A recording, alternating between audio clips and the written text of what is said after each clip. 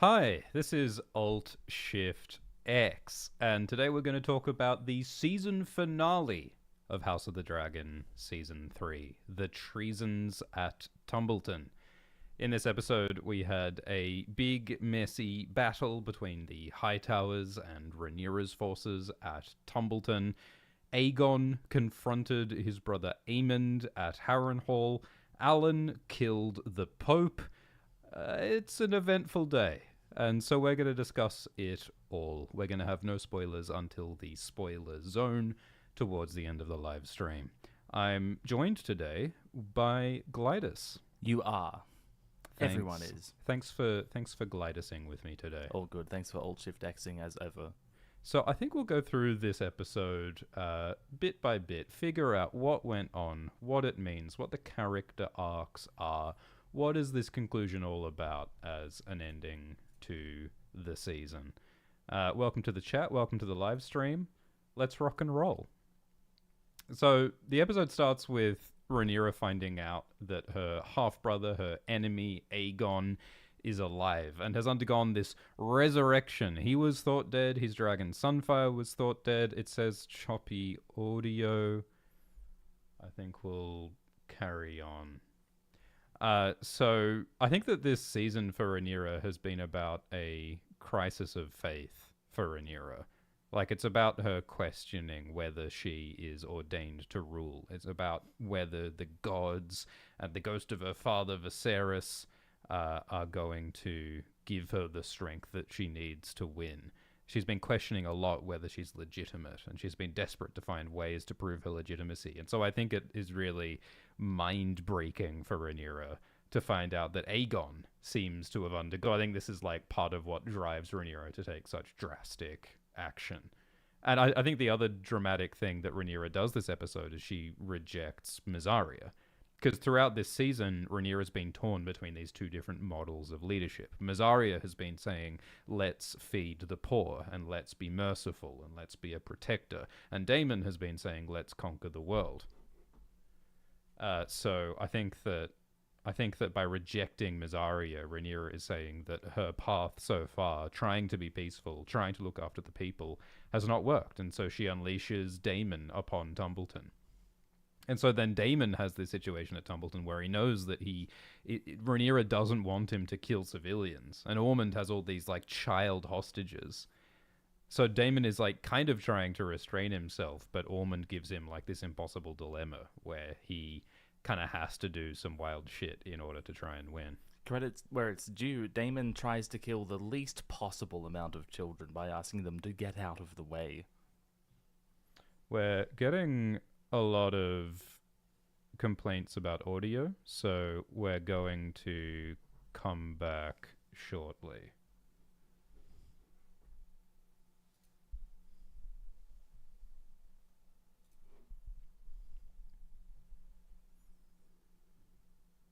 Okay, we're back. Let us know how the audio goes. So I think that for Rhaenyra, this is all about she's tried really hard to follow one particular model of leadership, and she's tried to be peaceful, and she's tried to take Mysaria's path, and it hasn't worked because people are still rebelling against her, and like people aren't obeying her, and Tumbleton is a problem. So I think that she tries a new model this episode. So she gives this like dramatic speech dressed in armor and a crown, and she talks about the prophecy. She says that she is the prince that was promised, which is dramatically different to like the gentler model that she's been trying to do. I mean, like, you know, she wears armor in an embrace of masculine image, when like previously, like she said that thing about, you know, I may appear to have the feeble body of a woman, but I have the heart and courage of a king. Yeah, she's sort of like clawing at every single available symbol of legitimacy she has, and the High Septon straight up denies her his symbol of legitimacy, so she has him killed. You know, I can't have that one, so let's get rid of it. Yeah, well, I was fascinated and surprised that it was Alan who kills the Pope. That was not on my bingo card. That is a change from the books. Yeah, he's getting stuff done, and I like otherwise wouldn't be. I like what they did with this rivalry between Adam and Alan.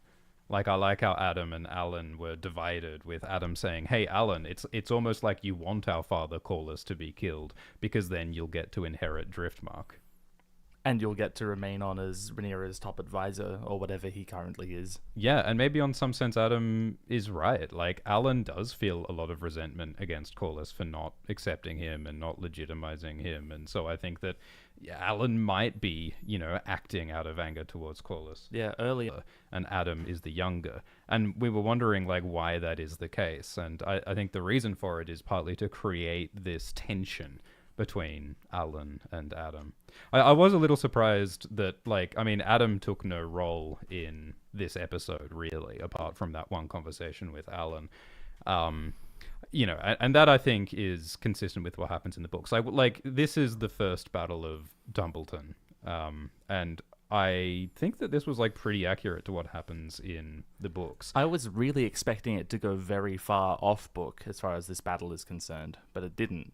Yeah. I guess Darren is a question mark, right? Like, what happened to Darren this episode? We don't know. Yeah, Gwaine is searching for Darren at the end of the battle, and it's inconclusive as presented to the audience as to whether or not Darren made it out, or if he died in the battle. So really, the most significant deaths this episode were Ormond Hightower and Roddy the Ruin. And Cat. Cat died. And Cat.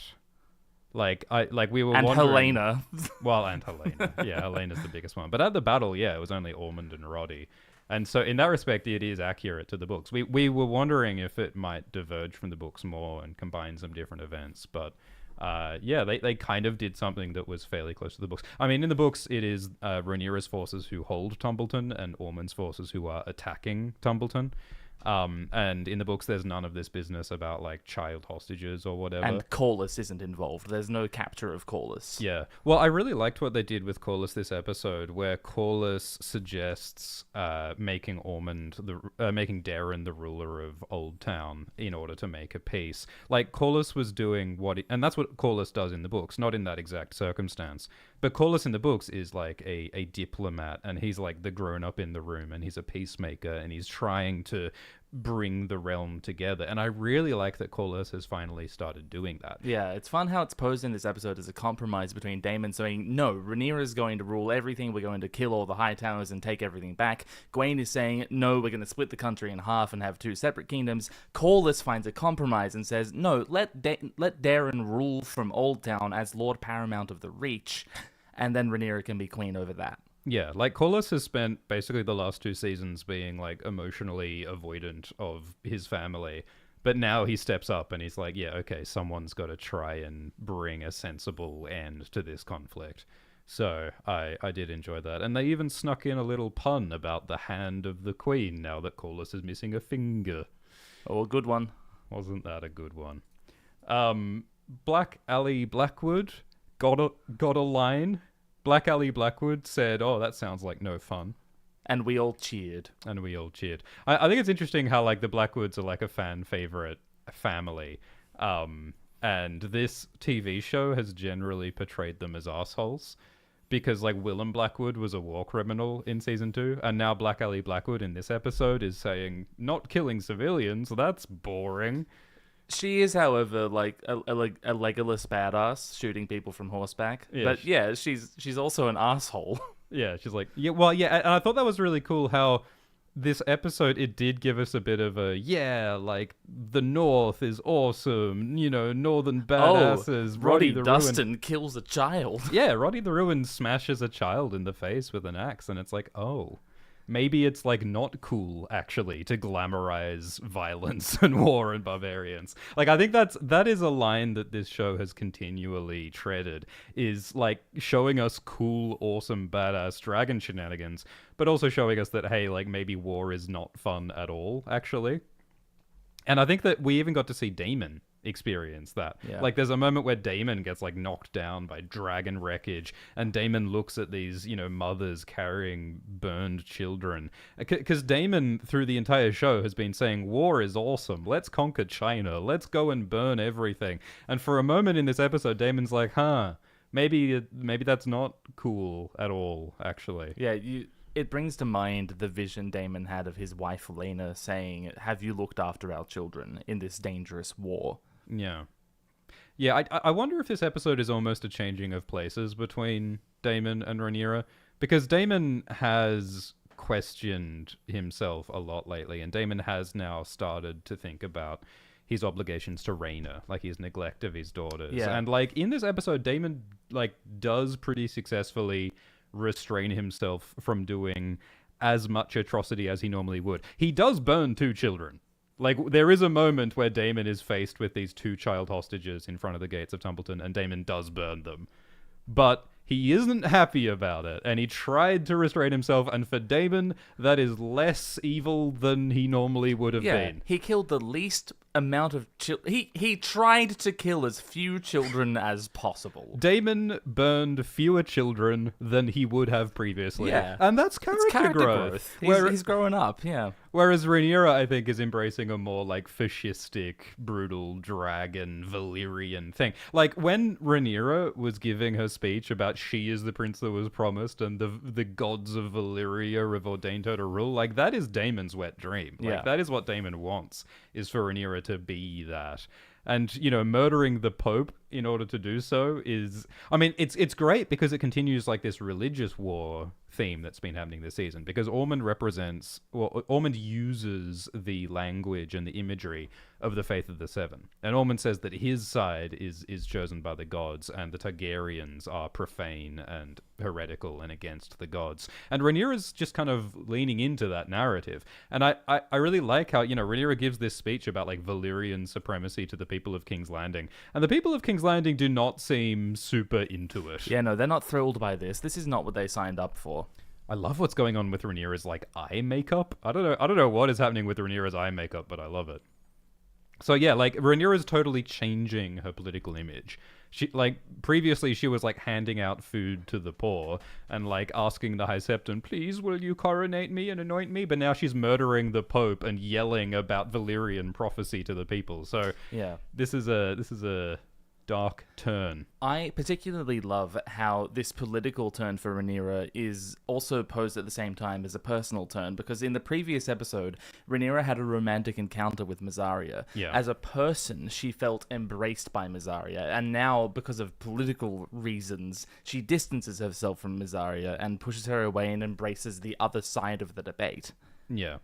Yeah, well, I thought that was very interesting, the way that Rhaenyra sent Mysaria away without speaking to her. Like, I think there's a certain shame that Rhaenyra might feel about having sex with Mysaria for, like, many different complicated reasons. I think there are many reasons why Rhaenyra might feel shame or discomfort at having had sex with Mysaria. Like, she's crossed some kind of a line in a lot of ways. And I think that Rhaenyra knows that if she spoke to Mysaria, then, you know, she'd feel bad about sending Mysaria away, because Rhaenyra knows that Mysaria is right about certain things. Rhaenyra knows she's doing a wrong thing, so she makes Alinda do it. And I do love that it's Alinda who has to do it, and Alinda says, I don't understand why we're doing this. Yeah, because Alinda doesn't know that they had sex, and also the sort of, layers of lies and secrets that have undergone it. I think it's more that Alinda doesn't understand why Rhaenyra is becoming more daemonic in her policies. Yeah. Well, I really like how Mysaria witnessed Rhaenyra's, like, fascistic speech and scowled at Rhaenyra, which I think really sets up Mysaria as a potential opponent to Rhaenyra in the future, which really excites me because how that might connect with some plots from the books. So yeah, I think in a lot of ways, like, this is the season where the show went totally away from the books, but this particular episode, I think, was closer to the books than I was thinking. Yeah, I think we tangented off and now we're coming back. Yeah, Ulf and Hugh both land in a pretty similar spot to where they are in the books. I think Rhaenyra is landing in a pretty similar spot than she's in the books. Like, I think Helena landed in the same spot. Sorry, too soon. Too soon. No, yeah, well, I loved the scene. I mean, there's no good way to say this, but the scene where Rhaenyra force-fed Helena, I thought was really powerful because, you know, we've been talking about how in the books, Rhaenyra does a bunch of brutal things to people. Rhaenyra violates people in several ways in the books. Most of which hasn't been included in the show. So I was pleased when Rhaenyra did do something really like harsh and disturbing by force feeding Helena. And like now I think Rhaenyra feels like Helena's death is her fault, and Helena has like the death of her half sister Helena. And Rhaenyra knows that Helena is the most like innocent of the whole family. Helena does not deserve any of this. And this season so starkly and clearly showed the walls closing in on Helena, like literally. Like Helena was stuck in the walls, trapped like a rat in a cage. Yeah, and of course the caged cocoon, I suppose represents Helena in some sense. Yeah, she was supposed to emerge a beautiful butterfly, but instead she's dead. Yeah, so I thought it was like a really dark and effective arc for Helena leading to her death. I really like the embroidery coming down off the walls where Helena's thrown herself, and Rhaenyra looking at it and seeing what Helena saw. I was almost sort of expecting like a wide shot cut of the window where we saw the entire tapestry sprawled out along the wall. Yeah, in some like incredibly dark way. It's like, I don't know, Rapunzel's hair like trailing out of the window, except it's the trail of prophecy. And so what she sees is she stitches her own death, and she also stitches Rhaenyra sitting on the throne with like demonic hands and dragons and fire rising up and blood pouring down from Rhaenyra, which is an image that's in the books. With Rhaenyra bleeding as well. So, like, it's a very dark omen. And of course, the other fun thing that happens is that Alicent sees all these butterflies. And so, like, all season, Helena has been talking in the background about, there are these caterpillars that eat nightshade, and then they hatch into butterflies. And it's strange because it isn't the season, but here are the butterflies. And I think there's like many different ways that we can interpret the butterflies. I think that one way is the idea that Helena, in some sense, is free now. Yes. Which is, very dark and depressing, but I think that's one interpretation. I mean, butterflies are a symbol of change and transformation. Like, maybe Helena's spirit or soul is in some other form now. True. I think that the butterflies are also a reference to George R.R. Martin's blog post that he made 2 years ago, where George R.R. Martin wrote about toxic butterflies, and he complained about the changes that the show was making going off his books, and he was complaining about Helena's storyline in particular. And I thought it was interesting that, like, that book that Helena has earlier this season that talks about toxic butterflies, like, it says that, the butterflies of Narth are said to be toxic, but I'm not dead yet, the book says, suggesting that maybe the butterflies aren't toxic after all. So in a very weird, like, kind of passive-aggressive way, I feel like the show is maybe saying, look, George, our show is good still. Like, our show diverged from the books, but it's not toxic. I'm still wondering if George might have titled the blog post that because he knew about the butterfly content in this season, because that blog post is about details of this season, about this plot. Oh, yeah. I don't know. Yeah, we don't want to speculate too much because obviously, these are real people and we don't know the exact truths of these things. But the butterfly is a really, like, interesting, ambiguous symbol throughout this season, I think. What did you think of Ulf? Ulf, oh my god, his being drunk and, like, shouting that he's Ulf the White, the Dragon Lord, and he's gonna, like, turn everything around, and then being drunk on the shitter while the battle is happening, and Ulf and Ormond and Jon storming the town to try and find him. Absolutely great stuff. I love his silly feathered helmet. Oh, it was fantastic. The white feather on his helmet. I mean, the whole name Ulf the White is really funny in this show because in the books, it seems like Ulf has white hair. And, like, that's how he knows that he's a Targaryen dragon seed. But in the show, Ulf has dark hair, like kind of grey hair, but it's like dark grey hair. And his friends make fun of him in season 2. Yeah, it's an ironic nickname. Yeah, it's an ironic nickname. And yet he wears the white on his helmet as the... Yeah, so it kind of, I guess, just draws attention to the absurdity and sort of like falseness of Ulf. And I think it's still kind of an open question whether Ulf even is a Targaryen bastard, right? Like, he says that a red priest told him that he is a Targaryen bastard, and that's why he thinks it. But it's like, so yeah, I like what they did with Ulf, and it is very faithful to what happens in the books. I think, like, in the books, Ulf also gets drunk and sleeps through a battle, and Ulf betrays Rhaenyra for Ormond. I mean, the detail that they add in the show is Ulf like deciding to deliberately burn both sides in this battle, because both sides, the Hightowers and Rhaenyra's side, have both spurned him and kicked him and been rude to him. And I think it makes perfect sense that a person like Ulf, given godlike power on a dragon, is like, well, screw you all. I'm going to burn both sides. Yeah, I love the marriage of Ulf's character arc of saying, fuck you too, I'm gonna burn both sides, and Roddy's characterization of wanting to die in a stupid, glorious way for the Dragon Queen. Yeah. They collide in this beautiful fashion where Ormond also has to die illustrated in dragon fire. Yeah. I mean, there are multiple characters this season who decide that they want to die gloriously in a war. There's Kristen, and there's Roddy, and then Darren later in this episode is saying that he's willing to risk death for glory. Unclear if that happened, though. Well, he's got to be alive. Yeah, I'm because sure he's there's alive. no way that they wouldn't show us what happened to Darren. But yeah, I was pleased with what they've done with Ulf and with Darren. I mean, Darren's defiance of Ormond was cool. And I like how Ormond chose diplomacy in the way that they used Corlys. I think that like the presence of Corlys is one of the biggest changes from the books. Like Corlys's whole role is, I think, sort of lesser in the show compared to the books, at least in the sense that, you know, he just doesn't do as much. Like Corlys is an important political force. Corlys actually does stuff as Hand the Queen in the books.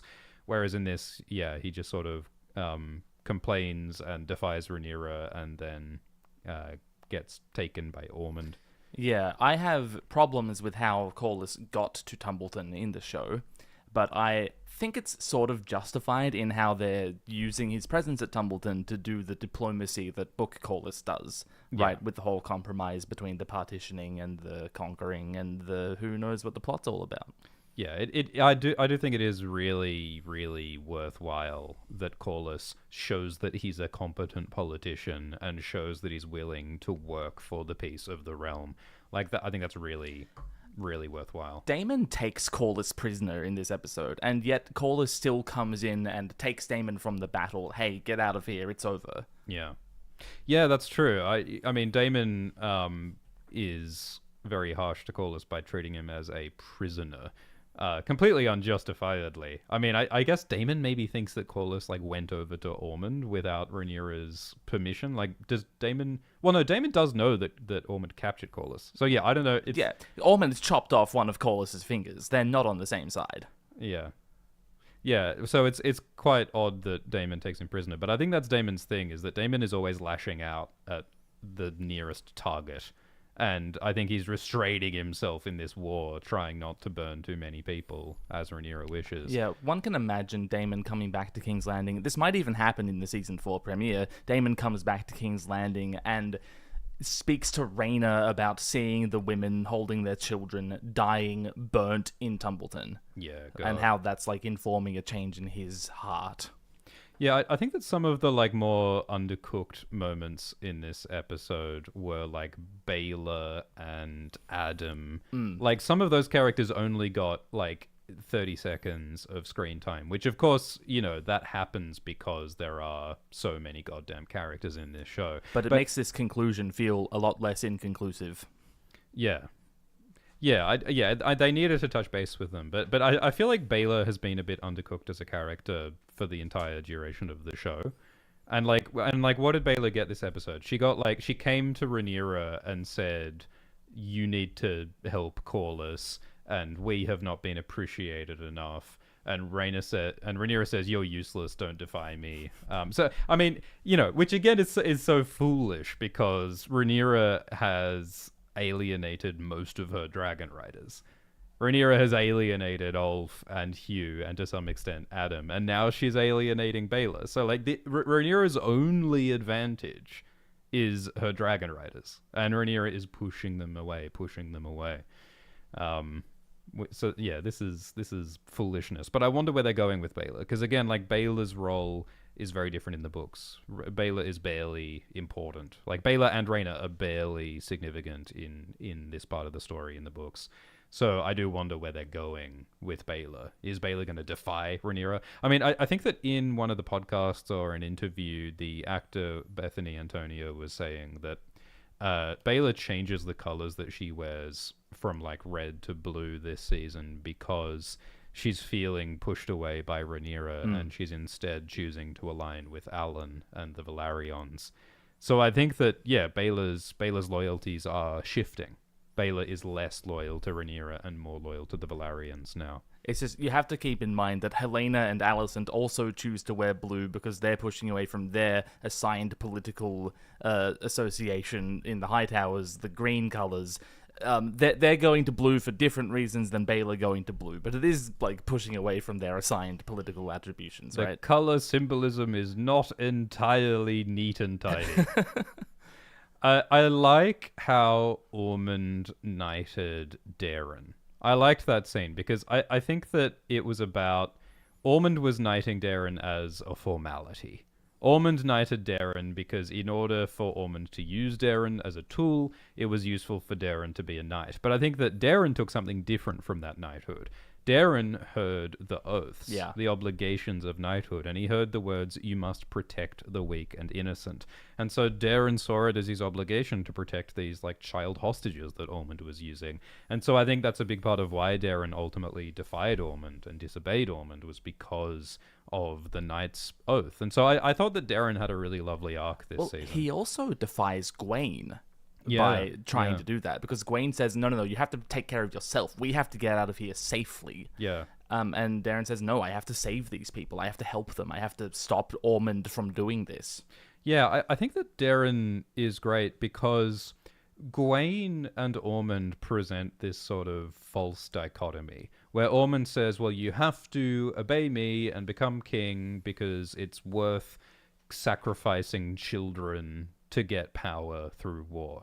And Gwaine says, no, you should leave the war, you should run away because war is not worth it, it's not worth fighting, you should just run away and live.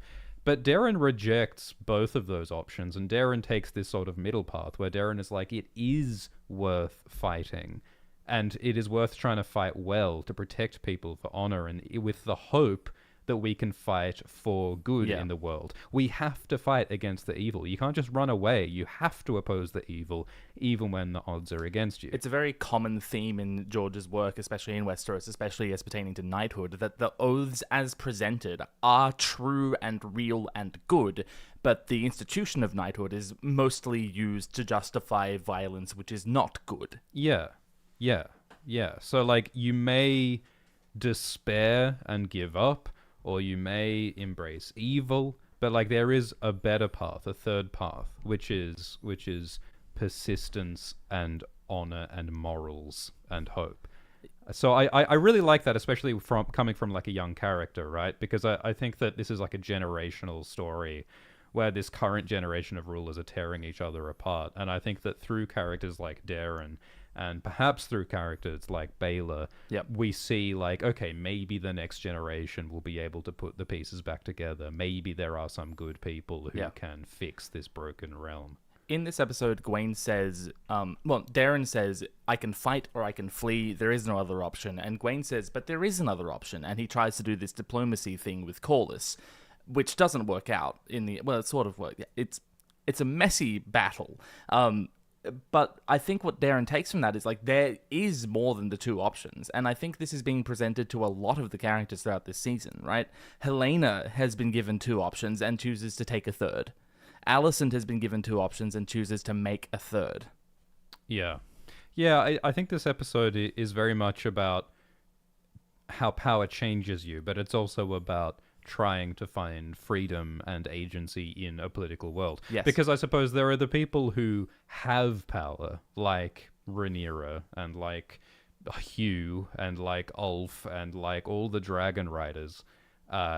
They have power, and that power like changes who they are and questions their morality. But then you have the people who don't have power, like Alicent, like Helena, the victims of this political world. And so their story is more about like, how do you keep your humanity intact and keep your agency intact when you are used as an object in a political world.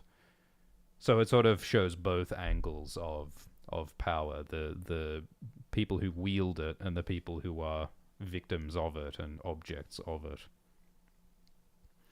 So a lot was made this season about like the unrest in King's Landing. And so I was wondering if we were going to see like people rising up and rejecting Rhaenyra this episode, because like there was all that stuff about, the gold cloaks are being murdered, the people are discontent that, the people aren't being fed, and a girl was stolen from the mother house. And Torrin Manderly's house has shit smeared on it. Yeah, his door has poopies on it. And now we have this scene where the Velaryons turn up, and Alan says, we will obey Rhaenyra and hold order in the city, but the Velaryons are, like, not completely sure if they should obey Alan. So this is something that wasn't really resolved this season, was it? This is something that they're setting up for next season. Yeah. Is the issue of what do the people of King's Landing accept Rhaenyra? What kind of force does Rhaenyra have to keep order? And what is the role of the Velaryons in all of that? Yeah, and I can feel that building, and I absolutely understand why it's being passed on to the next season, this plot, but it can feel a little inconclusive and perhaps frustrating, and I understand if you feel that way. I think it's moved slowly, this plot line. Yeah, I think for the purposes of the rest of the plot, it sort of had to. Yeah. Yeah, well, as always, I mean, they're adapting a very difficult and strange fake history book, and so trying to keep all these plot lines moving at an engaging pace is a bit of a balancing act. Let alone they have fewer episodes than they thought they would have to make this. We were wondering if the murders of the Gold Cloaks might get some further explanation in this season. Because we saw that, like, man with two different colored eyes was one of the people who was murdering people. And, like, Rhaenyra spoke about the murders as coming from some kind of mystical, supernatural, unseen force. And the previous episode was titled Faceless Men, which is the name of the guild of mystical assassins that Arya joins in Game of Thrones. So I was hoping or wondering that there might be some kind of further explanation of, like, how these Gold Cloaks were murdered in broad daylight, disemboweled, without any witnesses. Like, I thought they were setting up some mysterious question that might get some more substantive answer, but we didn't get one. Yeah, and I'm fearful that the next season will not address this either. Yeah, I think that's true. I wonder if the writers, like, considered explaining this more, but then decided not to. Because titling that episode Faceless Men is a wild thing to do. Yeah. If we're not going to see any faceless men. Look, I'll still hold to heart that John Roxton is a faceless man until proven otherwise. And if I'm never proven otherwise, then there we go. There is a boss fight between Daemon Targaryen and John Roxton. Yeah, that was fun. Oh, that was Valyrian Steel versus Valyrian Steel. Yeah. Daemon was wielding Dark Sister, and bold John Roxton was wielding Orphan Maker. And John Roxton died from the old Cersei Lannister treatment. It was bricks. Did he die? I thought he... Oh, no, maybe I'm wrong. Maybe it just blocked him. It got in his way. I think at the end of the episode, isn't John Roxton finding Ormond's corpse? Ah, true. Okay, so Roxton survived. Unless he did die and came back, because he's a mystical assassin. Oh... Well, I was just waiting for his, like, Ginyu Force uniformed honor guard to, like, all have his face, like Piat Pri. That's what I was hoping for. I do like that they had synchronized battle moves, the Roxton squad. Yeah, they often, like, moved in sequence. But look, very goofy. Maybe I'm kidding myself, but No, they're a hive mind. I'm holding out hope that next season we're gonna see the Roxton honor guard all have the face of Jack and Hagar from Game of Thrones because they are the faceless men and they are the people who killed the Gold Cloaks. Wouldn't that be fun? Hey, we found out who Alice Rivers is. Yeah, it turns out she's Harren the Black's widow. Yeah. Wow. So 130 years ago, in the year 0, when Aegon the Conqueror arrived, King Harren Hoare was an Ironborn warlord from the Iron Islands, and he conquered the Riverlands, and he enslaved and forced the people of the Riverlands to build the biggest castle ever, Harrenhal, on the God's Eye Lake. And he committed atrocities to build this castle. It was an act of hubris and cruelty and pride. And he cut down a grove of weirwood trees, according to the TV show. And so he committed, like, moral and religious crimes to build this castle. And then the irony of ironies is that after this proud, powerful man built the biggest, most powerful castle, on that very day, Aegon the Conqueror arrived and burned Harren and killed him, showing that the pride and arrogance and hubris and evil was all for nothing.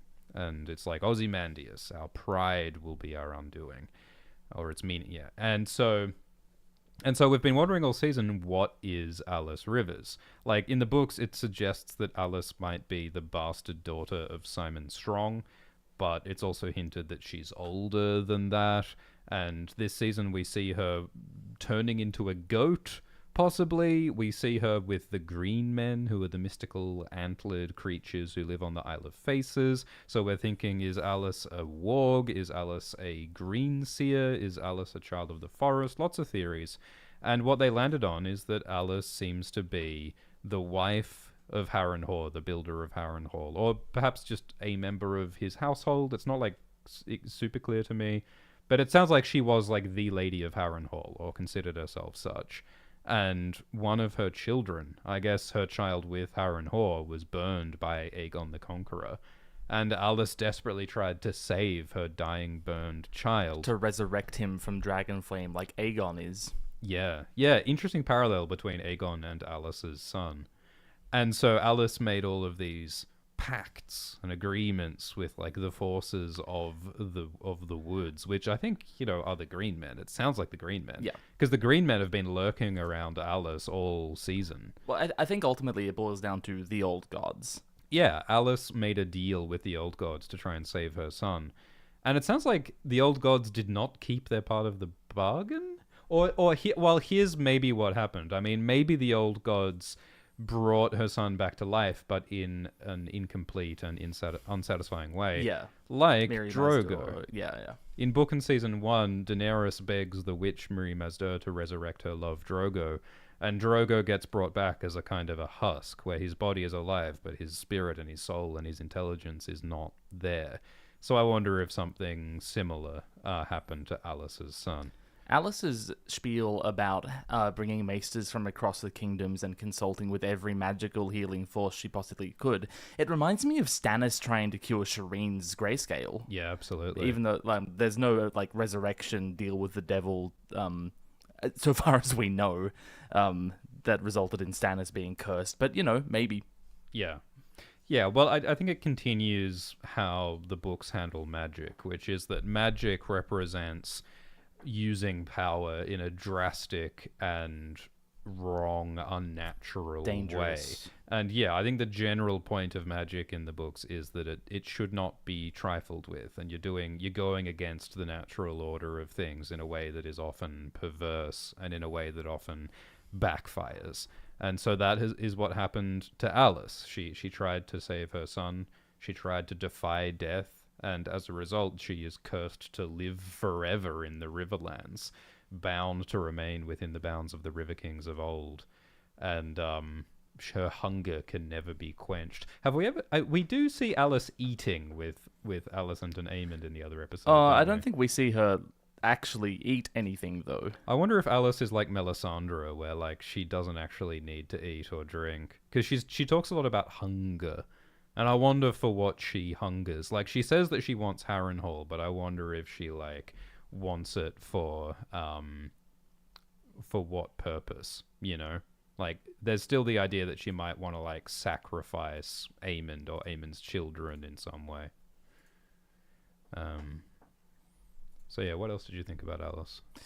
I thought that she's a cool dude. I'm a little surprised that Alicent made it out of Harrenhal unscathed. At the end of the previous episode, I got the sense that Alicent was in deep shit, that she was going to be in big trouble, having poisoned Aemond and trying to get out of Harrenhal. And then in this episode, she's just outside of Harrenhal. All is okay. Well, there's a camp of people around her. Yeah, well, these are the guards that she was leaving King's Landing with in episode 6. So have they just been hiding in the woods this whole time? It would seem that way. Would have been good if they, came and killed Aemond for her. That would have been helpful. I think the idea is that would have tipped Aemond off a bit too much. I think Aemond has been tipped off. Yeah, but he wasn't until Alicent poisoned him. Yeah, I know. But, none of this makes any sense, right? The Alicent plotline is absurd. I was waiting for it to have some wonderful payoff, but Alicent was just in Harrenhal for a single episode, and that was it. Yeah. I think that they did this because they wanted some well-acted, dramatic, exciting scenes between Olivia Cook and Ewan Mitchell. They also needed Alicent to have something to do this season. Yes, and I think that it comes off as contrived and a bit ridiculous to send the enemy queen traveling across the land to murder her own son. Just the premise, like the idea that Rhaenyra thinks that Alicent will murder her own son for Rhaenyra. I mean, also to save Helena. It just feels a bit absurd and contrived to me. So, like, I think that a lot of the scenes were fun. I mean, the dinner scene with Alice and Alicent and Aemond was hilarious. Comedy. But I think that, like, as a plot, it's bewildering, and I don't know what it's about thematically. Like, I think that the themes of it are less strong than it used to be, because Alicent used to be a smart politician who believed that she could work within the bounds of the patriarchy and achieve, like, a good rule and a good realm, partly due to the expectations of her father, but then discovering, in fact, that this patriarchal world will not allow her to wield power, and realizing that she was deceived. Yeah, just a window in the prison, as Rhaenys tells her. Yeah, that was her arc from season 1 to season 2, and that made sense to me, and that worked, and that fits with the themes of the story. But her arc this season is trying to get her own sons killed so that she can flee with her daughter, Helena, and I think that it is not as strong of a story, in my opinion. I think the upshot is that Aemond now feels truly abandoned by everyone. Yeah. I think that's really all we get as a result of this. And we also are denied Alicent being present for Rhaenyra's insane "I am the chosen one" speech. Yeah, well, that's sort of the other thing that they could have done, was having Alicent be a political advisor to Rhaenyra, right? I mean, maybe that's what will happen next season. I mean, I suppose that is what will happen next season, is that Alicent will advise Rhaenyra. Yeah, now that Mysaria is Rhaenyra's enemy. Because they did have a little bit of that this season, where Alicent was saying, like, hey, like, I ruled King's Landing for years with my husband, your father, Viserys. So why not listen to Alicent? Alicent might be the, like, most qualified person alive to help Rhaenyra rule King's Landing. And so it's so silly that Rhaenyra sends Alicent tramping through the countryside to murder her own son, when she could be providing political advice. And of course, you know, can Rhaenyra trust Alicent, given that Alicent is the enemy, is a whole other question. Well, Rhaenyra might not consider Alicent the enemy. Like, Alicent asked her that in episode 6, and Rhaenyra did not have a response. Yeah, they are not done unpacking the complicated relationship between Rhaenyra and Alicent. Yeah, but I think that is ultimately what the show is trying to center itself on. So if this relationship is in fact to have a conclusion, it will be the show's conclusion. What they have uncovered is that Rhaenyra likes having sex with women. I wonder how Alicent will feel about this news. Also, the news that Alicent failed to kill Aemond. Yeah. Well, she didn't double check, did she? Well, I think fair enough to run the hell away. You can just imagine Alicent coming back to Rhaenyra and Alicent saying, you know, I did it. Yeah, I did it. Hooray. And then, like, just behind her out the window, Vhagar and Aemond are coming up behind them. Yeah, it's a bit absurd. Like, all of those men who were camping in the woods with Alicent, like, why wouldn't they go and take Harrenhal now? Oh, because Sabitha Frey's going to take Harrenhal. See, that's another bizarre subplot, sending Sabitha to Harrenhal. Which we when don't hear Rhaenyra's about. whole stated purpose was for Alicent to assassinate Aemond quietly and gently. Like, why would Rhaenyra send the Freys to take Harrenhal at the same time? To get Sabitha Frey to piss off. All that said, Sabitha Frey does have a very fun storyline in the books, which I hope they will include in the show, and I guess they probably will. It so sounds that's like kind it, of yeah. fun. Yeah. So I guess this season for Aemond was very much about his guilt for betraying his brother Aegon. And I guess it's about his guilt for everything, really. I mean, I would have liked it if Aemond said Luke's name this season. That would have been cool, because that really was the beginning of Aemon's downfall morally, when he killed Rhaenyra's son Luke in season 1. I think he alludes to it earlier in the season, but yeah, it'd be nice to have him say it out loud. I think that especially in this episode where Daemon is called Kinslayer by John Roxton. Yeah, in the sense that Daemon got Jaehaerys killed. Yes. Yeah. When Blood and Cheese was sent by Daemon to kill Aemond, who was also his kin, but ended up killing Jaehaerys. Yeah, so I think the scene between Aegon and Aemond is also one of the bigger changes from the books. I mean, I guess this is another one of those scenes that plausibly could have happened in the world of Fire and Blood, just didn't make it to the history books, because no Maesters were there to record it.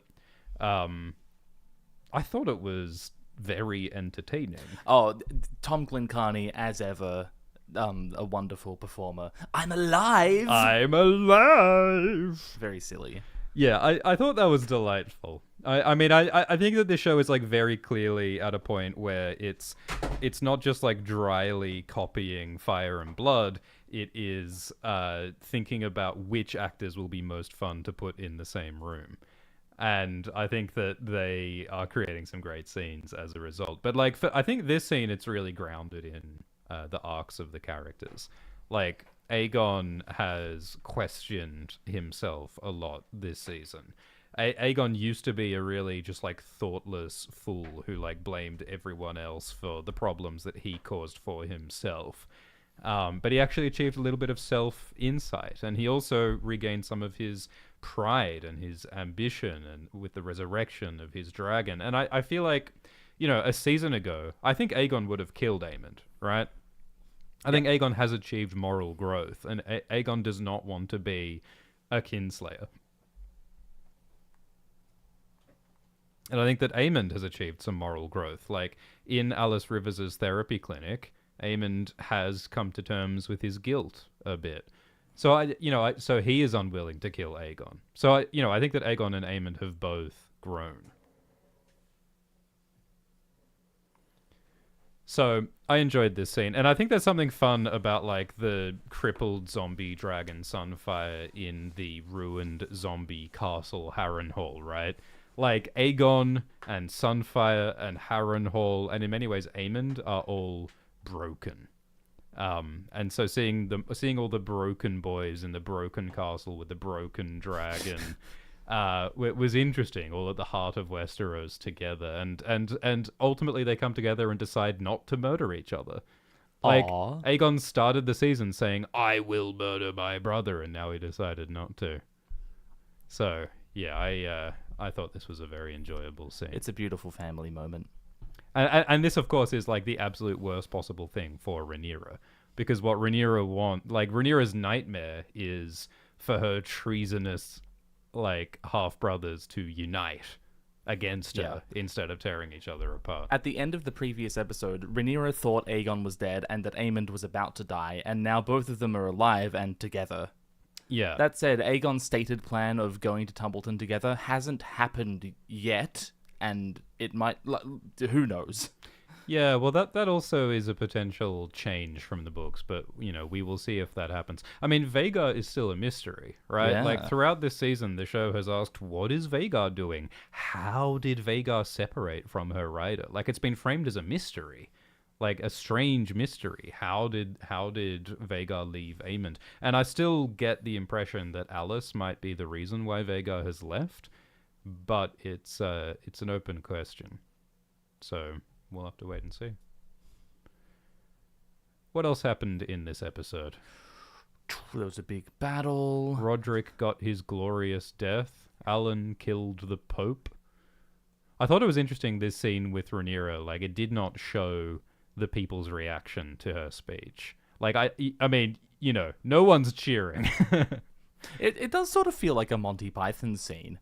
Yeah. Of a crazy person up top wearing chainmail and a crown, rambling about how I'm the prophesied chosen one. She says I'm Rhaenyra the Chosen. Yeah. That's insane. Yeah, I think this comes across as absurd to the people. Like, I think that the show has done a good job of showing us why Rhaenyra believes this, because Rhaenyra needs to believe that God is on her side, because everything in the world externally says the opposite, right?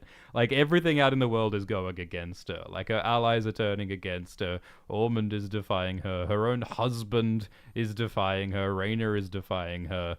And now she's pushed away Mazzaria. Like, she's got no one, so she needs God, you know? That's how she feels. And of course, you know, she's the Lizard Queen. She's got 6 dragons. Like, she does have god-like power, and so it's kind of, that faith is like the only source of strength she has right now. It's the only explanation she has. And also, like I guess this is Rhaenyra's idea of performing masculinity as well, right? Is screaming at people about how she's awesome. Yeah. I think it's this interesting thing where Rhaenyra's like, well, like, being a woman, being a queen, just gets me disrespect and disloyalty, so I guess I'll be a man. What do men do? Well, they wear swords, and they wear armor, and they shout about how important they are. I think that Rhaenyra's conception of masculinity might be somewhat half-baked. Well, she was trying to be Viserys, which is one vision of a man. I'm not going to say masculinity necessarily, but a man. And then she said at the end of the previous episode that being Viserys has failed completely. So now she's going to be another idea of what a man is. Yeah, well, that was one of the interesting moments in this episode when Rhaenyra said, yeah, no, Viserys sucked. Like, wasn't it Helena and Rhaenyra who were saying that, like, our father Viserys created this shitty situation? Yeah. Like, Helena says, Viserys would hate you for mistreating me. And Rhaenyra says, well, Viserys created this situation. Viserys failed to prevent this. So that's, like, part of Rhaenyra's arc towards, like, becoming more harsh and fascistic. Is, like, even though she does all of this, like, in the name of her father for the prophecy that her father gave her, she blames her father, and so she will not fully embrace her father's ideology. And so I thought that was really appropriate and perfect, because, like, this arc is very much about Rhaenyra grieving Jace and grieving Luke, and it's also still about her grieving Viserys. Like, Rhaenyra is still just, like, not okay about her father's death, because her father was not okay as a father to her. So, you know, I think that Rhaenyra is very complicated, but I think that she's a very strong character. Like, we know what she's grappling with in terms of power, gender, grief, faith, love. Like, all of it's there, and it's a big chaotic mess. But it is like the maelstrom that's driving her decision making. Yeah, I think this episode has brought Rhaenyra's plot for the season home. I really liked seeing her son Joffrey with a crown. Watching Joffrey throughout this episode, like, made me so sad. Yeah. This poor kid has just wanted to hang out with his mum for the longest time. Like, we got one line from him this entire show, and it's, I want my mummy. Yeah. And here he finally gets his mummy, but, like, look at what Rhaenyra is.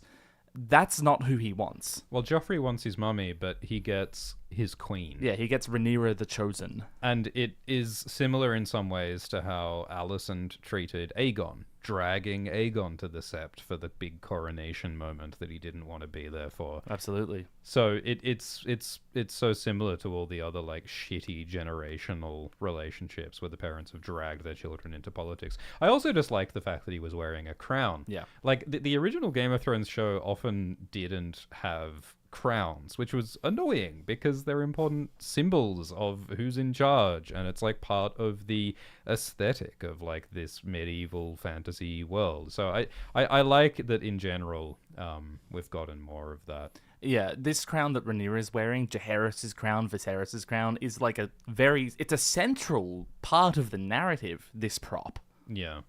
Where is Aegon's crown now? Aegon had it with him. Yeah, this season. He had it at Rook's Rest, so that's I suppose... how Janos found out that he was who he was. Yeah, something that they could have done but didn't do would be having Aegon wear his crown this season. Or, like, forcing Aemond to crown him. Yeah. Yeah, man. They must have considered that, but they must be saving that for later.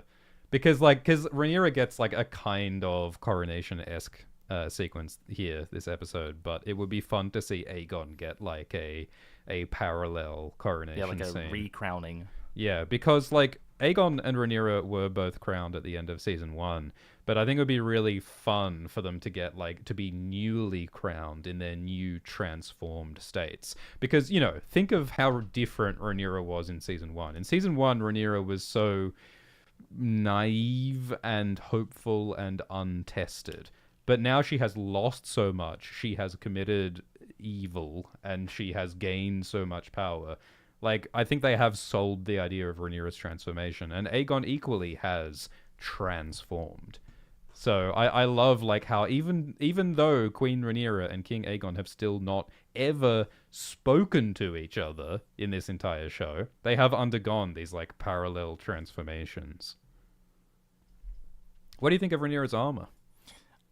Dope, completely unnecessary. Yeah, I absolutely love that it's such a clear projection of an image. well, yeah, the wings are so, like, Yeah. look at me. Look how, like, powerful and masculine I am. Look at how much of a dragon queen I am. You sort of expect her to make dragon noises standing up here. I think that, personally, what I hoped for was black plate armor. Right. Because the books describe Rhaenyra wearing black plate armor, and it's also how Rhaegar Targaryen is described in black plate armor. Rhaegar the Chosen. Rhaegar the Chosen, yeah. I mean, that's the thing. Like, Rhaenyra is part of a long tradition of Targaryens proclaiming themselves the prophesied chosen one. So I would have liked to have seen that specific imagery, personally.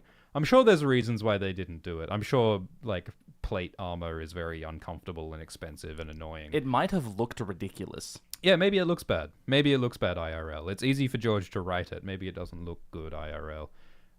But, you know, certainly, like, this scaled armor that she has is very dragon-like. So, I guess that's what they're going for. But even still, it's, like, grey, you know? Why not shiny black? Because her colors are black and red as opposed to Aegon's gold and green. And she actually invokes the Targaryen black and red in this speech. Yeah. Yeah, so, I don't know. I imagine that they have their reasons, but... Her cape here is not of, like, bright Targaryen red. Yeah, it's almost like a burgundy. It's almost like a purple. Dark, muted thing. Yeah, yeah. Yeah, I would have liked to have seen them lean into the colors. I don't know. I think that they sometimes dull the colors because they worry that it'll look too cartoonish. It'll look like a Halloween costume. It'll look too fantasy. You know, that's always what the Game of Thrones show did, was dulling and reducing the colors. I think that House of the Dragon has generally been more colorful than Game of Thrones, but in my heart, I want to see them go further with the color. I agree. I think it's really fun, like, the team that Rhaenyra has assembled here. Like, it's not the most crash-hot team, if we're being honest. Like, Torrhen Manderley has never done anything useful, and in his defense, he was set up as a scapegoat. Alan is a good sailor. He killed Shariko. That's cool. But Alan's kill list is Shariko Lohar and the Pope. Yeah, that is incredible, actually. That is incredible. But he's like still the acting hand of the Queen, ? And his biggest policy contribution so far is cats. I like cats. So, you know, Alan, his heart is in the right place, but I don't know how useful he is. And, like, I do like this sort of dark turn that Alan is taking, where he, like, maybe possibly is hoping that his father dies so that he gets his father's castle, which is kind of an interesting... I mean, I think it's great, actually. Like, I think it's great that Alan is now fed up with Corlys. Yeah, you would be. Yeah. Because, like, Adam was saying, like, I think Adam said, like, oh, so we're rescuing Corlys, right? And Alan's like, no, I'm obeying Rhaenyra. And so I think that Alan has finally sort of given up on waiting for Corlys to love him. Yeah, I'm not waiting for Corlys to ask Rhaenyra to grant me legitimacy. I'm going to be legitimate. Yeah. Which is sort of what Rhaenyra is doing here as well. I'm not going to wait for the High Septon to grant me legitimacy. I'm going to be legitimate. Yes, I really like seeing Alan being assertive here. So yeah, Alan's fun. Orwyle is hilarious because he has served 3 different rulers at this point. Like, Orwyle was around in Season 1 treating King Viserys, trying to get his poultices to be used on Viserys. And then, and then Orwyle served Aegon, and then Aemond almost cut off Orwyle's head, and then Orwyle serving Rhaenyra. And Daemon almost cut off Orwyle's head. Yeah, and, like, Orwyle seems to have his heart in the right place. Like, you know, he tries to help Alicent out of compassion, I think.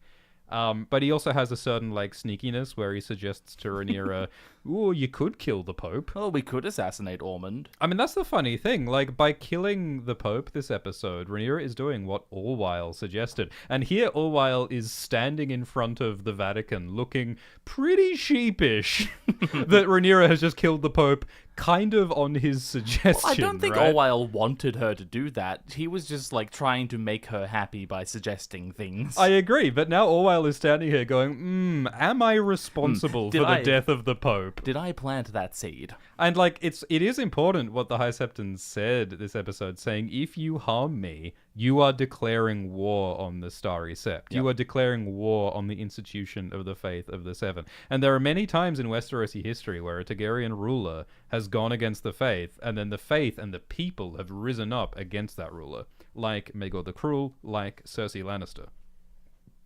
So I think it's going to be, like, it will be consequential.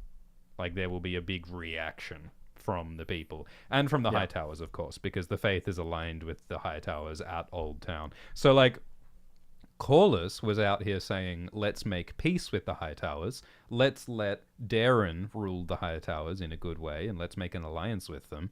But Rhaenyra just killed the Pope and basically ensured that there will not be an alliance between Old Town and Rhaenyra.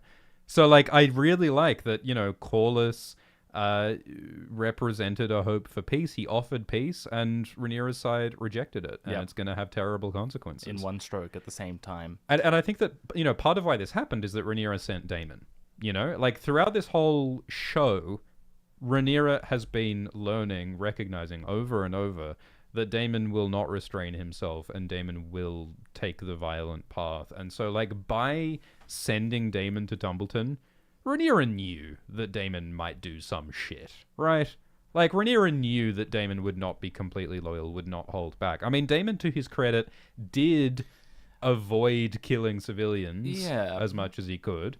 But Rhaenyra knew that Daemon would do some wild shit. And so it's a consequence of that decision that Daemon ruined Corlys's peace suggestion. Well, Daemon right? didn't need to ruin it, because Rhaenyra's ruining it herself. Yeah. Because, as Alicent told us, Rhaenyra and Daemon are two sides of the same coin. They are becoming one another. And, like, as you said earlier, they're sort of pole switching. Daemon is becoming more considerate and more affectionate toward, less neglectful of his family. At the same time that Rhaenyra, I mean, you can see it in this image. Rhaenyra is becoming neglectful of her family. Joffrey, the only words she's spoken to her oldest surviving son, Joffrey, are, so there's a prophecy and you're my heir, so I'm going to tell you about the apocalypse. Yeah. Insane stuff. Yeah, how cold and distant and inscrutable Rhaenyra must seem to Joffrey. Rhaenyra complains about her father in this episode without considering how she's acting as a mother in this episode. Yeah, I mean, what did Daemon say? Like, the mother grieves as the queen neglects her duty. Yeah, now the queen is supposedly striking up her duty, and her children, as a mother, are being neglected. Yeah, so Rhaenyra is starting to neglect her children in the name of power, whereas Daemon is trying to neglect his political obligations for the sake of his children. So I think that, this is like a lane switch. This is like a pole switch for Rhaenyra and Daemon, because I think that where they might be going is Daemon choosing to attend to Rhaena and Baela, trying to be a good parent to his daughters. Yeah, because we've seen this distance growing between both Rhaena and Baela and Rhaenyra. Yeah. Yeah, so I think this is all very naturally flowing into season 4. Like, I think it's pretty clear where they're going in terms of, like, the different trajectories of Rhaenyra and Daemon here. I agree, but aside from, you know, the conclusion of the battle and Helena's suicide, it doesn't feel like I feel like there's another episode, you know? Yeah. To some of these plots. Yeah, well, traditionally Game of Thrones often had a big battle episode in episode 9 and then had a sort of an epilogue in episode 10 setting up the next season.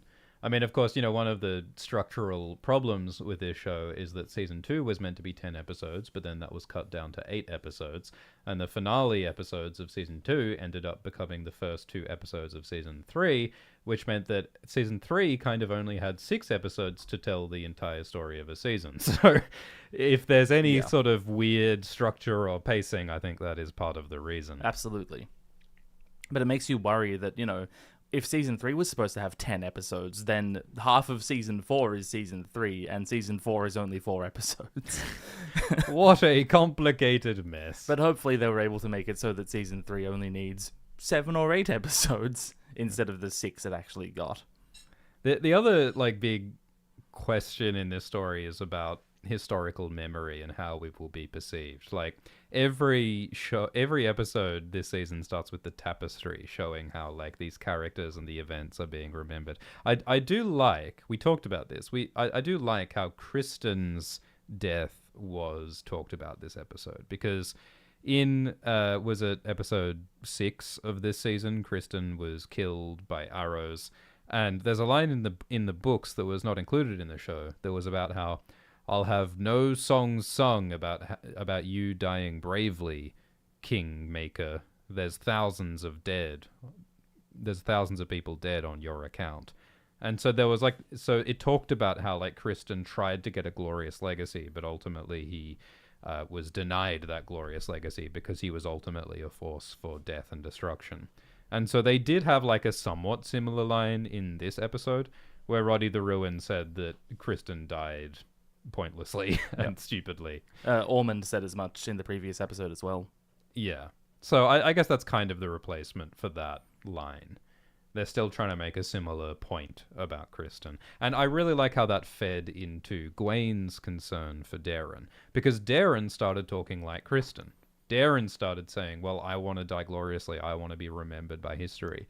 But, you know, Gwain saw that happen to Kristen, and he doesn't want to see it happen to Darren as well, because Gwain feels that Kristen's death was pointless and fears that Darren's will be too. On the topic of the tapestry, do you think it's over? Do you think season 4 is going to have a different opening credit sequence now that Helena is dead? Yeah, no one's making the tapestry now that Helena is dead. Yeah. Yeah, I wouldn't mind something different. I mean, I guess that, I don't know, wouldn't it be cool if, like, at the end of the final episode, as the credits roll, we get to see the tapestry in its entirety? That'd be really fun. Wouldn't it be fun if, like, the tapestry rolls and, like, the credits are on the tapestry, but then it sort of, like, lays out the whole history of this war and shows us history's distorted perspective on what really happened? I mean, there was the real-world Game of Thrones tapestry where some actual embroiderers laid out the entire plot of Game of Thrones in a real, actual, very long and beautiful tapestry that you can go see. Yeah, I think it's on a website as well. Yeah, it is. Yeah, I wonder if there will be like a House of the Dragon equivalent. They're begging for it.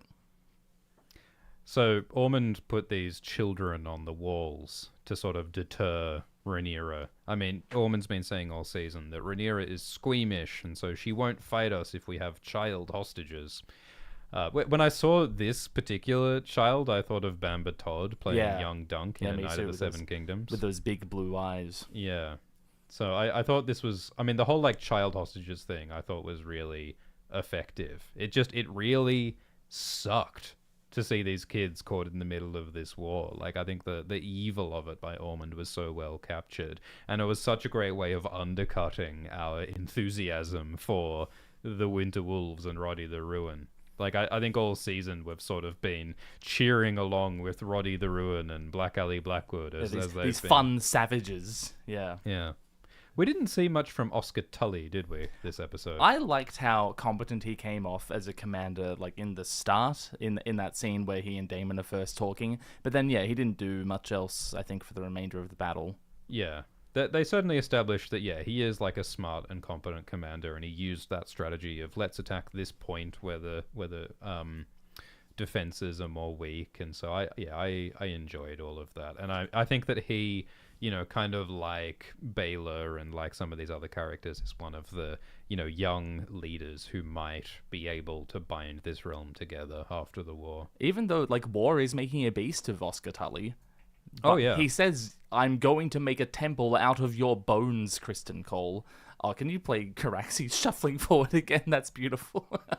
Yeah, I enjoyed lots of the imagery with the dragons and the soldiers. Like, him parting the sea of soldiers by walking on through was fantastic.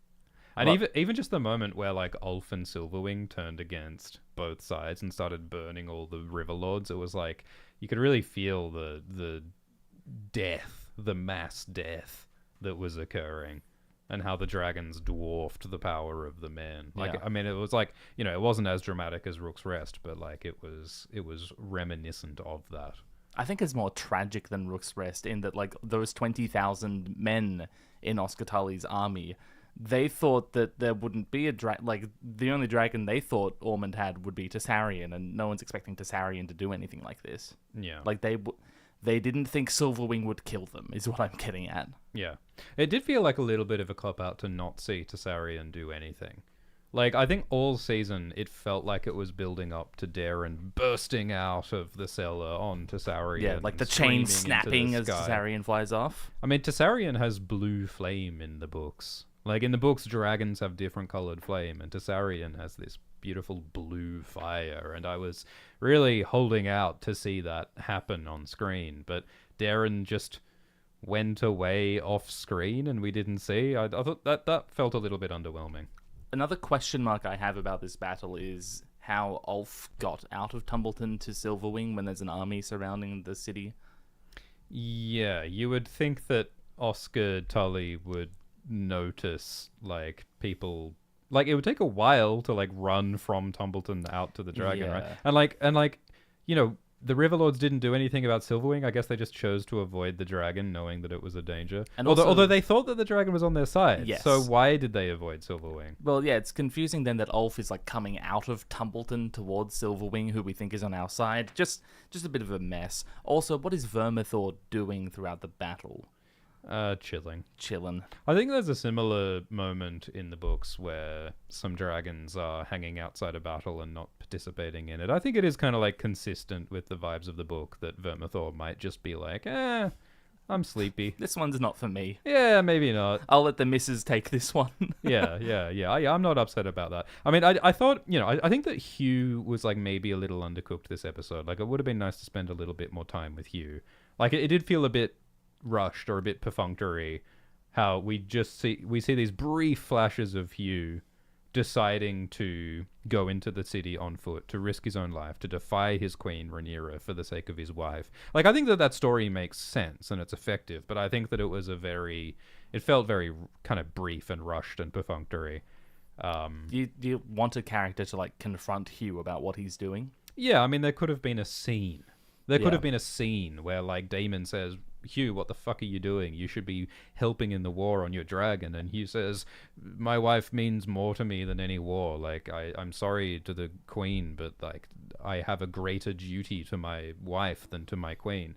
Like, And maybe Daemon can think about Rhaena and go, okay, fine. Yeah, that's a great point. Yeah, Daemon's obligations to Rhaena, conflict with his obligations to Rhaenyra in, like, the same way. So they could have given us more. It might have been fun to see Hugh fighting a bit more as well. Like, I like how we got to see Hugh with a warhammer. Yeah, he's true to his name, Hugh Hammer. There are certain parallels between Hugh Hammer and Robert Baratheon that might have been fun to lean into. I think we might get more of that next season. Yeah.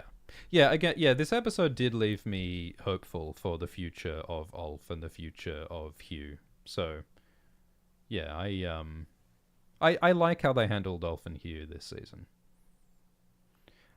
So this moment is interesting when, like, Daemon is facing the child hostages at Tumbleton, and Daemon, I really like Daemon's just pain when he's looking at these children, going, "Yeah, what is an acceptable number of children to burn He's for doing my the maths queen?" in his head. Because, like, Daemon knows that Rhaenyra doesn't want him to kill children, but, like, also I think that Daemon's, like, compassion and empathy has expanded this season. Like, there was a time when Daemon had very little care for his daughters, Rhaena and Baela, but like, recently Daemon has learned that he has learned to actually care about his daughters more. And I think it's really interesting that in the same season where he realizes he's neglected his two children, he now faces two children who are standing at the gates, and Daemon is wondering if he will burn these two children like his two daughters, right? And he does. Wow. I think you could argue that this episode, it kind of is non-committal with Daemon, Because Daemon, like, I think the question for Daemon this episode was, like, is Daemon going to burn the children on the walls, or is Daemon going to be restrained for the sake of morality and Rhaenyra's image? And they kind of did a middle ground, where Daemon's like, oh, I'll try not to burn children, but I will burn some children. I think a powerful theme in this show is that regardless of your restraint, this is war. Yeah. Children will still die. Yeah. So Daemon, I think, is sort of learning that regardless of how much he wants to restrain himself, he's going to have to burn some children if he wants to get into this castle. Yeah.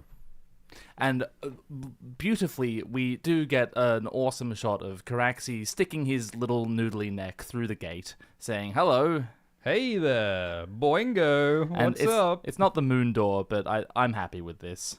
Yeah, no, I think there was lots of fun dragon imagery. I mean, it wasn't as bonkers as, like, the four-way dragon fight that we saw in the previous episode. I mean, we could have seen some, like, dragon-on-dragon combat in this episode. There's but a little didn't. bit at the end where Caraxes is, like, tussling with Silverwing just a teeny tiny bit. Yeah. It's really weird. Well, yeah, it's funny because Silverwing is a bigger, older, probably more dangerous dragon than Caraxes. But Daemon is an experienced dragon-riding prince, and Ulf is a drunk guy who just was, blackout drunk on the toilet for the past few hours. So it makes sense to me that Silverwing and Ulf aren't able to, like, stand up to Caraxes right now. Like, Daemon is like the adult coming in, chastising Ulf for his bullshit.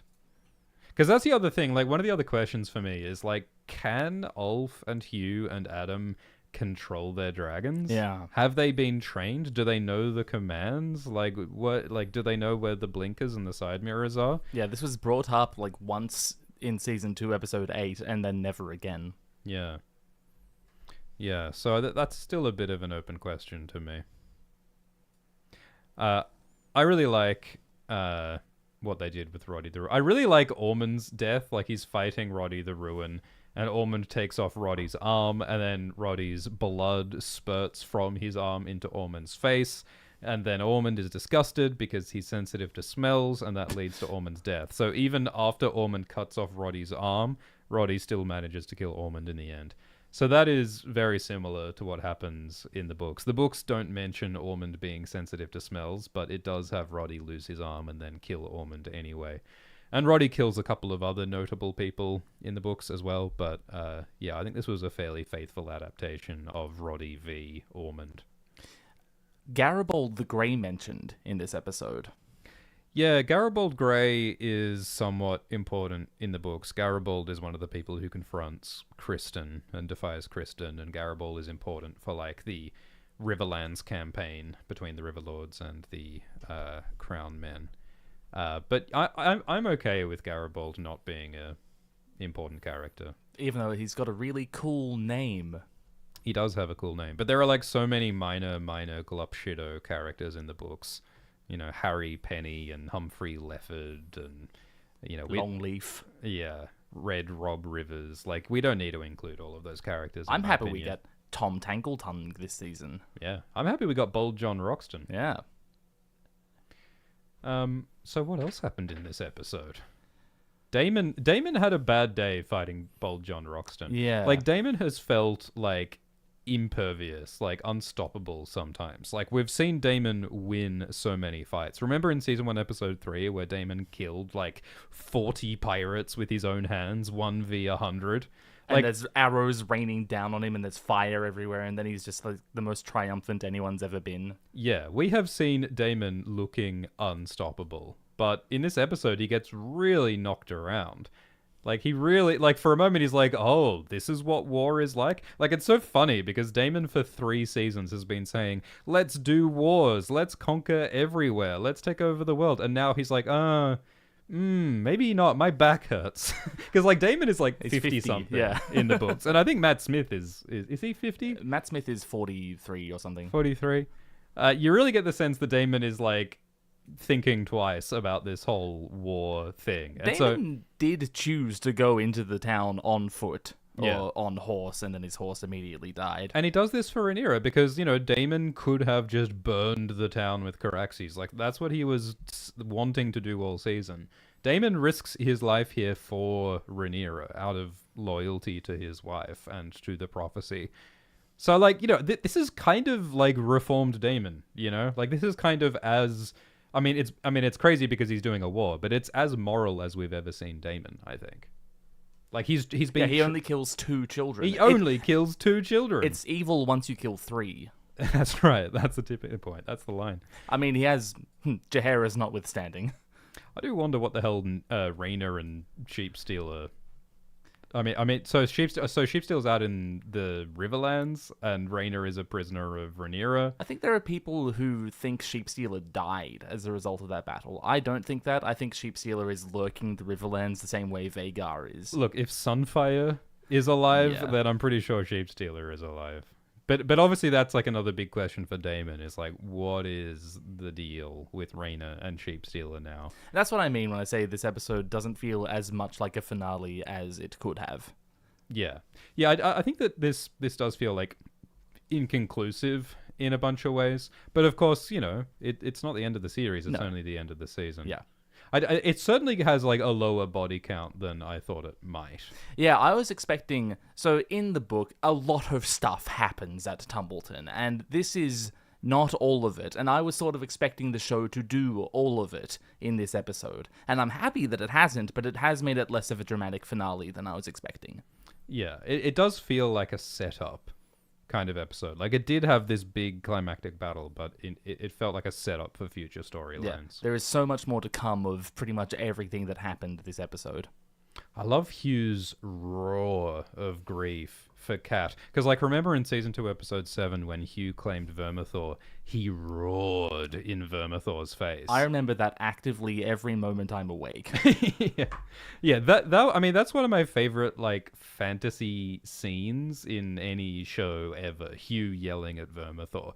I thought that was incredible. And it's really, like, parallel to this roar, right? Like, this is, like, the beginning and the end of a chapter in Hugh's life. Like, when he roared to Vermithor, that was when he began to lose his wife, Hugh, and this is when he loses her completely, totally, finally. And so it's like, who is Hugh now? Because, like, up till now, Hugh has been telling himself, I'm doing all of this for Kat. And now Hugh can't say that anymore. Hugh can't say that he's doing this for love and for family. Yeah, what does Hugh have now other than Vermithor? What is he living for? So His daughter's dead, his wife's dead, but he has a big dragon. yeah. I really liked this shot of, like, the aftermath of the battle. Look at that guy, that extra in the bottom right, who's, like, shaking and he's, like, repetitively moving his hand. Like, I think that's really powerful. I think that really, like, tells us a story about trauma and shock, and like they weren't super heavy-handed with it, but I think they did a good job of, like, showing the human cost of this battle, which is, of course, something that's been really important for this whole show. This is sort of like Game of Thrones Season 8, Episode 5, The Bells, where Daenerys burns King's Landing, but, like, more of what I actually wanted, because it's less meditative on, all of that. Like, it's less heavy-handed with that stuff. And also, I get to see banners. I get to see a battle that makes a bit more sense. I get to see character arcs have a bit more going on with them. Yeah, it's easy to forget, but, like, just seeing all the heraldry of all the minor houses, like seeing the heraldry of House Vance, is like that. The Game of Thrones never did that. Game of Thrones never got to see, like, the minor houses banners alongside the Great Lords. In that episode, Daenerys Targaryen's army conquering King's Landing has no Targaryen banners. Yeah, it's crazy. It's absolutely insane. Whereas Oscar Tully's battering ram to open the gate at Tumbleton has Vance, Bracken, others. Piper. Yep. Yeah, no, we had the battering ram, we had the siege ladders, we had, like, armies in ranks, in formations. So there was a lot more, like, thought into, like, the feeling of a medieval battle that was not present in the Game of Thrones show. I'm sure there's plenty that doesn't actually make as much realistic sense, though. Oh, yeah. But, it's got dragons in it. It does, yeah. So I liked when Mazzaria was being escorted out of the Red Keep, she turned to Helena And Mazaria told Helena, don't trust Rhaenyra. She will never let you free. Like, it's this sort of spiteful act by Mazaria. But also probably true. But also completely true. Like, Mazaria does not think she's lying. Like, she's just speaking truth to Helena, who needs help. Yeah. Yeah, well, it's not just spite to Rhaenyra. Yeah, it's compassion for Helena. And I thought that in that sequence, it was interesting that Helena looked at that cart with the white horse. Yeah, the horse from her dream. Yes. Helena recognized the horse, and she was like, oh, that's the thing from my dream. And I think that white horse represents death. And I think that Helena, in that moment, chose to die. So it's incredibly dark, but you can see how, like, you know, prophecy and visions and her isolation and her relationships with, you know, Rhaenyra force-feeding her, being harsh to her, and, like, Alicent leaving her, and, like, Alicent lying to Helena, so Helena knowing that she can never fully trust Alicent. Like, all of that added up to Helena's death this episode. So, I thought that Helena's arc was really well done, and I'm glad that we got to see Dreamfire in the end, even if we never got to see Helena ride Dreamfire, like, in truth, in the moment. Dreamfire is still alive. So we may see her next season. Yeah, and Dreamfire should be important. Dreamfire is one of the biggest surviving dragons. Yeah, like, Rhaenyra should probably want someone to claim Dreamfire, the way that someone claimed Sea Smoke. Yeah, it's true. Dreamfire is now available for a new rider. And, I mean, Rhaenyra knows that Rhaena can ride dragons now. Yeah. Rhaenyra should... That sounds like a disaster in the making, because we've never heard of anyone able to claim more than one dragon at a time, other than Daenerys. Yeah. It's true, but, like, does Rhaenyra know that? Does Rhaenyra care? How desperate is Rhaenyra? But, like, is Rhaena even willing to work with Rhaenyra at this point? Like, everyone's been so harsh to Rhaena. The moment of Rhaenyra force-feeding Helena, I think, is the show telling us Rhaenyra is no longer morally supportable in any fashion whatsoever. Yeah. Yeah, I think we've been waiting for this for a while. Because, like I said, in the books, Rhaenyra does a bunch of cruel, harsh, evil stuff. And I think this is one of the first moments where show Rhaenyra has really sort of crossed a line and done something that feels really wrong and evil and unjustifiable. Even though, of course, you know, I mean, she's trying to make Helena live. So it's a morally complex thing, but it certainly feels like a very dark turn. Yeah, I don't think we're supposed to get good vibes out of that. No. And it just makes me happy that the show is willing to depict Rhaenyra in a bad light. Yeah, my fear for a while has been that the show has, like, whitewashed Rhaenyra and is refusing to make her as morally compromised as she is in the books. But yeah, the force-feeding scene changed that. Question mark. Tyland Lannister. What's he up to? What is he up to? Because they were near Rook's Rest in the previous episode. Aegon has flown to Harrenhal. Where is Tyland? Maybe Tyland fell off Sunfire somewhere over Wendish Town. Maybe he landed in that pile of dragon poop that Baylor and Adam were talking next to. I would love that as, like, an after-credits scene. Like, Tyland is, like, lying in the pile of dragon poop going, oh, I know I should have put the seatbelt on when I'm riding the dragon. I should have let Sariko kill me. Yeah, I do like what they did with Tyland this season. I think that what they're doing is still maybe compatible with what happens in the books. And it's also using Jefferson Hall's chops as a comedic actor. And they are giving him his own little serious arc of finding some courage. I don't think he's found much of a moral spine, necessarily, but he is trying to sort of be strong. So I think that's kind of fun. Maybe he'll be captured by the Beesbury's. Someone's got to be. So Ormond knights Darren, and we get a version of the Oaths of a Knight that we have not heard before. It's not in quite the same format that we've seen before. Like, he doesn't say, in the name of the Father, I charge you to be brave. In the name of the Mother, I charge you to protect the innocent. Ormond says, do you swear before the eyes of gods and men to defend those who cannot defend themselves, to protect all women and children, to obey your captains, your liege lord, to fight bravely whenever needed, and to do such other tasks as are laid upon you, however hard or humble or dangerous they may be? I think this is the first time we've ever got a complete, lot of oaths, Yeah. but it's completely different in Yeah. framing from the other knightly oaths we've heard.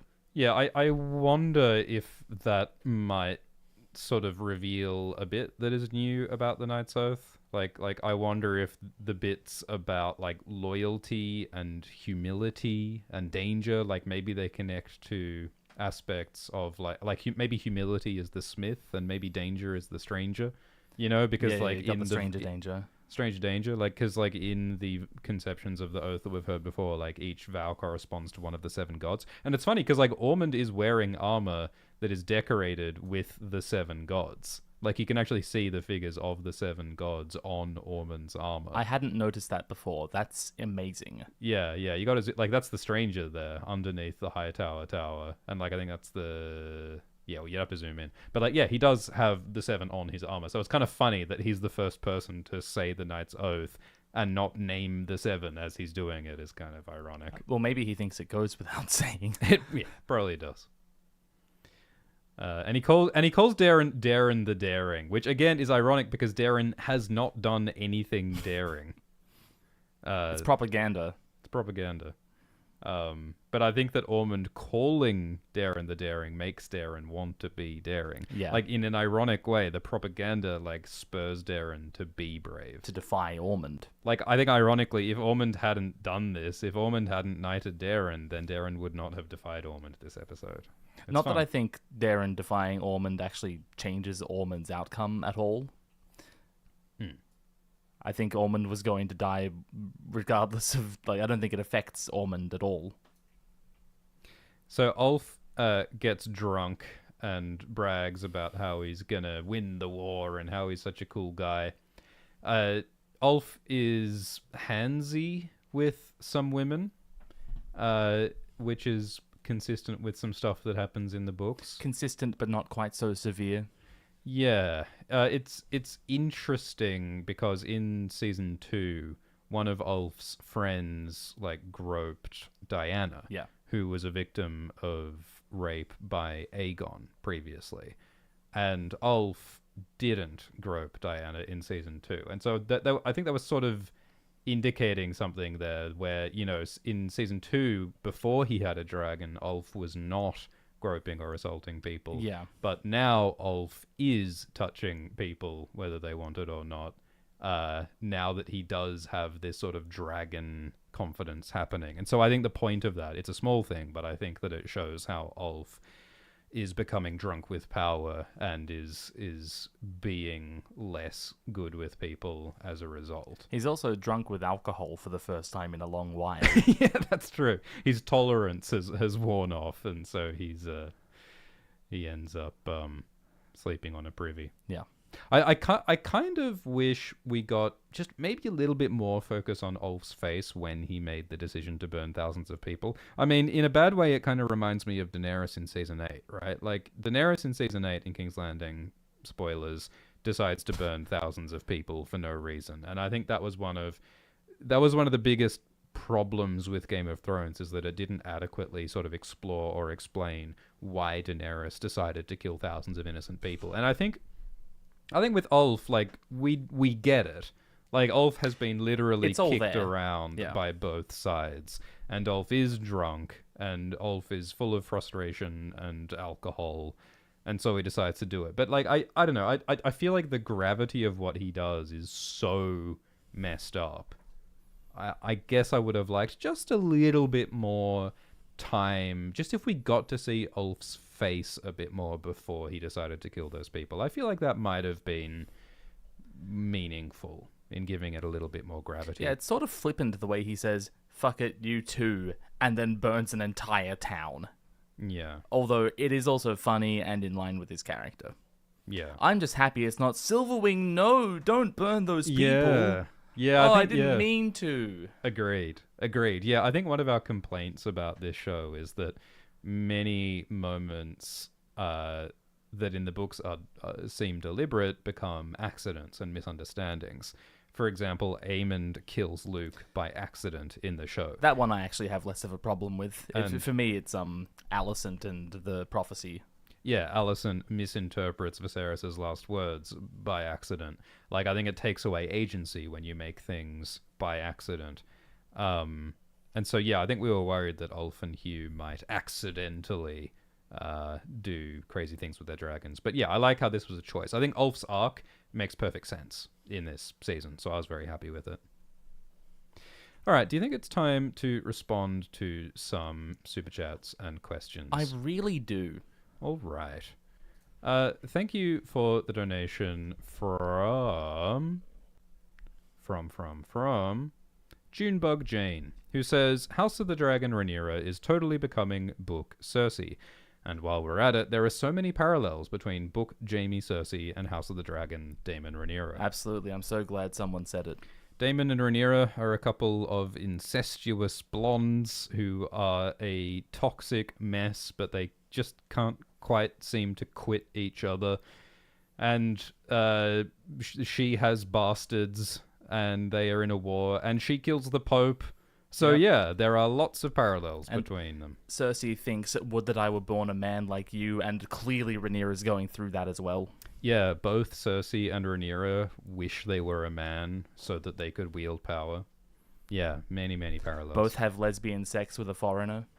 Yeah, it goes on and on. Yeah, Cersei has sex with Taena Merryweather, and Rhaenyra has sex with Mysaria. Yeah, who are both women who are using sex to manipulate the queen and to give her emotional validation in a sort of false way. And who are then cast aside.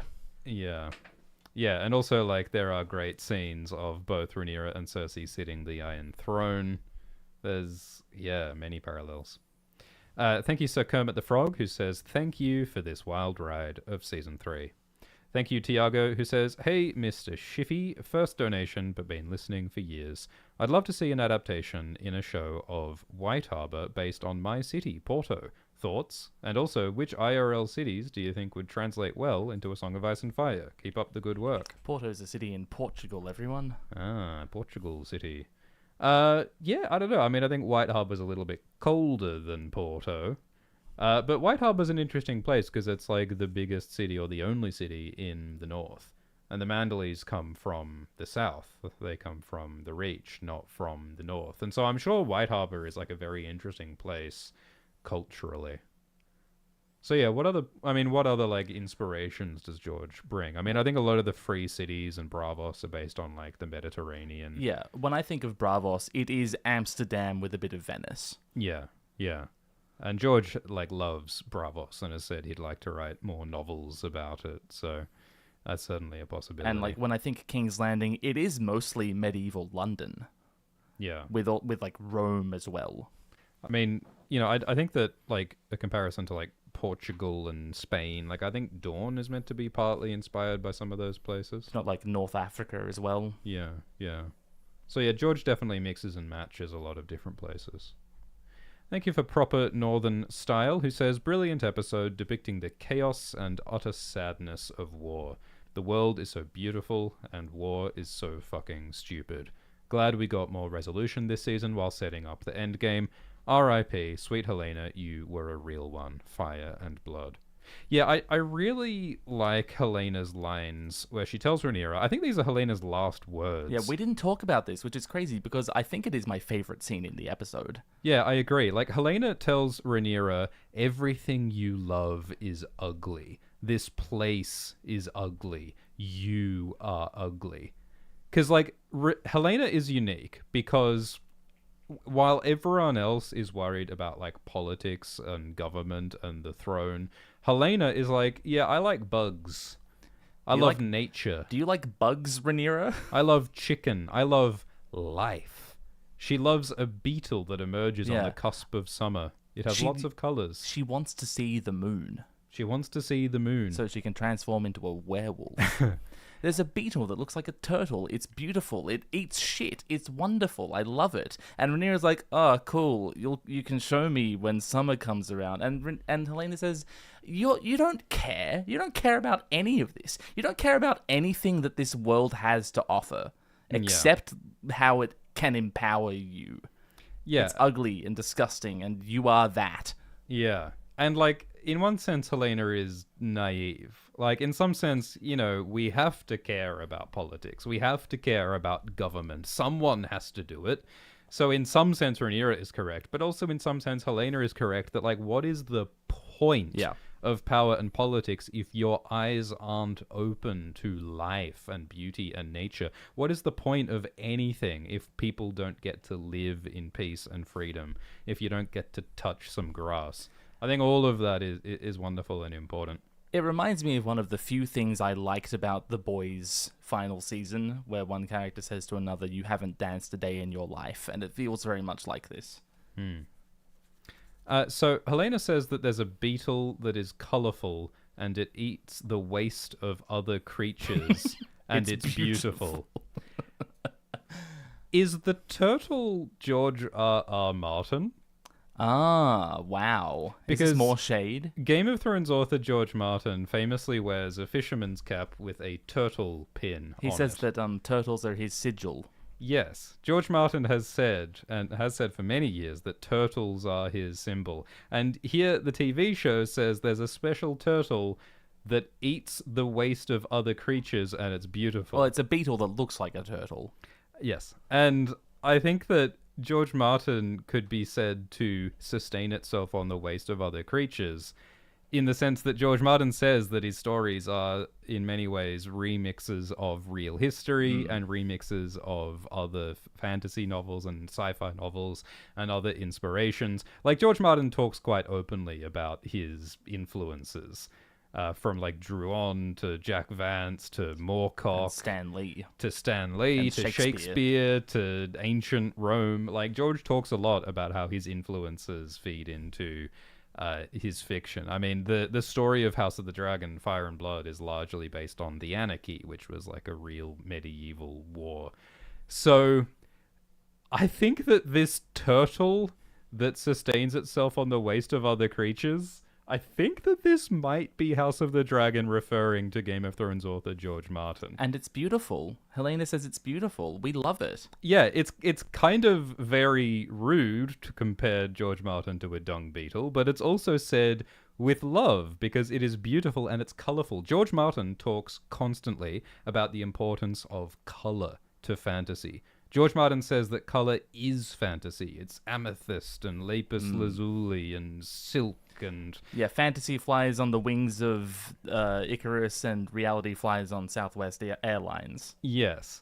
So maybe I'm wrong, maybe I'm misinterpreting it, but I think it's possible that these lines are the show indirectly referring to author George Martin, similar to how the Toxic Butterflies book referred to George R.R. Martin, similar to when Helena said it isn't the season earlier, which was a reference to the structure of House of the Dragon. I think that there have been multiple subtle fourth wall breaking comments in this season. And they're all from Helena, obviously. And they're all from Helena, yeah, because she's the one who has an HBO Max subscription. She's the one who breaks the fourth wall. I would love to hear how Fia Saban feels about all that.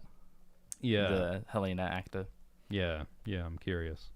So, yeah, fascinating little lines here. That said, I feel like this would hit harder if House of the Dragon itself had more color in it, if these colors were more vibrant and saturated. Agreed. Rather than the, 2020s trend of all shows being washed out and unsaturated.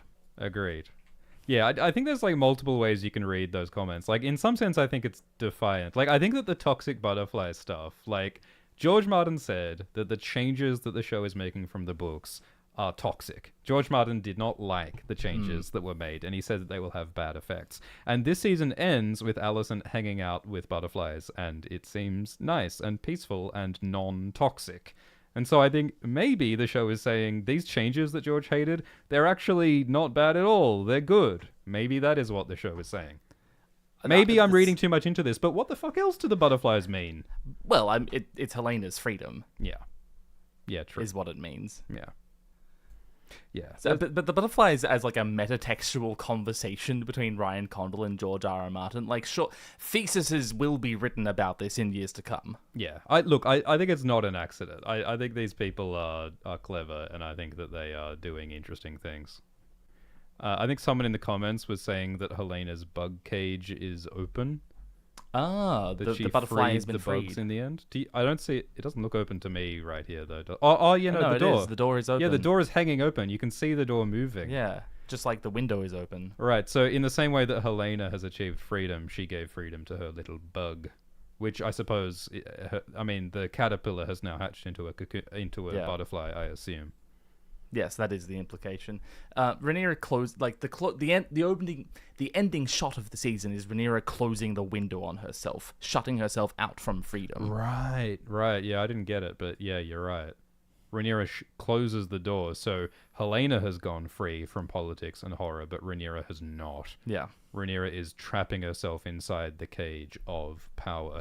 And, like, in fairness, someone has to. Yeah. Someone has to be the government. Someone has to take taxes and feed the hungry and provide security. So, like, you know, I think that Rhaenyra is still an ambiguous and complicated character. Like, they could have leaned into, oh, look, she's an evil queen. Like, remember the end of Game of Thrones season 7 when Cersei was like, ha ha ha ha, I am Maleficent now.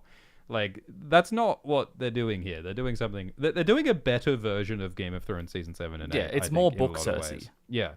As I have said so many times, Yeah. House of the Dragon is adapting the books that Game of Thrones didn't.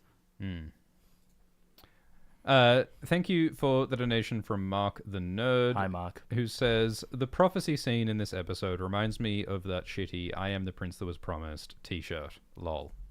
I don't know if I'm familiar with that t-shirt. Yeah, I don't know to what t-shirt you refer. Look, I think it is like very deliberate and fun that Rhaenyra seems a bit pathetic when she declares to the people, I am Jesus. I am the prince that was promised. I mean, I suppose we won't spoil it here, but there is a moment in the new Mad King play that is similar to this, right? Yeah. When a character yeah. says this in Valyrian and people don't understand. So that is like very much an ongoing thread, is the idea that the Targaryens get all invested in this prophecy stuff for their own like emotional reasons. And no one else gets it. You know, like, I think there's something tragic about the Targaryens. Like, after all these years, they are still outsiders, you know? They're aliens. Yeah. Like the Apple boy said in A Night of the Seven Kingdoms. Raymond Fossaway. Yeah.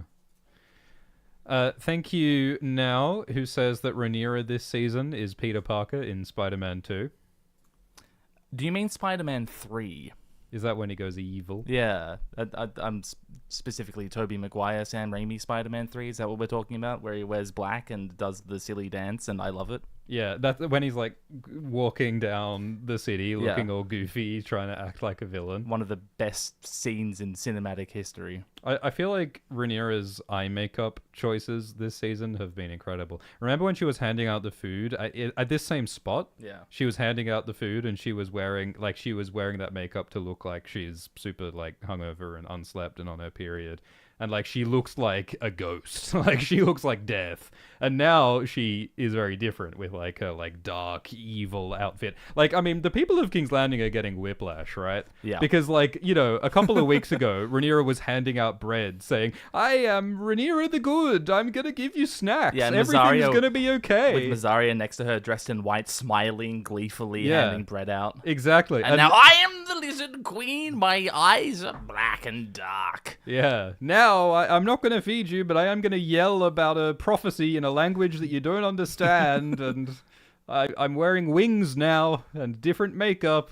Fear me. I was holding out for Rhaenyra to refer to herself as a king at some point. I think that would bring the whole gender of it all full circle. Yeah. But the prince that was promised, saying that I think is good enough for me so far. I still would like for her to say that she's a king in season 4. But as discussed in Game of Thrones season 7, prince in Valyrian is not gendered along human lines. So, they're sort of getting at it. Yeah, well, those subtitles could have translated it as princess that was promised. But, yeah, they rendered it as prince. So, yeah, there is still, like, there's a whole lot of gender happening. You know what it needed? It needed, like, a translator's note up the top of the screen saying, note, in Valyrian, prince in this context is a genderless term. I think that the show should have paused, and then David J. Peterson should have walked from off screen in front of a green screen and gotten a little whiteboard and explained the grammar to us. Yeah, explained that Valyrian has 4 genders, but none of them really align with human gender in a sociological sense. And then he says, like, sign up to Duolingo with my link for 50% off. HBO would not allow that. I mean, it's funny that HBO has been plugging a bunch of really embarrassing brands this season, but Duolingo is not one of them. Like, why would they not do Duolingo, which has a Valyrian language course? I think... Like, that's the most natural brand deal in the world, but instead they've been consorting with the like of Burger King and Khan. Well, I think it's because Slop Mobile Games. HBO doesn't actually own the Duolingo. Like, it has no relation to the Duolingo Yeah, course they don't own because Burger King, but that didn't stop them retweeting them this season. But they have a brand deal with Burger King. They don't have a deal with Duolingo. But they should, is what But they I'm saying. don't, because it's not their IP. It's David Peterson's IP. And actually, I don't know. Languages aren't IP. Can you copyright a language? I don't think so. I think that's the thing. And David Peterson just said, sure, Duolingo, go ahead with it. And he actually developed it alongside them. You think that they weren't paid for the Duolingo thing? HBO won't, no. Interesting. Well, this is all I don't above think my so, pay grade. to my knowledge. Thank you, Michael Simpson, who says, I waited all season, but I get it now. Me and Damon both down bad for evil Rhaenyra. The funny thing is, I think Damon is, at any other point in his life, he would have loved this. But he's going to come back from Tumbleton and not be so happy with what Rhaenyra's become. Yeah, I think that's one of the great fun ironies, is that, Rhaenyra is finally doing what Damon wanted. She's becoming Visenya. Yeah, Visenya is such a great parallel, because last season, Rhaenyra was reading a book about Visenya, and Jace said, you don't want to be like Visenya. And Rhaenyra was like, why not? She was a strong queen. Because Visenya was one of the sister wives of Aegon the Conqueror, who took Westeros. And Visenya was a bit evil, possibly a witch, but she got stuff done. Visenya rode Vhagar and wielded Darksister and was a boss bitch. And I think that Rhaenyra is trying to channel Visenya a bit. Like Alice says in this episode, Visenya also resurrected her son in a way that didn't work ultimately. Yeah. And, Alice says she was cursed with eternal life, bound to the Riverlands to see every fuckwit who come along and claim Harrenhal and screw it up. What did she say? Every huppenny lord? Yeah. Yeah. So I wonder what Visenya was cursed with for her toiling with Maegor's life.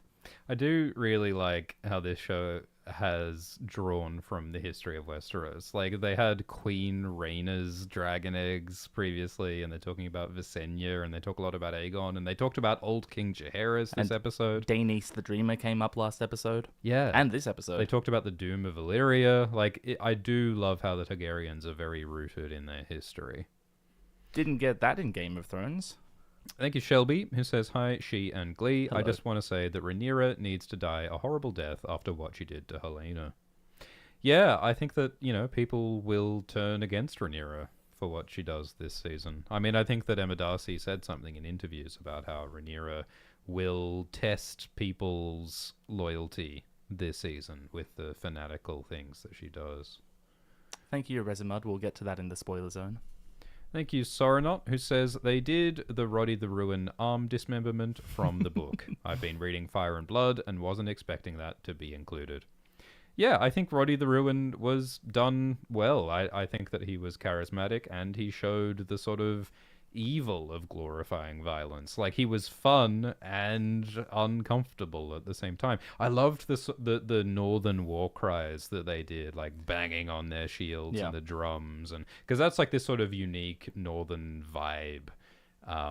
And I'm glad that they showed that. Like, this show in general has explored like the sort of regional cultural differences between the different kingdoms of Westeros in a way that the original Game of Thrones show often didn't do. Yeah, pretty much every region has gotten some level of characterization distinct from all the other regions. And I really enjoy that.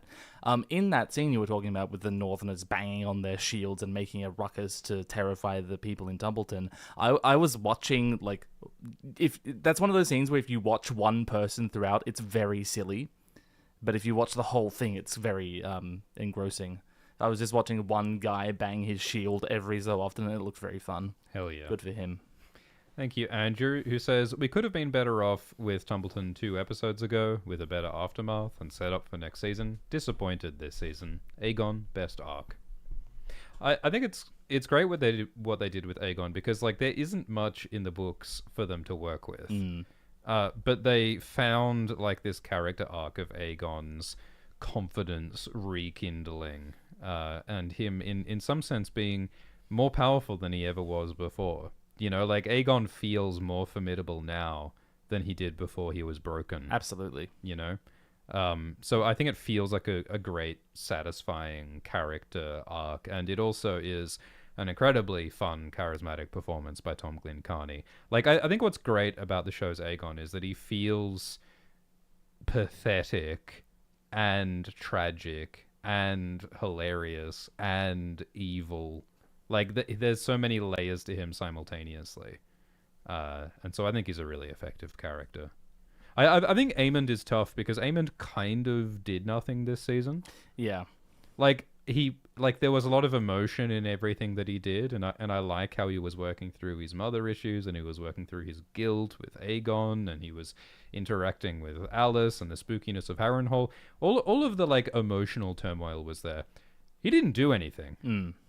Like, because in the books, it sounds... He killed Simon Strong. I mean, in the books, it seems like Aemond is responsible for deliberately burning the Riverlands on Vhagar. And so, like, that is a morally significant choice that Aemond makes.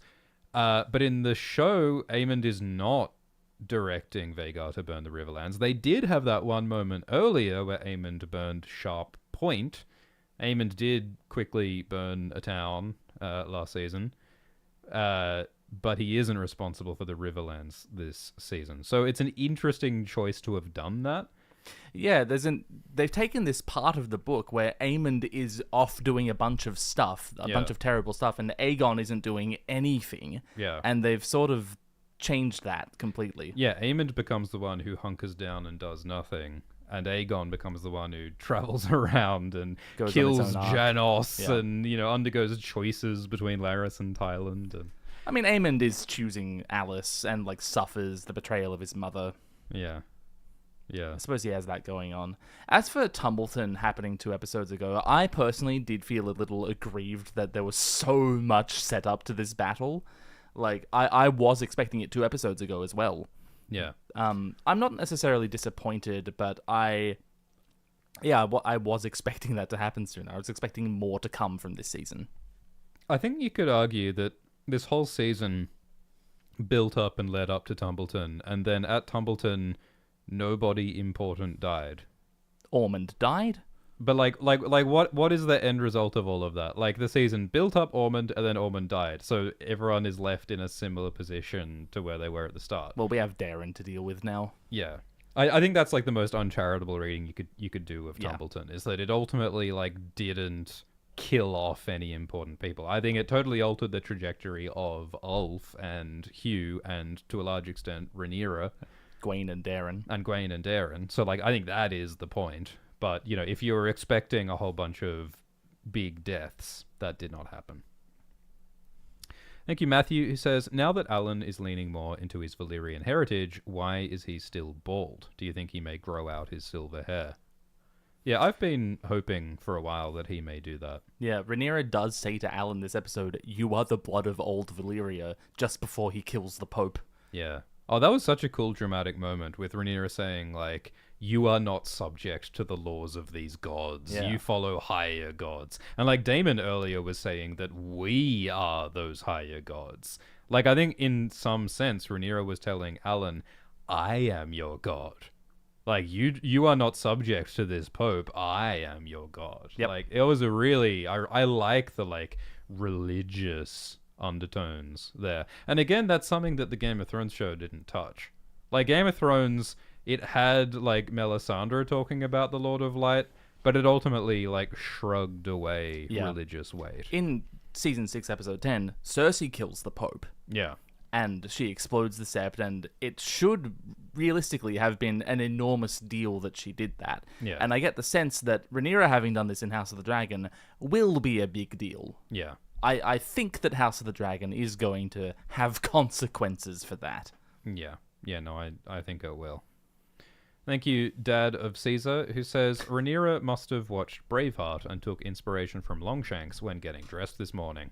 Thank you for all the content you have provided us with, Alt and Glidus. Will you do a House of the Dragon episodes ranked when done? Yes. Thank you, Dustin, who says, what is this, vibes-based knighting? It's interesting that a Hightower from Old Town would not evoke the Seven while knighting someone. Yeah, we were talking about that. It's funny because, like, Ormond is like Mr. Rules and Regulations, right? You would think that Ormond Hightower, of all people, would be saying the proper vows, naming the Seven, saying the exact rules. But I think that's the thing about Ormond, is that he is a hypocrite and he breaks all of the rules that he says that he abides by. I also get the feeling that the oaths are less strict in Westeros than fans have come to believe. Yeah. Well, I'm sure in real history there was much variation on these sorts of oaths. I don't mean like holding to the oaths isn't strict. Of course that's strict. It's very important to the story that that's strict. I mean like the wording of the oaths themselves. Yeah. Yeah. No, I'm sure it can be a little fast and loose. But I think there is this sort of meta quality where I think that, you know, the books have never listed the full oaths, the full vows in their entirety. And I think the shows are reluctant to make up vows in case they deviate from what George ultimately wants to decide on. So I think there is like a meta reason for them not saying the full oaths. Although it doesn't seem too reluctant to make up that Alice Rivers was Harren the Black's widow. Do you think that like comes from George, or is that a decision that House of the Dragon has made? Yeah. Well, that's another great complicated question, because, you know, there are parts of this show that we've been told came from George. Like in season 1, Viserys says that Aegon the Conqueror had a dream about saving the world from the darkness in the north, and that's why he conquered Westeros. And that is not something that's in the books, but we were told in interviews, Ryan said that that idea did come from George. So there are aspects of this show that did come from George Martin, and so we might consider them canon, quote unquote, whatever that means. But now that George Martin has disavowed this show and disagrees with changes and says that he's no longer as involved in the creation of this show, and it is no longer his story, then I guess the things that are happening now might not be canon from George. But I'm sure a lot of this stuff was discussed and planned earlier when George was on better terms with this show. So look, again, like we can't know for certain, and I don't want to speculate too much about real living people. So I just hope that Ryan and George can get along. That'd be nice. That would be nice. Tekking says, we don't hear much from House Velaryon in Game of Thrones. Are they still relevant, or is it all downhill from here? Well, this season, House Velaryon's island and their castle High Tide gets pretty brutally burned and raided by the Triarchy. In the books especially, like, the Triarchy wipe out a whole town of people at Spicetown. So, yeah, like, the House Velaryon is badly hurt by this war, and we may see more events as things go on. So, yes, like, at the time of Game of Thrones, the Velaryons are less powerful. Like, at this time, at the start of House of the Dragon, the Velaryons are maybe the second or third richest, most powerful house in Westeros, but that is no longer the case in Game of Thrones. In the books that Game of Thrones is based on, the Velaryons are still around. There are some Velaryon characters, but they are, like, of much less importance than in House of the Dragon. Oh, we are big fans of Aurane Waters, I would say. Huge Aurane Waters stands. Thank you, Dolorous M, who says, thank you both, and Alt Swiftex, for all the excellent coverage of House of the Dragon and A Knight of the Seven Kingdoms this year. Have enjoyed every minute. I've watched the Mad King video, seeing the play this week. Any fun little missable moments I should look out for? We're not going to spoil anything, but the thing with the play is that there's a lot going on all at once. Because, you know, it's on a stage, and the stage is sectioned, and characters over there are talking while characters over there are doing physical stuff, and you'll see banners pass that you're like, oh, what was that? Did I miss something? Yeah, and sometimes actors are in the audience, in the crowd, doing things that you're not going to see because you're looking at the stage. Yeah. Yeah, the Mad King play is the new official Game of Thrones play. It's like a prequel set some 17 years before Game of Thrones. So it's young Ned Stark, young Robert Baratheon, Rhaegar, and Lyanna. It's the Royal Shakespeare Company in Stratford-upon-Avon, and the official opening night was the other day. And yeah, there is a conversation that we had about the play that's linked in the video description. We have a little first impressions chat, and we will make more videos discussing the play soon. But yeah, the play has a lot going on because it's on this like cross-shaped stage, and there are people entering and exiting from 4 different entrances on the ends of the 4 cross points. And it is possible to miss stuff, like depending on where you are seated. Like if you're seated up higher, you might miss stuff that happens down underneath you. And sometimes there are characters that like appear just like in an entranceway that you can only see distantly. So I mean, I think it's a play that is like a different experience depending on where you are seated. You might notice different details, and also some of the actors like go into the crowd. Like at some points, Lyanna Stark is like standing off the stage and then climbs onto the stage, and there are balconies that characters appear on. So yeah, it's the sort of thing that's probably worth seeing multiple times. Of course, most people can't see the play because it's in Stratford-upon-Avon, so I do hope that one day they release a recording so that more people can see it. It makes you wonder, if they do film and release a recording of the play, where are they going to film it from? Like, they'd need several different angles to capture the whole thing, right? Yeah. Yeah, well, I'm sure that's an art in and of itself, capturing theatre on film. Thank you, C. Katrin, who says, appreciate the streams this season. Crazy acting performances this episode. Could you also say hi, Sal, from Rach, please? And thank you both. Hi, Sal. Hi, Sal. Thank you, Mason, who says, lol, was that first arrow to start the battle a direct reference to the 2 towers? Yeah, so in the Battle of Helm's Deep in Lord of the Rings, there's that moment where the Uruk-hai are facing off against the people in Helm's Deep, and one of those archers like accidentally releases an arrow early and it hits an orc, and that starts the battle. So I guess that's kind of similar. Yeah, I suppose it is. I mean, it reminded me of that battle in Season 4 between the Night's Watch and the Wildlings, where the Wildlings came and did their war cries at the Night's Watch, and the Night's Watch shot some of them with arrows. You know, the Northmen and the Wildlings are not so different, are they? Radish says, with all of Ulf's bridges burned, he should go start the independent Ulf Empire. That's a great idea.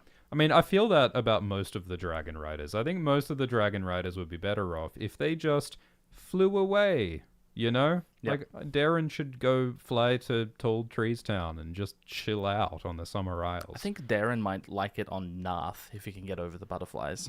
Yeah. Thank you, Daniel, who says, is Alice Rivers possibly the ghost of Highheart? Oh my god. The ghost of Highheart is the friend of Jenny of Oldstones. And Jenny of Oldstones is that common girl who marries Duncan Targaryen. And that's a whole sort of tragic love story that happens in the years before the Mad King and before King Jaehaerys II, in the reign of King Aegon V. And Arya meets the ghost of Highheart in the main books, and the ghost represents the tragedy and the grief from Summerhall, and the tragic love of Jenny and Duncan that led to so much death and tragedy. The ghost of Highheart also prophesies that the prince that was promised will be born from the line of Aerys and Rhaella. Yeah. Yeah, so look, it's not a bad theory because the Ghost of Highheart is also like in the Riverlands and is associated with the old gods. And the destruction of a castle. And the destruction of a castle, yeah, Summerhall versus Harrenhal. So, yeah. And the like tragic love of a Targaryen prince, the way that Alice sort of associates herself with the tragic love of Rhaena Targaryen in House of the Dragon, at least. I mean, this would make Alice like one of the most significant characters in this world if she is both Alice, the lover of Aemond, and was the Lady of Harrenhal with Harrenhal, and was the person who told Aerys to marry Rhaella. Like that would make her really like kind of the ghost, the spirit, the witch, the guiding force in the margins of this whole dynasty. Yeah, like who's Bloodraven? I'm here for Alice Rivers. Yeah, right. Yeah, that would be huge and fascinating if that were the case. And I suppose we can't prove that it's not true. I get the sense they're different characters, but I mean, maybe. Thank you, Saha, who says if. Spoilers. Thank you, Schmoogie, who says every scene Rhaenyra had me like, no. Yeah. Yeah, look, I think that like this whole season, this whole show, Rhaenyra has been trying to do things the nice way. She has been trying to be merciful. She's been trying to be patient. You know, and sometimes she failed to do so, but she was trying her best, and now she's like, okay, like playing with Mazzaria has not worked. Playing peaceful has not worked. I guess I've got to channel Daemon. So, you know, I think they sold it. But yeah, it is easy to see horror resulting from Rhaenyra's choices this episode. Yeah. Being harsh to Baelor, killing the High Septon, being harsh to Helena. Like, this is all gonna... Yeah, casting Mazzaria aside. Thank you, Kyle, who says, did anyone else get second-hand embarrassment from Rhaenyra this whole episode? Helena calling her ugly really dug the heel in. Yeah. I wonder if Rhaenyra's force-feeding of Helena in some way was like a spitefulness or retribution for that comment. Yeah, Rhaenyra just learnt that Helena is a dreamer. She's a seer. She's a prophet. So when the prophet in your family tells you you're ugly, you have to take that to heart, and that must really hurt. Yeah, well, I think that Rhaenyra must fear Helena, because like what Rhaenyra wanted from Helena was reassurance. Like the other episode, she was saying, tell me, Helena, tell me I'm going to be okay. And then Helena refused to. And Helena said Rhaenyra is ugly. And so I think Rhaenyra is saying, like, man, like, if the person who can see the future says I suck, that's like a terrible omen. Like, I've got to push that away. Like, emotionally, she just can't accept that. So she has to, like, kind of destroy or alienate or delegitimize Helena in order to feel like she still has faith. Thank you, Brandon, who says, can't wait to listen to the final Dragon Time on Nebula. Ooh. So, Altruth Dex and Glidus do a show called Dragon Time, where they discuss each episode of House of the Dragon in great detail. Unimaginably lengthy detail. Sometimes they're a bit silly. Sometimes it gets a little wacky, it must be said, yes. Unfortunately, Brandon, I have terrible news for you. Because we didn't have a screener for this episode, the finale screener was distributed to, it seems like, pretty much no one. We were unable to record Dragon Time before today, and it won't be coming out today. Yeah. It will be coming out as soon as possible.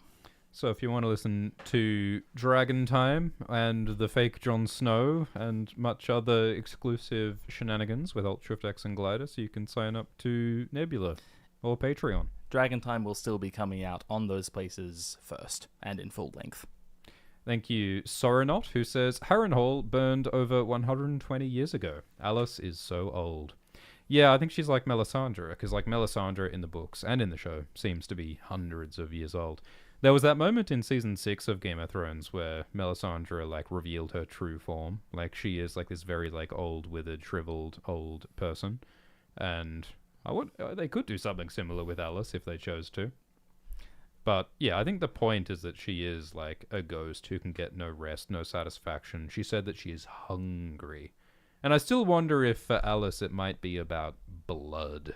I wonder if she wants Aemon's blood. I mean, Aemon is the descendant of the man Aegon who burned Alice's son, right? Like, I don't know if Alice is really a fan of Targaryens. Yeah, maybe it's about retribution. Maybe Alice's plan is to have Aemon's sons so she can sacrifice them. Yeah, maybe Alice thinks that if she, like, sacrifices Aemon and his sons, then Alice might get rest and might get closure from her curse of immortality. Blood for blood. Only death can pay for life. Blood for blood. But at the same time, I think there is something sincere in Alice where she says, I am so lonely and I am so tired.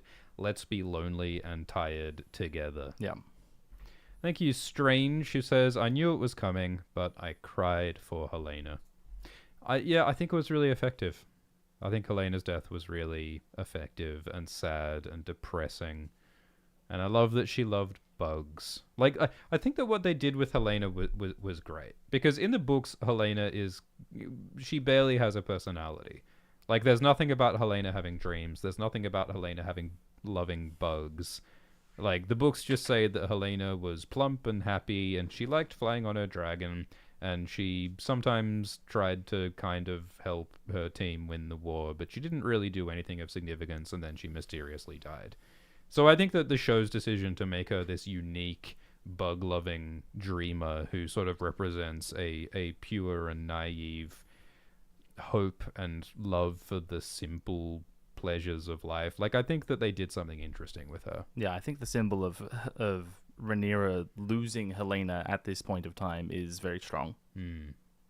Thank you, Lion, who says, I love how Corlys is like, would you rather peace or a pile of Hightower corpses?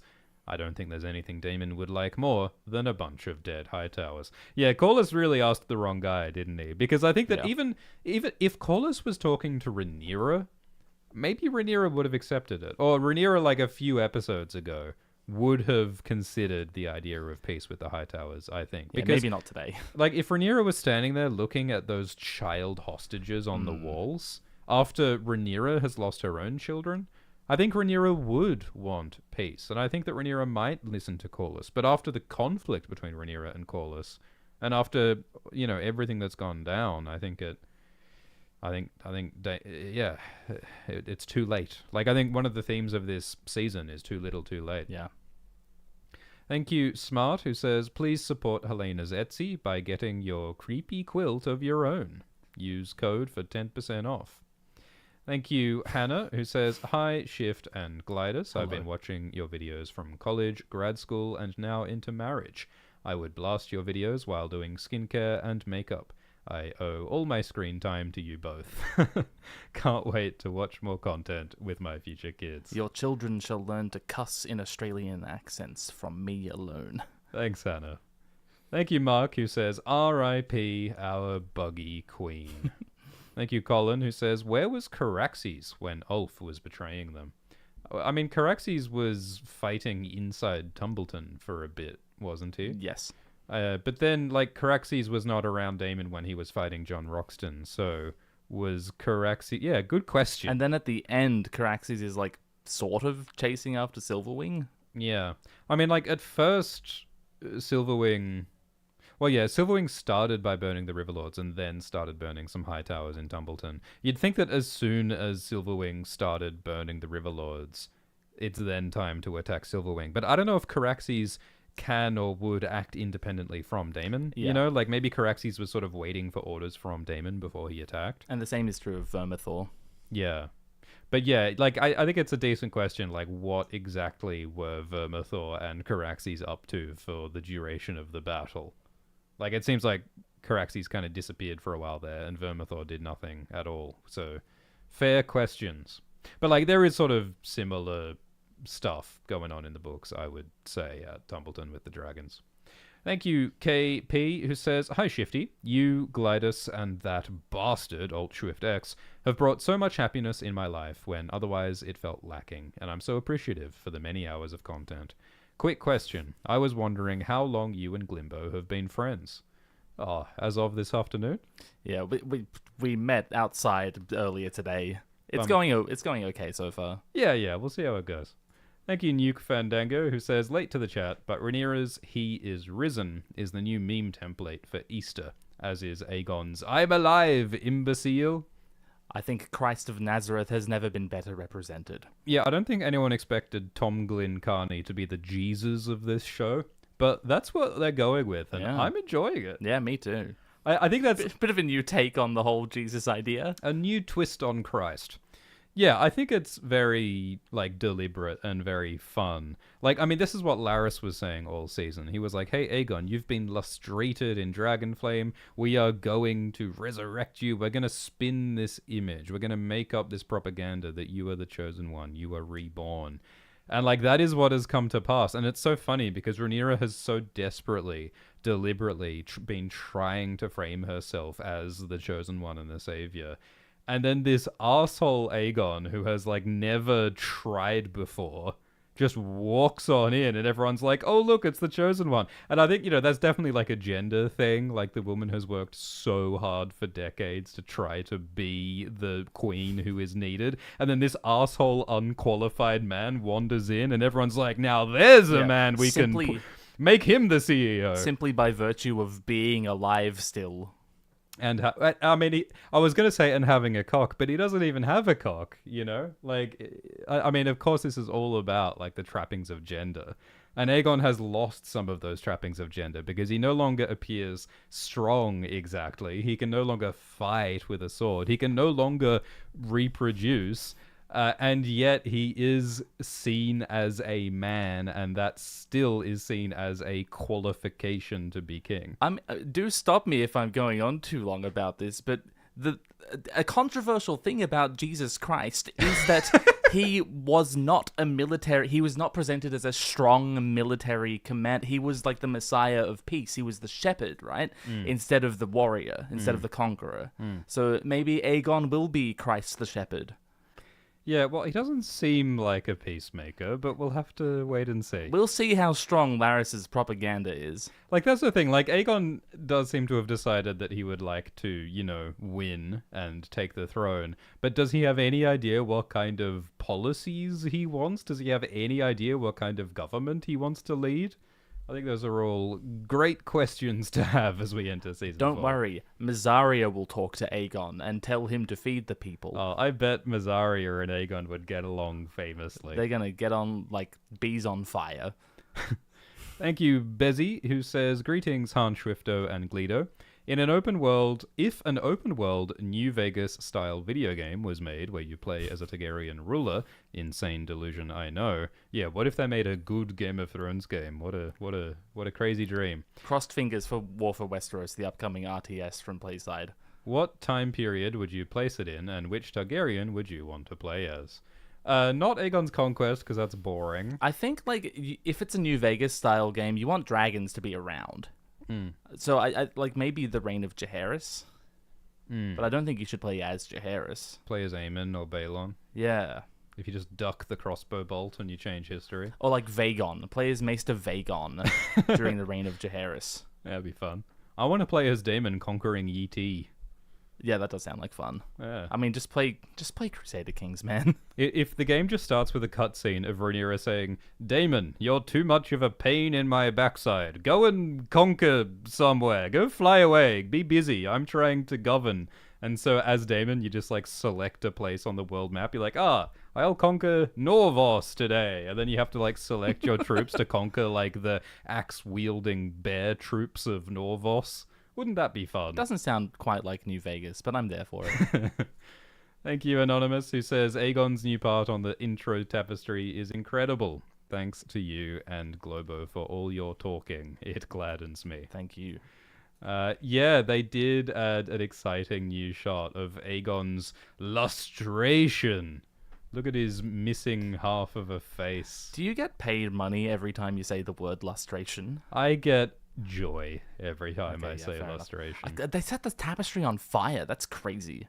Yeah, I do love like the physical damage and transformation that they do to the tapestry each week. It's been like stained with blood, stained with ink. Now it's set on fire. We've seen the threads piercing it. We flew through it as it was inverted. Yeah, I think it's very fun and creative what they do with the tapestry. Yeah, and great like, fun. Man, that sure does look like Jesus Christ, doesn't it? I suppose, yeah. He's got the JCT pose happening and everything. He's hitting the pose. Oh. Thank you for the donation from Rayday, who says, "Tumbleton reminded me of Game of Thrones Season 8, Episode 5, except that Rhaenyra didn't burn anyone yet, and Ulf burned armies and civilians." Yeah, no, I think that's a great parallel. Just with fewer bells. Thank you, Sanrixian, who says, "Hello, friends. Can the resident Caraxes expert, Glidus, please explain to me why Caraxes' eyes kept changing color from gold to green? I cannot process anything but that right now." Dragon eye color is mutable like flame, Sanrixian. Like their gender. I mean, doesn't Caraxes briefly become a girl dragon in the book towards the end? Yeah, no, the sex and gender of dragons is definitely changeable. And the eye color, much like Renly Baratheon. It's a thing of mysterious works. I'd say that Caraxes' eye looks pretty orange some of the time. That's in Season 1 there. Yeah, that's in Season 1. Also Season 1. I think this particular shot is, like, that's his You know, the third eyelid thing that reptiles have going on? Yeah, That's it's what that looking is. like pretty like yellowy orange. Welcome back to Dragon Eye Watch. Welcome to the Dragon Eye Color podcast. Well, there was also that shot with when Caraxes was drinking from the lake. Yeah, it's a bit more green there. Yes, no, that's a question for another stream, I think. Thank you, Sanri. Check out Sanrixian's art online. Thank you, Sikatrin, who says, I was supposed to enjoy killing Aemond. Yeah, it is fun that Aegon arrived at Harrenhal fully expecting to murder his brother, but he found to his own great frustration that it was in fact not any fun at all to try and murder his own brother. How many other characters have gone through this arc this season of the thing they wanted gets to happen and it's not the way I thought it was going to be? Yeah. I mean, Aegon's achieved a little bit of self-awareness this season, and I think he's thinking that, like, he hates Aemond for attacking his own brother, and if Aegon attacks Aemond, he just becomes Aemond, you know? Like, he sees how pathetic and guilt-ridden Aemond is, and he must realize, well, if I kill my own brother, I'm going to become just as broken and guilt-ridden and unhappy as Aemond is. I think it's very unusual for Aegon to have the moral high ground.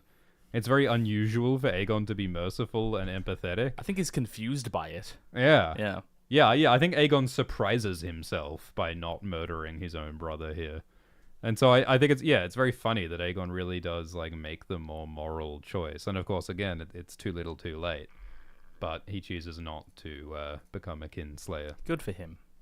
Thank you, Kirsten, who says, makeup observation. The dramatic streak of eye makeup across a portion of the upper and lower lid recalled the look of Rhaenyra and Daemon during their Valyrian wedding, when they daubed streaks of blood across a portion of their lips. Maybe that's a Valyrian style. That is a great observation. Yeah, no, I really like that. It's season 1, episode 7 that you're looking for. Season 1, episode 7... Yeah, so that was like the moment in season 1 where Rhaenyra and Daemon decided to just go full Valyrian with it.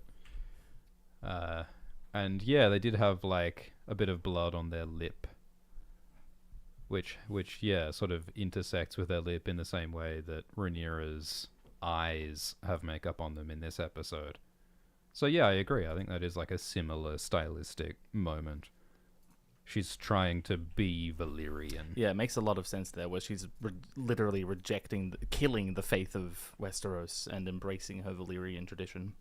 Thank you, Longcos, who says, Alt, Shaft X, and Glidosi. Why do you say these things? Thank you for all the intelligent, hilarious, often insane content you've made for us this season. Dragon Time themeful MP3 when? What plans do you have after this season and your Mad King videos? I need to come up with more lyrics. The first line, easy. The rest of the song, not so sure. Yeah, I don't approve of all of Alt Swift X's skullduggery with Glidus, but I've got to say the theme song to Dragon Time is a real earworm. Yeah, well, I expect there's going to be... an ear lizard, perhaps. An ear dragon. Lizard. An ear wyvern. Real ear wyvern. You say that word around me. Yeah, well, there'll be a Dragon Time episode about the finale. I mean, after season 2, they did a like end of House of the Dragon speculating about the future of the show, like spoilery video. We as sure well. did. Maybe do you reckon there'll be one of those for next season? We'll see if there's interest for it. On Alt Shift X, I expect we will do a video about the Mad King play, and I expect we will have more conversations about the play.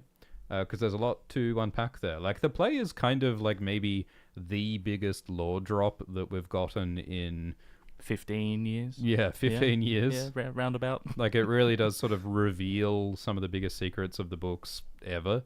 Yeah, and short of another book coming out, it's gonna be the biggest one we get. Yeah. Yeah, and of course there's, long conversations to be had about whether the play is canon To and the books, what yeah. canon means.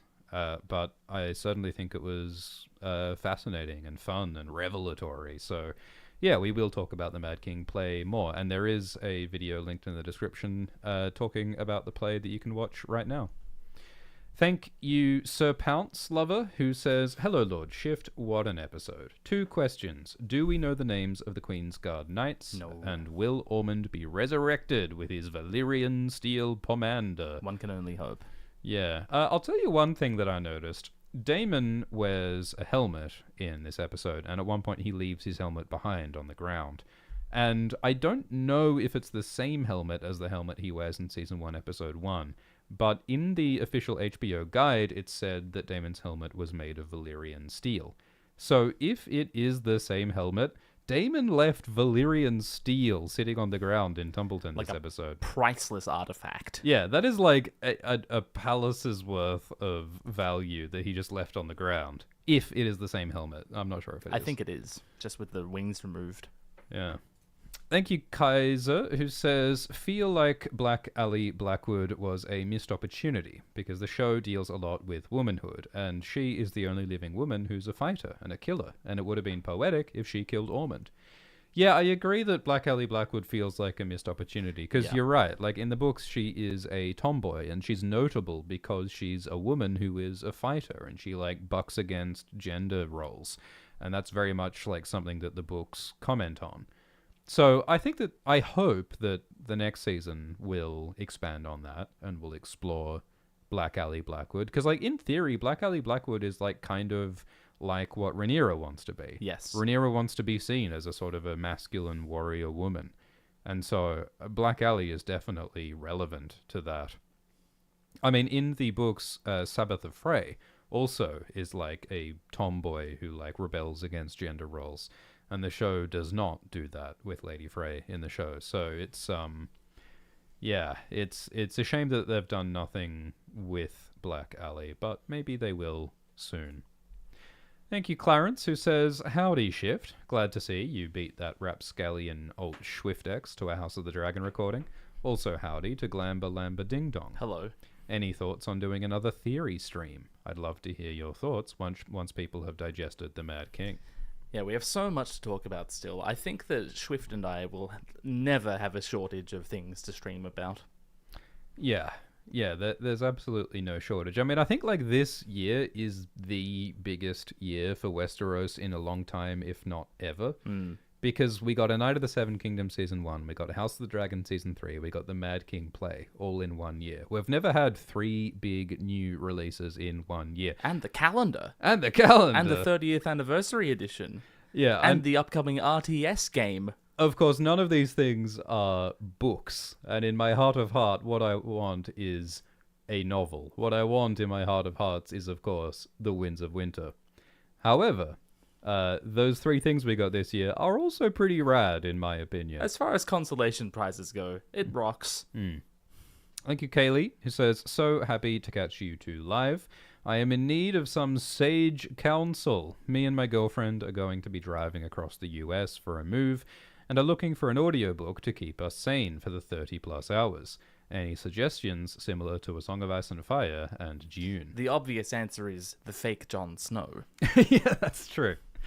Yeah, Glidus and Ultravdex made a 22-hour-long video about Jon Snow. So, I mean... Although, if you want to keep your sanity, perhaps that's not the one to go for. I mean, how long is Dragon time? Oh, God. Haven't we crossed 100 hours of exclusive content? Yeah, on yeah. Nebula? Glidus and Ultravdex now have over 100 hours of exclusive videos on Nebula and Patreon. So that's Dragon Time and Dunk Time and the fake Jon Snow and some other miscellaneous conversations. So yeah, if you want to listen to that, it's on Nebula and Patreon. It's probably not what you want, though, for It's this probably specific not what purpose, you want. Kaylee. I mean, I was very unhelpfully going to suggest the podcast Imaginary Advice by Ross Sutherland, which is a sort of experimental fiction podcast. It might not be what you're looking for if you're looking for epic fantasy, but if you want some, like, weird experimental short fiction, then check out Imaginary Advice. If you are looking for fantasy, I would recommend, like, Joe Abercrombie. People keep telling me to read The Wheel of Time. I know it's long. Yeah, it'd probably Everyone tells me it gets really good around book 9, and I'm like, mate, not really. Am I supposed to keep 8 books I don't really like in my head? Yeah. Well, if you want something a bit more of a conventional recommendation, there is The Expanse. Like, we made some Alt Shift X videos about The Expanse, and The Expanse is like this 9-book epic sci-fi series. One of the cool things about The Expanse is that each of those 9 books is kind of a different genre. Like, the first one's kind of like a noir mystery, and like the second one's kind of a political thriller, and then there's a disaster book, and there's like a epic clash of empires one, and it keeps you, like, the characters are well written and well defined, and the story and genre shifts a lot as well. So The Expanse is an interesting choice. I think that's a good recommendation. Thank you, Peter Chick, who says, I've had hangovers that have made me want to burn it all. True, Ulf's decisions here are completely understandable. I think that Season 3, Episode 3 with Rhaenyra on the throne was great, because she was having a period and she wasn't sleeping and she was really uncomfortable and pissed off, and so she really just did not have the patience to listen to everyone's shit. I think that was like a relatable and effective scene, and that was like a fun way to kick off this season for Rhaenyra, showing the many, many, many obstacles, annoyances, and distractions that made ruling difficult. Thank you, PUA, who says, in Westeros, more dragon riders can exist among small folk than among highborn, because dragon riding genes can easily spread there, while nobility don't mix with them and doesn't allow such genes to enter their gene pool. In my opinion, it's George R.R. Martin's message on blood purity. Yeah, George Martin is playing with a fantasy trope, because like fantasy is full of magical superior bloodlines who deserve to have the throne because they have the special magical blood. And I think that George R.R. Martin questions fantasy tropes, and I think that the moral of this story is not going to be some people are more important and superior and deserve to have power because they are the special ones. I think that in this story, there are characters like Nettles, but in the show, characters like Adam and Ulf, who don't necessarily have Targaryen blood, but might be good dragon riders. And so I think that the show is making a comment that, hey, like, maybe the special magical blood isn't actually required in the way that we think it is. Or at least having the magical blood doesn't mean you deserve power or are better than anyone else. I think that we are meant to question some of those assumptions. Yeah. Thank you, Oedipus Lover 69. Man, Oedipus Lover 69 has had a good couple of seasons at Harrenhal, I can tell you that. Oh, yeah. Says, hello, Schwiffer. In the last Dragon Time, Alt Shift X and Glidus discussed which dead characters Rhaenyra and Alicent would want to have come back as Qyburn zombies. Mm-hmm. If you could zombify one Westerosi character back to life, who would it be and why? Thanks for a great season. Who would we want to bring back? Lady. Sansa's direwolf lady. Aww. I want to see Sansa's reaction to her dog being brought back as a zombie. Aww. I want to see Rhaenys. I think Rhaenys would have some interesting advice for Rhaenyra. Oh, yeah. Especially zombie Rhaenys. Bring back Eve Best. True. Oh, she was so good. Thank you, Gio, who says, hey, Glaive and Scimitar. How are you so prepared for the live streams? Do you get early access to episodes, or are you just taking notes and stuff? Also, if you had to add one fantasy race to A Song of Ice and Fire, what would it be, and why? Gonna miss the weekly streams. We did get early screener episodes for the first 7 episodes of this season. However, this episode we did not get early, and we are winging it a little bit. As in the days of old. As in the days of old. I think that Steely Pate is fun in the Hedge Knight, the Dunk and Egg story, because Steely Pate is basically a fantasy dwarf. Yeah. The books describe Steely Pate as being like as wide as he is tall, and he has a big beard, and he's an armorer, he's a smith. And he talks in like plain, simple language and truths. Yeah. I think that the Valyrians and the Targaryens are similar to elves. Yeah, they're sort of like blood elves from World of Warcraft. Yeah, or even like Tolkien's elves in the sense that like they are like a sort of ethereal people who come from somewhere else and have special powers. They're just more plainly bad in A Song of Ice and Fire than in Lord of the Rings. Yeah, I think there's a lot of fantasy in the wake of Tolkien that is imagined. What if elves, but they're dicks, actually? I think that's common. As for a new race, I think the Gorons from Zelda, if you put the Gorons in Westeros, I think that'd be a lot of fun. What is a Goron? The Gorons pray are like tell? the rock fellas who eat rocks. The rock fellas who eat rocks. Yeah, What are and they they go going to like- come up with next? They go like... I think that's fun. It's sort of like the Zelda dwarves, but they eat rocks. That is the stuff, Lionel. I would like to see the Githyanki. Like the Dungeons and Dragons Githyanki. You know George R.R. Martin invented the name Githyanki, I sure do know that. and then D&D stole it from him. I still don't know what like the trademark copyright implications of that are. I Does don't George know? He definitely knows. George has played more Dungeons and Dragons than we've forgotten. George has spelunked more dungeons than we have ever dreamed of. Delaka in the live chat is saying Elric of Melniboné.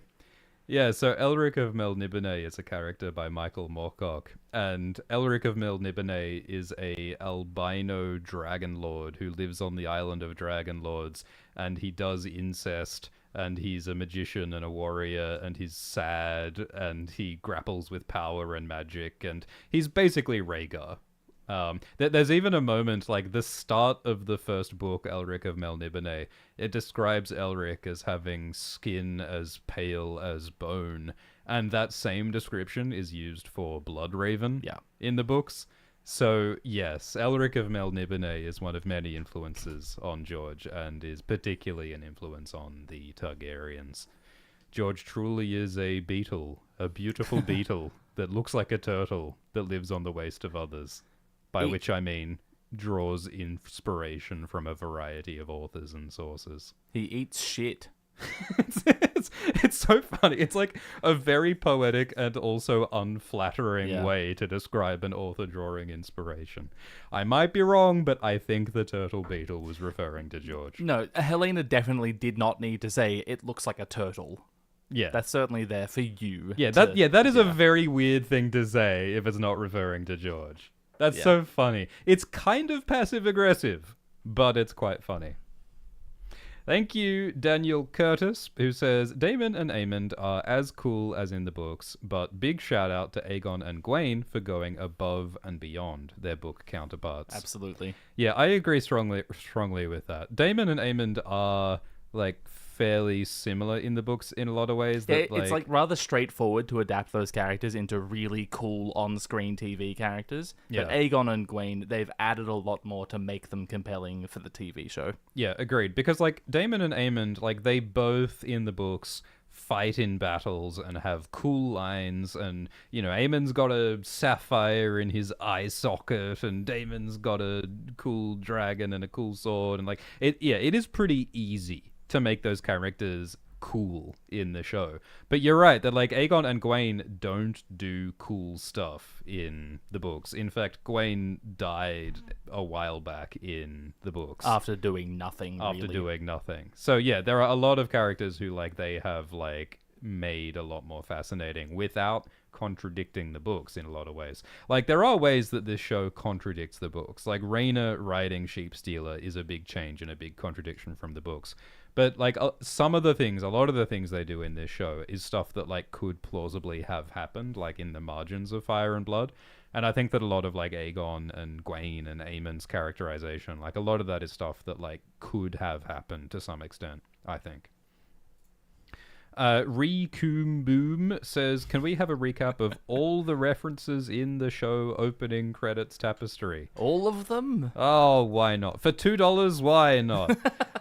So it starts with the Doom of Valyria. So that was like 400 years ago when the Dragon Lord Empire exploded. It was actually 250 years ago in House of the Dragon time. It's 400 years ago in Game of Thrones time. Roger. There's also that shot of like the dragon with the human head and the wings of fire, which I think represents the creation of the bond with dragons through sacrifice by Azor Ahai and Nissa Nissa. Yeah, man. And no, I won't explain that in more detail right now. That would take way too long, but he's right. These three dragons are Balerion, Meraxes, and Vhagar, being ridden by Aegon, Rhaenys, and Visenya. I've never looked closely at Meraxes there. She's beautiful. She is beautiful. Although, is that the correct canonical color of Meraxes? I don't think so. Is Meraxes white? I don't know if Meraxes' color is ever described. Maybe Glidus will Google it. Maybe I'll do that while you continue. And this is the burning of Harrenhal, which, as Glidus has observed, seems to involve Vhagar and even Meraxes, actually, up there. Oh, yeah. Yeah, so I think this shot in the tapestry suggests that all 3 dragons might have been involved in the burning, whereas the books just shows Balerion. And so, like, this burning of Harrenhal is, I suppose, when Alice Rivers lost her son. Alice says in this episode that Balerion burnt Harrenhal. She doesn't mention Vhagar and Meraxes, though, which is interesting. Well, that's the point, isn't it? That the tapestry is not accurate. The tapestry misrepresents history. So then this is King Jaehaerys and Queen Alysanne. So Jaehaerys is the old king who we saw at the very beginning of Season 1, Episode 1 of Hot Day. According to the world, the Vice and Fire, Meraxes had golden eyes and silver scales. Oh, okay. Oh, so there you go. Yeah. Look at that. A win for the tapestry. Jaehaerys and Alysanne have the Faith of the Seven and a pot of gold next to them because Jaehaerys famously made peace with the Faith after his predecessor Maegor the Cruel made war with the Faith. And here is Old King Jaehaerys as seen at the start of Hot Day Season 1 Episode 1 at the Harrenhal Council where Viserys was chosen as his successor. And here's Aegon and Rhaenyra, the competing claimants to the Iron Throne. You can see Rhaenyra sitting on the throne at Dragonstone from Game of Thrones Season 7, but not House of the Dragon. Like, that seat doesn't exist in House of the Dragon. Yeah, we never see this set, which is interesting. I mean, I guess that's kind of borderline a retcon.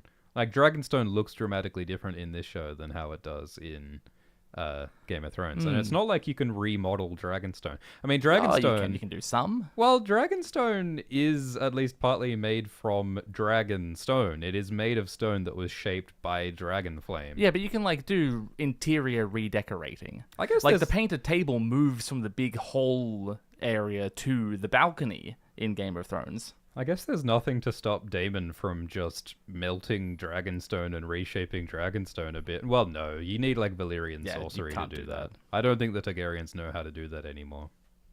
And so then this is Rook's Rest, where Vhagar killed... Nope, that is Arax. Oh, yeah, sorry. Yeah, you're right. This is Aemond and Vhagar killing Luke and Arax at Storm's End in Season 1. Then this is the death of Prince Jaehaerys, the son of Aegon and Helena, who was assassinated by Blood and Cheese because of Daemon. And then here is Rook's Rest, where... is that meant to be Aemond? Yes. So, like, this is where Aemond was responsible for the deaths of Rhaenys and Meleys and the wounding of Aegon and Sunfire. And then this is Rhaenyra getting new dragons. This is like the moment where Vhagar was scared off by Rhaenyra's new dragons in Season 2, Episode 7 or 8. It's the end of 7. This is the death of Jace at the start of this season. This is Rhaenyra Ascendant taking the throne with her council of questionable counselors. And a giant golden Cyrax behind her. And then the people who have a bit of blood and damage happening to them because Rhaenyra's reign is not going terribly well. And then, who are these? Are these like murdered gold cloaks? They don't look like murdered greens. Yeah. I guess they're... maybe these are like the assassins of the gold cloaks who are being killed by Daemon and Alan. They could be the people that Daemon killed while taking the Red Keep. Yeah. And this is Kristen Cole dying at the Butcher's Ball. This is some Kingsguard knights by the looks of it. What's on their shields? So I don't recognize what those sigils are meant to be on their shield. Oh, those are the Mutants being burned by Aegon. Oh, right, yeah. It's kind of weird that they're all in white because it makes them look like Kingsguard. But yeah, I think these are the Mutants being burned by Aegon and Sunfire. And there's Aegon's resurrection. God, that one shot justifies the entire tapestry. Oh, thing, yeah. I think. Not that it needed justification. It was cool from the beginning. I still feel like the tapestry looks a bit like shiny and tacky in CGI, if I'm being harsh. But I think that the imagery of it is great. And there's our little Blackfire dragon that's there to fuck with us, and then House of the Dragon. There was that like red glow earlier this season, which was interesting. Yeah. Which was a sort of just like an ominous omen of violence and of possibly Rhaenyra's period. Yeah, in Season 2, this ending shot of the credit sequence had the Iron Throne visible, because that's what ostensibly the war was about, but now it's just about ash and blood and fire. Yeah. All right, I feel like Recon Boom has gotten their $5 worth. Oh, it was $5. That was definitely worth it then. Thank you, Corin, who says, "Howdy, boys. Would love a follow-up to the fake Jon Snow video. Whew. I think Brienne would be a really good character you could do a rewatch for. Also curious how both of you imagine Brienne's story ending in the books." That is a more worthwhile suggestion, I think, than most other characters people have suggested for a follow-up. I think, so like in the TV show, Brienne gets knighted by Jaime. Yeah. Yeah. And like the whole point of Brienne is that society doesn't let her be a knight because she's a woman. But she does uphold the values of a knight anyway. And so it's about being a hero in the face of a society that rejects you. Sort of like Dunk not being a knight. Yeah. And I think in interviews, George Martin has almost kind of admitted that a similar thing will happen in the books. I mean, Brienne's storyline is different in the books. Like, Brienne fights Biter and has half her face bitten off, and she goes and hunts down the brave companions and consorts with Nimble Dick Crab. So, you know, there's certainly divergences between book Brienne and show Brienne, but it might be that they end in a similar spot. Yeah. Thank you, Christine, who says, "I commented last week about Helena and the toxic butterfly and how it might be about Helena and her dragon Dreamfire. It seems like it is both about both Ulf going from meager and murderous and Helena taking flight to escape, but in the worst way." Yeah, I do wonder about Dreamfire. Like, in the books, it says that when Helena dies, her dragon Dreamfire reacted and like broke her chains. So like Dreamfire like psychically felt her rider's death and reacted to it. I would have liked to have heard a dragon's mournful roar when Helena died. Like, wouldn't it be so powerful and sad if we heard Dreamfire mourning Helena? Maybe we will hear that next season. Thank you, Bo, who says, "Think 2 years between seasons is bad? It's been 13 years since The Doppler Effect, What Does Motion Do to Waves? And still no sequel. Creators are obligated to fans who put food on their plates. Lazy." Yeah, come on, Alt-Shift-X. When are you dropping The Doppler Effect 2? Yes, well, as soon as they come up with a sequel to The Doppler Effect, I will make a Doppler Effect 2 video. Yeah, some of the older Alt-Shift-X videos covered science and philosophy topics, but then it turned out that making dragon videos was a more viable career path. So, you know, imagine trying to explain that to your family. Thank you, Tess, who says, "This show is a warning about poor parenting. Imagine if Alicent, Aemond, and Baelor were parented better. This applies to real-world politics, too." It sure does.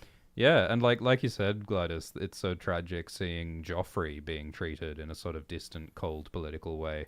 It seems as though the vicious cycle continues. It all started with Otto and Viserys and all of their shitty parenting, and now the cycle continues.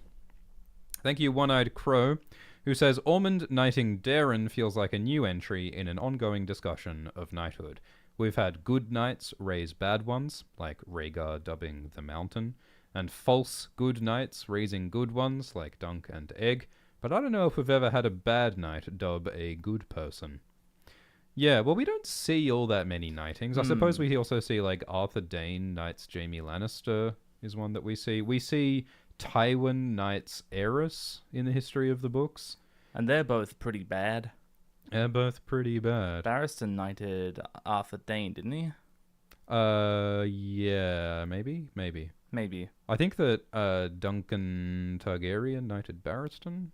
Did he? No, Egg knighted King Egg on the Fifth knighted Barristan. Whoever that is. Whoever that is. I really liked Ormond knighting Daeron this episode. Like, I think it's really fun and ironic that the deeply evil, immoral Ormond reminded Daeron of like good moral values. Yeah. Like, it's so ironic because the whole like point of Ormond is that he's a hypocrite. Like, Ormond talks about order and morality and civility and doing the right thing, even though he does evil things like use child hostages. And so it's ironic that Ormond's completely insincere talk about honor and morality spurs Daeron to make a moral choice. You know, so like even a false, you know, talk of morality can inspire real morality. The words are still true, yeah. Thank you, Blastwave, who says, loved seeing Team Black be evil and get rightfully judged, rather than still being portrayed as the good guys. Not really a fan of the Marvel-like 1v10 action. Gets a little old. Aegon stole the episode with 2 words, though. I'm alive! I'm alive! It's still Team Green in this house. Yeah, I think that this show in general, like, it does make Rhaenyra less evil and more good than she is in the books. And so I do enjoy that this season does seem to be turning Rhaenyra towards the brutality of book Rhaenyra. But I mean... This might even be payoff for that. Like, if Rhaenyra had been more evil in the past, would we care as much about what she's doing right now? Yeah, I mean, it's a bit like Aemond, right? Like, in the books, Aemond seems kind of evil from the start, whereas in the show, we get a bit more of an arc for Aemond, where he more gradually embraces evil, and now he starts to question it. So yeah, like, the show gives arcs to characters who don't have arcs in the books. So yeah, like, maybe Rhaenyra will be more evil next season, and maybe it'll really feel meaningful because of all of the journey that it took to get here. But, I mean, that said, we have been saying this at the end of every season, right? Like, at the end of season 1, we were like, well, Rhaenyra tried to do peace, but they killed her son, and so now we're going to see evil, fiery, violent Rhaenyra. And then it didn't happen. And then at the end of season 2, we're like, well, now Jace is dead, now Rhaenyra's going to be evil and violent. And it didn't happen. So, you know, it remains to be seen how moral Rhaenyra will be. Chuck Beesbury says, Alt Spacebar X and Glide Path. I don't know what to ask. Grilled cheese or PB&J? Oh, Vegemite and macaroni for me. Chuck, for me, out of those options, it is the grilled cheese. Thanks for asking. Thank you, Shelby, who says, the kids ran from the gate before the fire hit.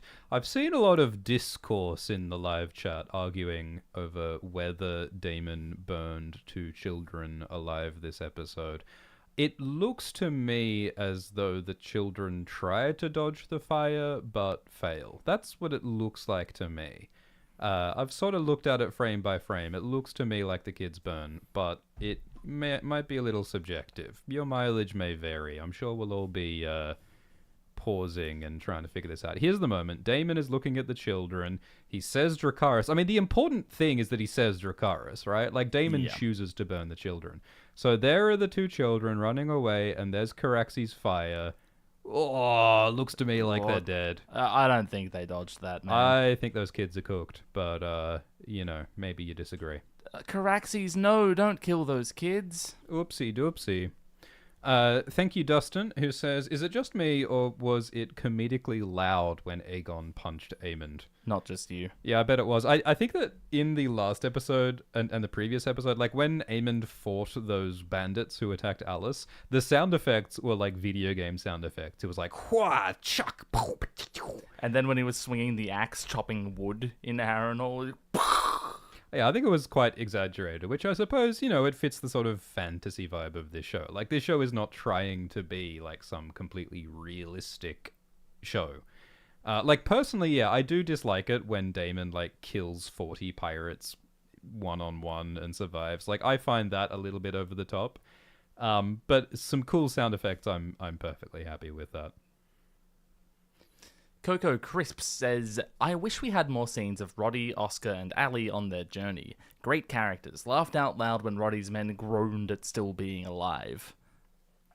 I mean, Roddy was a bit of a cartoon character. Like, literally, Absolutely. like 50% of Roddy's lines were, I sure want to die, which is like, it's just kind of cartoonish, which I guess is the point. Like, he's kind of like a Flanderized, like, parody of Kristen, in a way. And, like, it's ironic that both Kristen and Roddy are on opposite sides of this war, and, like, both of their goal is to die gloriously, and it just shows how absurd this war is. How can you read Roddy the Ruin in Fire and Blood and have to adapt him to a TV show without seeing that he has to be ridiculous? Oh, yeah, that's true. I mean, that's the thing. Like, this show has taken these book characters, many of which are like 2-dimensional in the book, and a lot of the characters the show has imbued them with layers of personality and, you know, ambiguity and arcs. And then they came to Roddy and they're like, Not this one. No, this one's just crazy. This one's allowed to just be like a cartoon character, and personally, I'm okay with that. Let him be insane. Matthew says the episode titles this season have been pure gaslighting. Episode 6 being called Faceless Men will plague my memories until I die. Yeah, the Faceless Men seems like a title designed to fuck with us specifically, because we have been speculating every week, like, is there John a mystical Roxton. force responsible for the murder of the Gold Cloaks?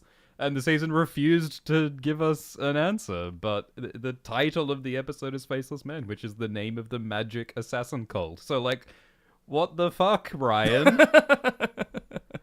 The other episode titles, I think, are pretty reasonable. I like Rhaenyra Triumphant was the name of Season 3, Episode 3. It's also the title of one of the chapters in Fire and Blood.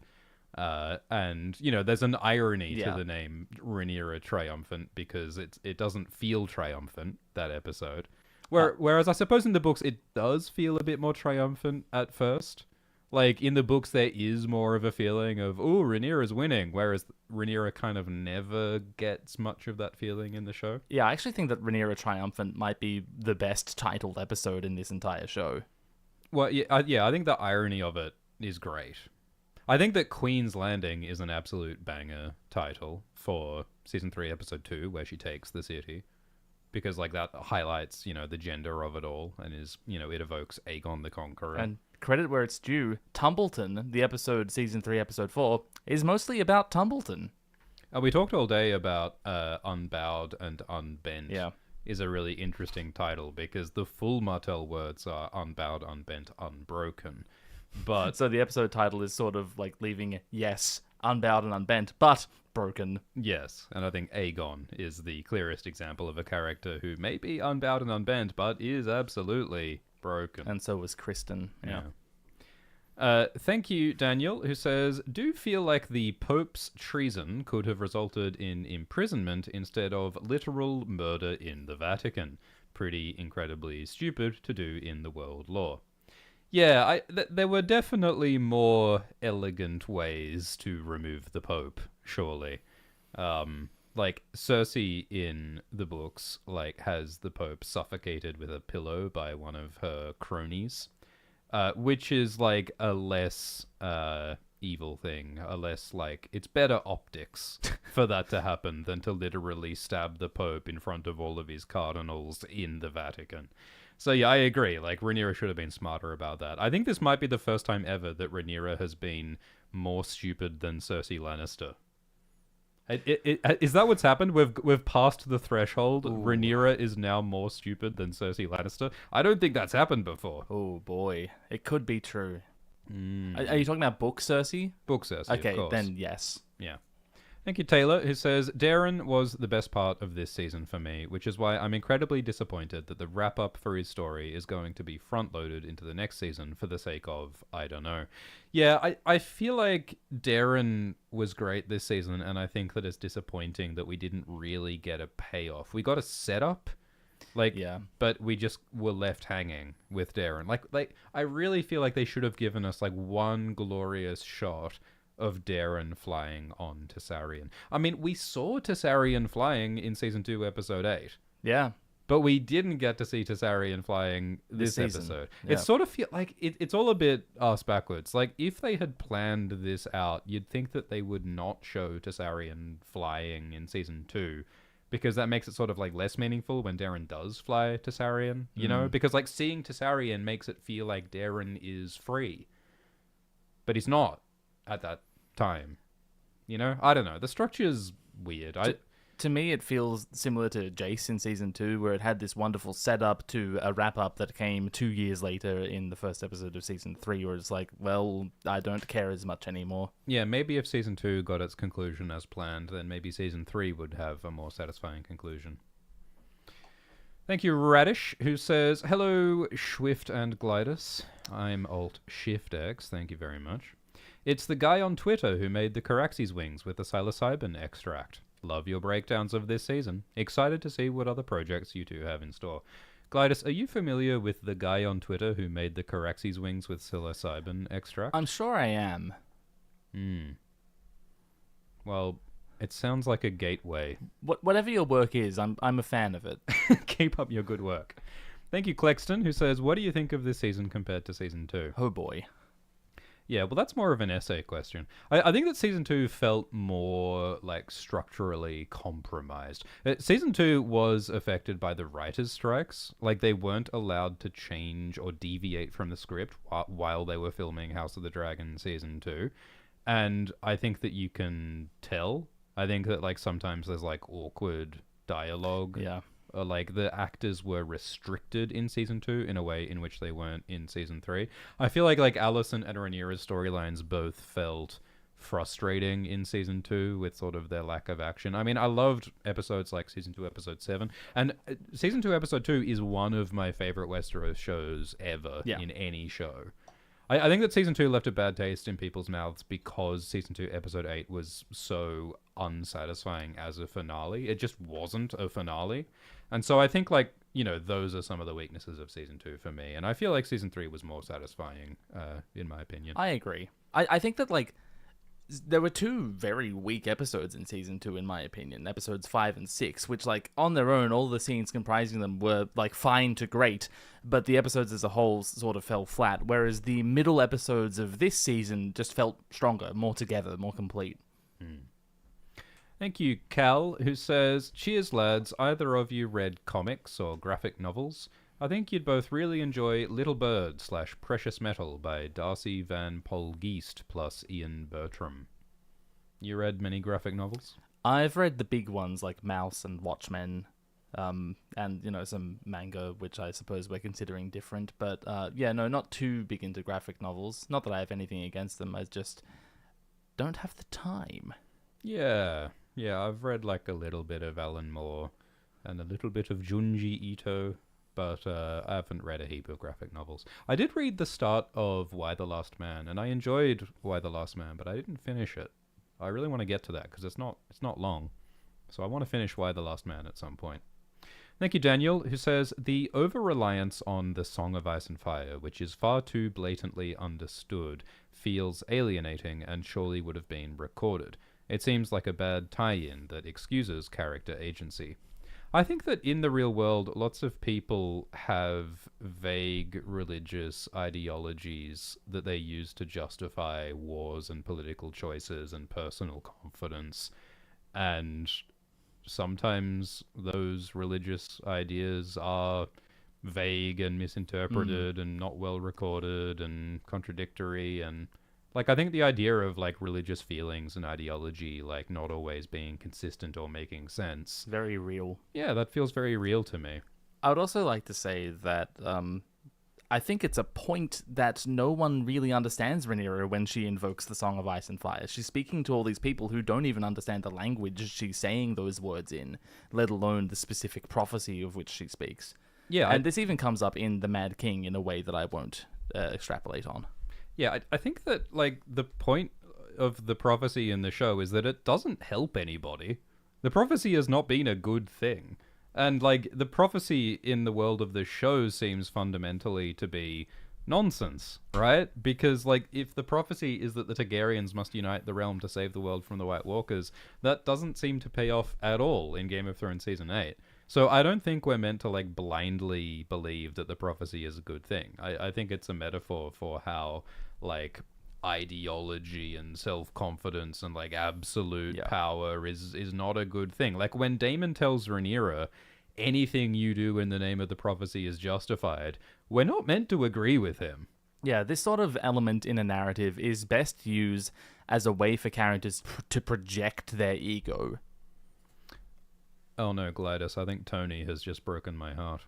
Tony in the live chat says, what if Del the Goat is Alice's son? Oh no. Similar to how Drogo is a horse. That is the boy. Would you like to explain how Drogo is a horse? Well, Drogo is a horse because Mirri Maz put in that, like, shadow magic ritual in the tent.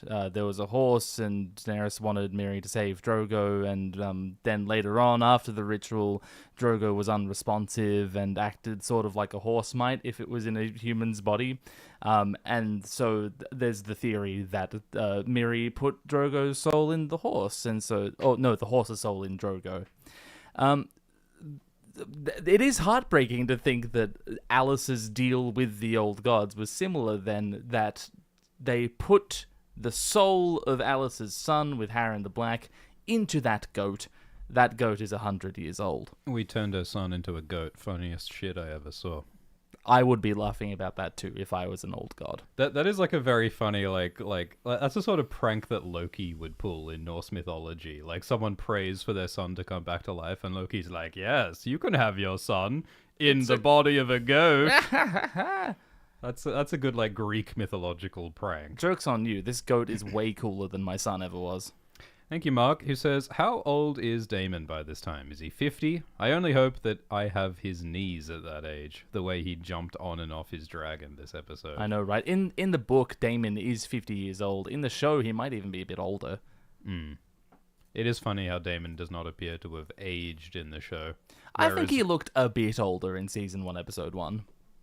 Younger, sorry. Lena was played by 3 different actors. In the course of, like, 4 episodes. Yeah. Yeah, Daemon is, like, 49 in the books at this point, I think. But, yeah, I feel like Daemon showed his age in some of those shots in the battle when Daemon got knocked around by bold John Roxton. I think Daemon was feeling a bit vulnerable. Oh, my joints. He's going to need the deep heat after that. Thank you, Benny, also. Thank you, Connor, who says, my theory is that the old god saved Alice's son but turned him into a green man. Not a goat, but a green man. Maybe the green man that we see when Alice is near. Maybe she wants the castle to protect her cursed goat child. They are cooking in the chat. My God. Yeah. I like it. I really like that, too. Well, yeah, maybe it's like, yeah, we will resurrect your son, but your son will live on the Isle of Faces and you may never see him, and he will serve the trees. I think that would be in keeping with the weirdness of the old gods. Yeah, that's fun. I don't think we'll ever get any stipulation, but it's fun to think. Thank you, Samoyed Dog Guy, who says, I have Season 4 intel. They will bring in Mushroom, and he will be played by Danny DeVito. So many people would forgive this show if that happened. I would be completely okay with that. In the books, there's a character called Mushroom, who is Rhaenyra's jester, and Mushroom is one of the historical sources for Fire and Blood, except he constantly claims that everyone's having sex with everyone, and all of these ridiculous, lurid details are made up by Mushroom, and it's not clear if he's telling the truth. But he is a fun character. The notion of Danny DeVito being brought into a show's final season and, like, speaking in his accent...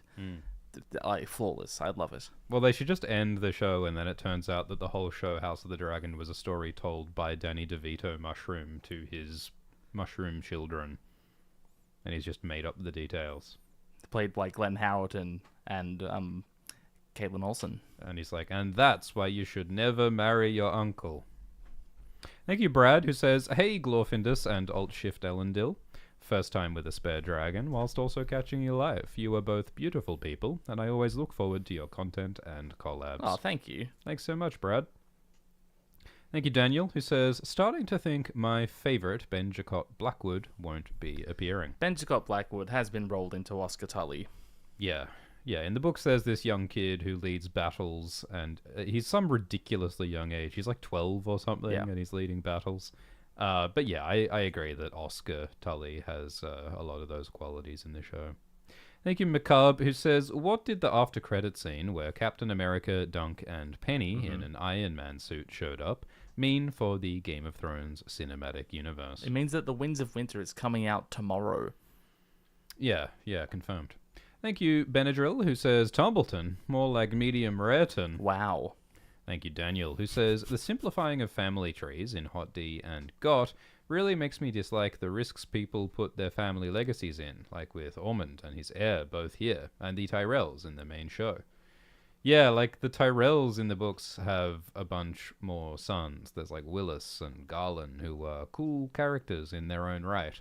But there are fewer Tyrells in the show, it seems, which does make it, I guess, a lot riskier, and it's also like less plausible that there are so few Tyrells and so few Starks at the time of Game of Thrones.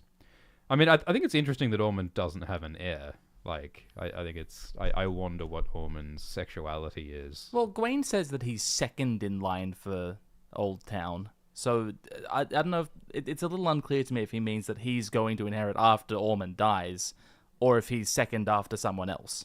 If Corlys says that Darren can rule Old Town, how can Ormond have a child? Darren is not Ormond's heir. Yeah, but I mean, he's in line. Well, Corliss's proposition there was just to make Darren Lord of Old Town. It has nothing to do with the line of succession. Well, it doesn't have nothing to do. I mean, like, you couldn't put a Manderley in charge of Old Town, but, like, Darren is Alicent's son. So, like, there is, it's like Robert taking the throne because he has a little bit of Targaryen there's a bit blood. of legitimacy to it. Yeah. Thank you, Blastwave, who says, IGN has ruined ratings. Not everything is a 7 out of 10. Yeah, you'd think that 5 should be the median. Yeah, I like, you should see 5 out of 10 and think, okay, it was fine. It was fine. But internet critics have poisoned our minds such that you see 5 and think, oh, 5? It must have been a piece of crap.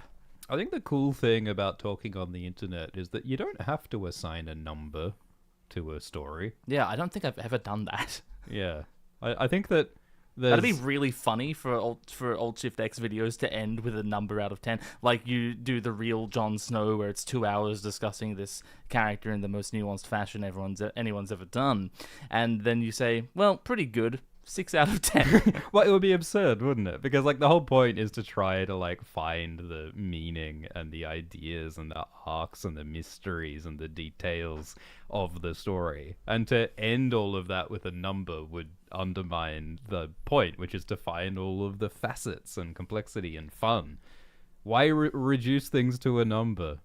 If you want someone to reduce things to a number or reduce things to thing bad, thing good, there are other channels that will do that for you. But, like, I think it's more fun to just, like, engage with the story more thoughtfully, and then y'all can make up your own fucking mind. That diatribe has just reduced this stream from an 8 to a 7, by the way.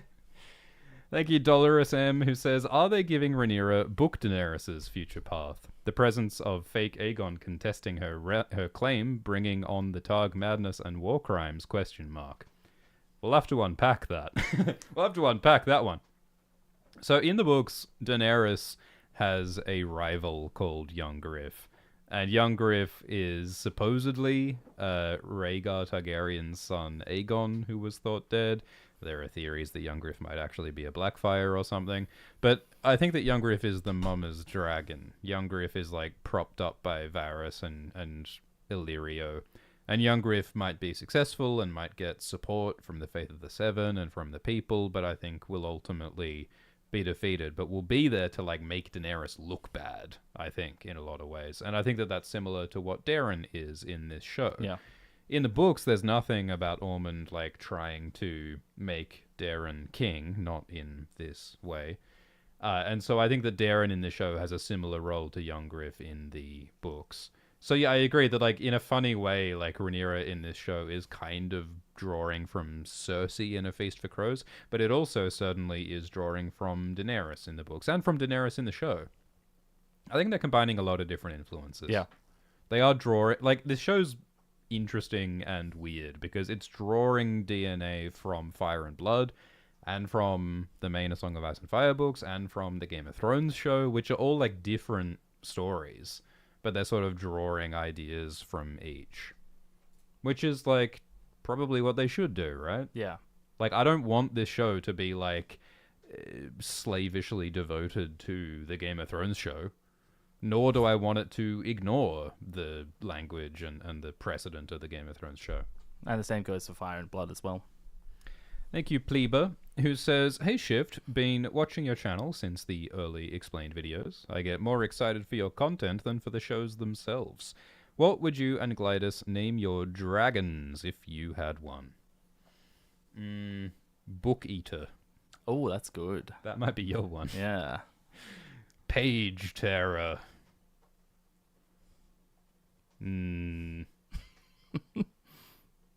Metaphor Misinterpreter. List Keeper. Spreadsheet Wyvern. The Lizard of the Overly Detailed Notes Documents. Pocket Protector. That's the dragon's name, just Pocket Protector. Thank you, Royce, who says, I'm not saying that female rulers in Westeros all go mad, but the fact that all 3 did to various degrees. Yeah, here's a theory. I think that George R. R. Martin, in writing the books, his intention was and is for Daenerys to go mad and burn King's Landing. I know that's a controversial thing to say. I know a lot of people think that Daenerys might do things differently in the books, and maybe she will. But my interpretation is that I think Daenerys will burn King's Landing, and I think the circumstances will be different, but I think she'll do it. And I think that George had that idea in 1995, and I think that in the years since, he's kind of gone, maybe it's not a good story to say the woman goes crazy and murders everyone when she gets power. And he's certainly seen Game of Thrones Season 8, which was about a woman going crazy and killing everybody. Do you think he has seen it? Well, I mean, I don't know if he's watched it. But like, he knows about it. I think that it's possible that it might be a situation where George has like kind of changed his mind or like soured on that story and like wants to tell a different story. I don't know. That's one possibility. Because like, yeah, it's true that like, Cersei also is the woman who gets power and then blows everyone up. And now Rhaenyra is the woman getting power and is making some bad decisions. And it's like, is this the story that George wants to tell anymore? I mean, at the same time, show me the male ruler who made no bad decisions. Yeah. Yeah, but there's a certain like similarity between show Dany, show Cersei, and Rhaenyra. Like, they are all blondes who get angry and burn people in like similar ways. So like, what? That's just George's type.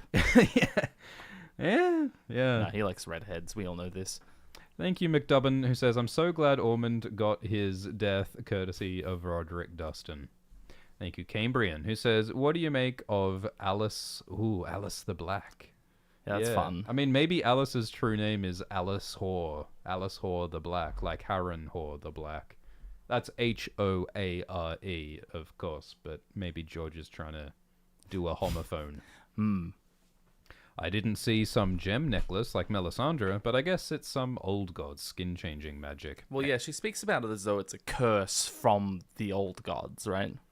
Yeah, there is Whereas like... Melisandre glamours herself. Yeah, there is glamour magic that is like a form of illusion to appear differently to how you really are. And a glamour is sometimes tied to an object, like a necklace or a bone armband or something. I don't know if the show needs to explain why Alice looks young. I think in the books it hints at like potions or the blood of maidens or something. But I'm happy to just accept that Alice is magically cursed. It's just the skincare routine.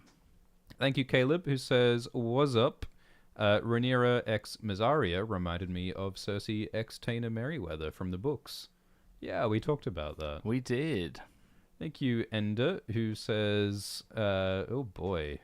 Thank you, Jenny, who says, Garibald Grey got name dropped, y'all. Epic guitar solo. Epic guitar solo, indeed. I never spotted Garibald Grey. Garibald Grey is a minor book character who was like mentioned in the show, but I don't know if he does anything in the show. He's credited in episode 7, but he doesn't do anything. But by whom is he credited? IMDb. IMDb. So it must be true. It must be true. But IMDb. He's name dropped. They wouldn't just make stuff up on a website that anyone can edit. Never. Thank you, Hospo, who says, I feel like all of the actors were told this is the finale before every take this episode, but the cinematography / color grading was kind of lackluster. Thoughts? Yeah, I mean, we did feel a couple of times like there could have been more color in this episode. I mean, in the costumes as well as in like the color grading. It's funny to me that the color grading in Tumbleton is all warm, and like in the behind the scenes they were saying that, well, Tumbleton is further south, so we're giving it like these warm, like Mediterranean like colors and climate. Like it's a couple of miles further to the south. Yeah, Tumbleton is like 3 miles further south, so that doesn't make any fucking sense. But like, you know, they do make Tumbleton its own distinct place, I think. Like, I really like the architecture that they gave it. So yeah, I mean, I like Tumbleton as a location. It feels like a real place. It feels lived in. So I like Tumbleton. But yeah, I think this episode could have been more colorful. Yeah. Thank you, Jen, who says, appreciate you both so much. How do you feel about the Prince That Was Promised speech? Was it too on the nose? And do you feel like this is the season they've been relying on it too much? Look, I think it was great because it was on the nose and Rhaenyra was desperate and no one was convinced. Like, I think it would have sucked if Rhaenyra said, I am the chosen one, I am the Prince That Was Promised, and then all the common people cheered. Yeah. That would have been stupid. That we would have made no sense. understand and get that and like it. Yeah. No, that doesn't make any sense. But what makes perfect sense is that Rhaenyra's like, I'm the chosen one by the gods of that place that blew up hundreds of years ago that no one liked. And the people are like, huh? Like, of course that makes sense. And Rhaenyra's driven to that by all of her, like, failures and desperation and betrayals. And, like, it makes perfect sense that that is an act of desperation. Thank you, Dirty Dan, who says, are they still going to do the Thailand plot? Keep the faith. I hope so, Dan. I hope so. On a scale of 1 to 10, how would you rate this season? Yeah, look, I sort of refuse to do that out of principle, Dan. Yeah, I don't really want to assign numbers to things. Look, I do like this season more than I liked season 2. I think that Hot Day season 1 is maybe the best season. Do you agree with that? Yes, but I don't want people to come away from that thinking that like I like everything about it more than I like everything about the other seasons, if you know what I mean. I think that season 1 made mistakes that the other seasons didn't. Yeah. But I also think that the other seasons are overall not as complete as season 1. Yeah. I think season 1 is like crazy in how it achieves something very ambitious. Like, it tells like it tells decades of story, multiple generations of story in one season in a very concise way. And I think that's impressive. And it's really good. I also think that what they did with Laenor was stupid. Yes, and the thing they did with Rhaenys and Meleys is fraught. Yes. Thank you, Daniel, who says, better season, but as a book fan, it feels like the adaptation lacks the nuance and internal logic / consistency in favor of simply popcorn TV. Example, hero v hero fight this episode. Bit disappointing. If you think that George Martin doesn't like a hero v hero fight in Fire and Blood, you're mistaken. However, I do think that like some of the like the way that characters traveled around Westeros, like Alicent popping up to Harrenhal and back, and Bold John Roxton somehow finding Corlys, like I think some of that stuff didn't make much sense to me. For me, the stickler was Jane somehow getting a message to Daemon, but not Rhaenyra. Yeah, that one hurt my brain. Yeah, I think some of that like logistical stuff made less sense this season than it does in the books, and I think that's a bit frustrating. But look, it's a hell of a lot better than Game of Thrones later seasons, in my opinion. Yeah. Thank you, Smeef, who says, Condal compared the Gullet to Helm's Deep in interviews, but this battle seemed to have a lot of Helm's Deep parallels. The defenders having children in their ranks, the attackers banging their shields before attacking, Winter Wolves equals Orokai, confirmed. Well, you talked about that earlier, yeah. Yeah. Well, I guess you can't make fantasy stories and not think, how did the Lord of the Rings do it? Yeah. I mean, that's certainly part of what George Martin was thinking about when he wrote these books. And I guess the difference between The Lord of the Rings and Game of Thrones is that Game of Thrones has good people and bad people on both sides of every war. That's kind of the entire point. And that's what makes it different to The Lord of the Rings. But yeah, it is fun to think that the Northerners are orcs. You know? Yeah. Like, Roddy the Ruin is, as it turns out, not a cool guy. And it's really fun because, like, in Game of Thrones, in the main series books, the Northerners are, like, the honorable, noble folk. Yeah. Yeah, I think it's fun how this show takes the Northmen and the Blackwoods, who are, like, two of the most beloved, like groups, and shows how both of them are, like, child-murdering barbarians. War criminals. And they have Riz, but they are child-murdering barbarians. And I think that's exactly the kind of, like, subversion that George R. Martin enjoys doing. Thank you, Haley, who says, Aegon being Jesus was not on my bingo card. Team Green forever. This season is a big W for Team Green. Oh, yeah. Which is funny, because Team Green is still, like, as loathsome and dysfunctional as ever, but you can't help but cheer for them this season somehow. Like, you can't not fist bump for Aegon. Yeah. Even though Aegon is an evil, wretched, incompetent asshole He's a who has monster. done some very evil things. He's a monster, but yet when he burns those mutants, those presumably otherwise maybe cool, okay soldiers, we're like, fuck yeah, get him, Aegon, yeah. I think this is kind of a lesson that it's easy to hate the incumbent. Like, Rhaenyra is the government, and it's easy to hate the government. Yeah. It's easy to blame the government for whatever is wrong. And so I think that's part of why, like Team Green is kind of the underdogs this season, you know? And it's Yes. easy to root for the underdogs. And so it used to be that Rhaenyra was the underdog, but how the turntable. Yeah, how ever the since turntable. how the dragons scaled. Yeah. Yeah, now that she has 6 dragons, it's hard to treat her as the underdog. Daniel says, feel like after these episodes I am frustrated with the changes for missing the point. While A Knight of the Seven Kingdoms changes, I felt enriched with everything. One fulfilled me, and this show has constantly frustrated me. I think that A Knight of the Seven Kingdoms and House of the Dragon are like the most different kinds of adaptations imaginable. Because A Knight of the Seven Kingdoms took a 30,000 word novella and added a bunch of stuff in between. Like, fleshed it out. Yeah. Whereas this show took a weird Wikipedia summary. A monstrous tome that makes little sense narratively. Yeah, and had to, like, sort through it and pick what's real and, like, add characterization and also rearrange and change some stuff. And, like Duncan Egg is very easy to just kind of Just play it straight. Yep. Adapt it literally. But there is no, like, straightforward literal way to adapt Fire and Blood. Except for, like, the sources sitting in chairs telling you the story. Yeah, like, I think for Fire and Blood, you have to invent more. And when the show has to invent characterization and plot lines, it's going to tell stories that differ from what readers have in their mind. Like, readers' interpretations of Book Daemon and Book Rhaenyra and Book Aemon and Book Aegon are going to be different to what the show imagines because there's so much space to imagine in the gaps in Fire and Blood. Because Fire and Blood is almost entirely made of gaps. Yeah. So, yeah, I think that there's no House of the Dragon that's going to be a perfect adaptation. And that said, you know, like, there's stuff that I don't like about this show. Yeah. I don't think it's perfect, but I am glad that at least they are ambitious. Yeah, I think that the safe way of adapting this show would have been bad.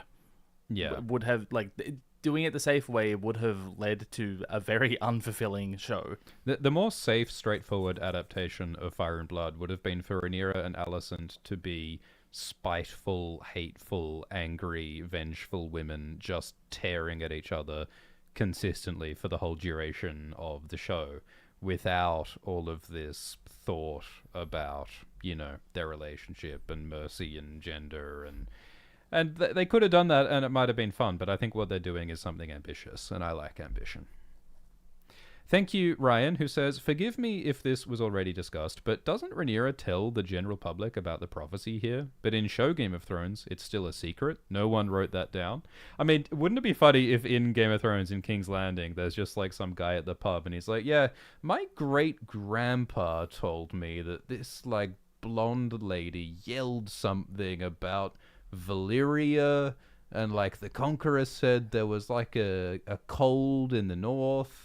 It seemed important, but I don't know what she was talking about. Like, how could these people know what she's talking about?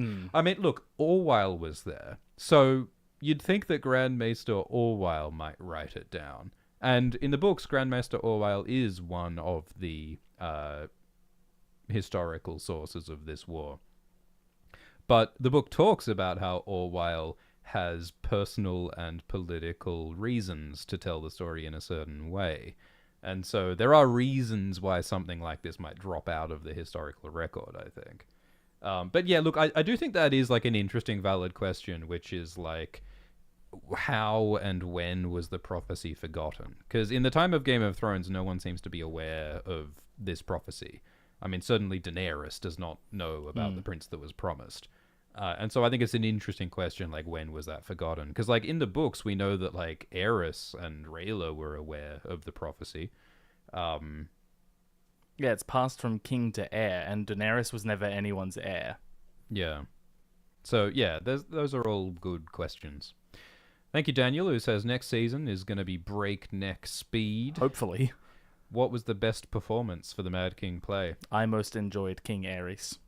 Yeah, I think that King Aerys kind of steals the show. Yeah. He's very big and charismatic and chews the scenery, and he's wacky and tragic. Yeah, he's bombastic and lovable and heartfelt and pathetic, and you just fall in love with him. Also, Varys is very fun. The whole show is very fun. Rayla absolutely steals the show at a certain point. Yes. I think Lyanna is really good. Like, Lyanna is kind of the main character, and I think that she is a strong performance also. I'm going to mention Elia as well, and Robert was really well done as well.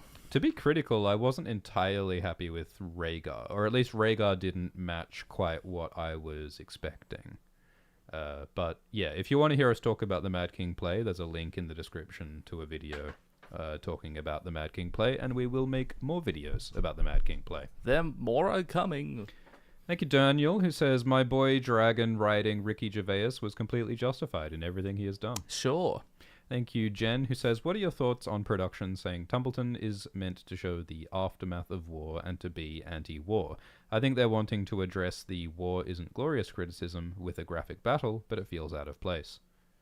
Yeah, look, I think that this show often does this balance of showing us cool battles with badass dragons and cool dudes, and then also showing us violence and horror and devastation.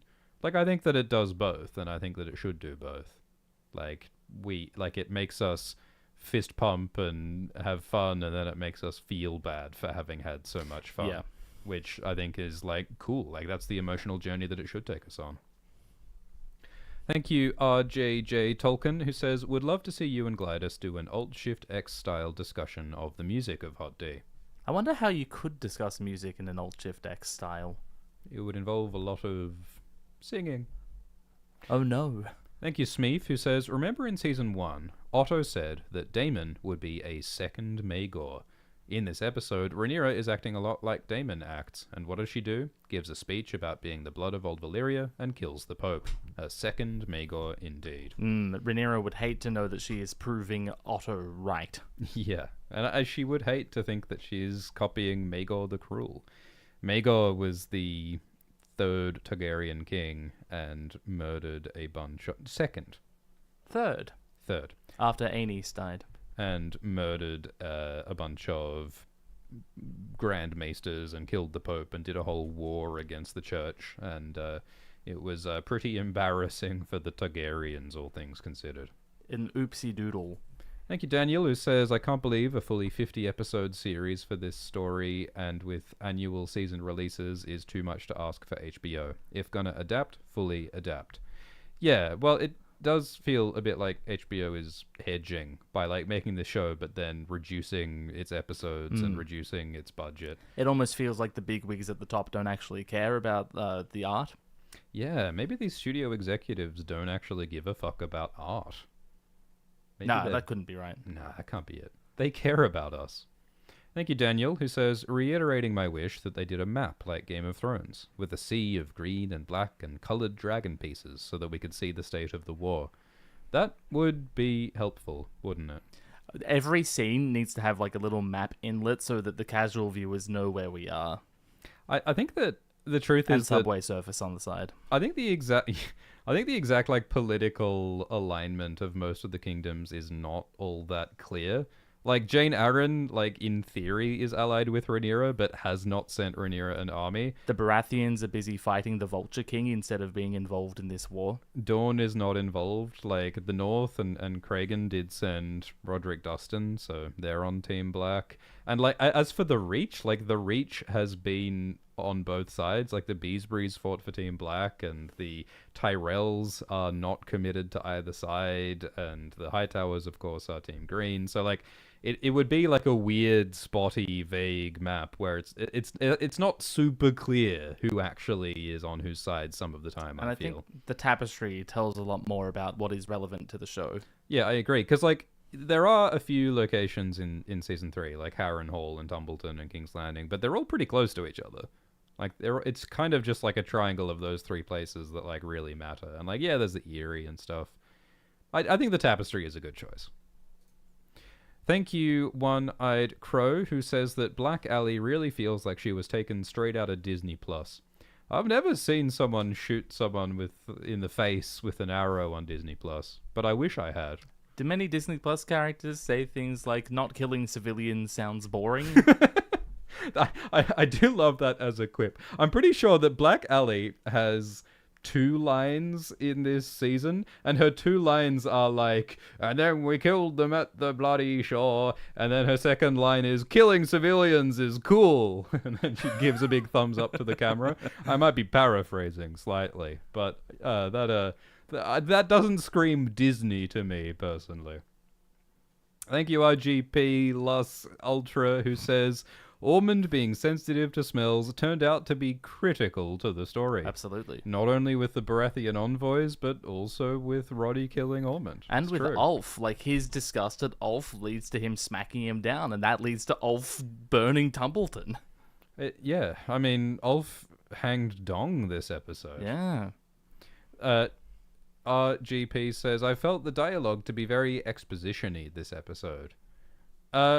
I don't feel like we were given a lot of, like, exposition per se. I mean, you know, Alice told the story of her origins, and Rhaenyra talked about prophecy. What other exposition was there? Maybe Adam saying, are we going to save our father? No? Okay. Yeah, I guess there was, like, a bluntness to some of it. I mean, I guess, like, you know, some of Baylor's dialogue was a bit sort of expository, saying, I am discontent, you have done me wrong, but you know. Yeah, I didn't hate it. 3, Mysaria escaping deportation felt contrived. Yeah, I mean, they could have put her in chains, and then she couldn't have run away, I suppose. Like, maybe it was naive of Rhaenyra to expect Mysaria to, like, just accept her exile.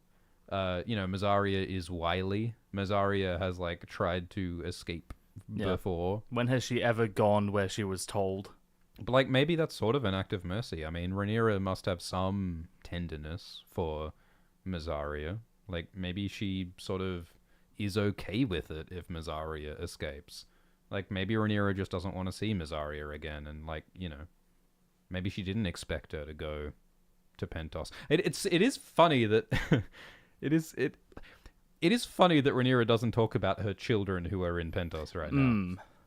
Yeah. And, like, I get it, because I think that they don't want to confuse the audience by bringing up her Another sons Aegon and Viserys. Yeah, that is going to confuse people, but, you know, it is a bit ridiculous that after losing Jace and Luke, Aegon and Viserys don't seem to be on her mind right now.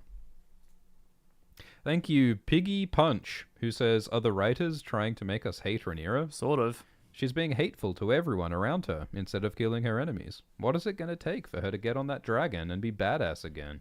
I mean, she got on that dragon and was badass last episode when she went and confronted Daemon and Rhaena. Unfortunately, Daemon and Rhaena were her allies, not her enemies.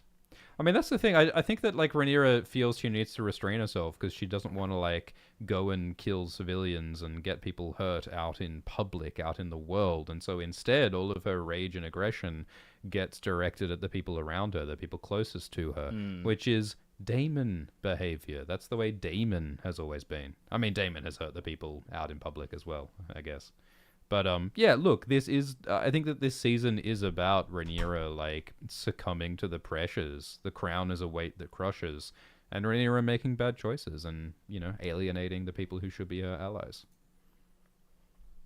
Jesus says, I wished they used a different sound in the sword clash between Daemon and Bold John Roxton, since they both used Valyrian swords. That's a good point. It would be cool if they had a different sound effect. I keep thinking of that bit in Game of Thrones where Brienne fights someone, and because Brienne has the Valyrian steel sword Oathkeeper, the enemy's sword shatters. Yeah.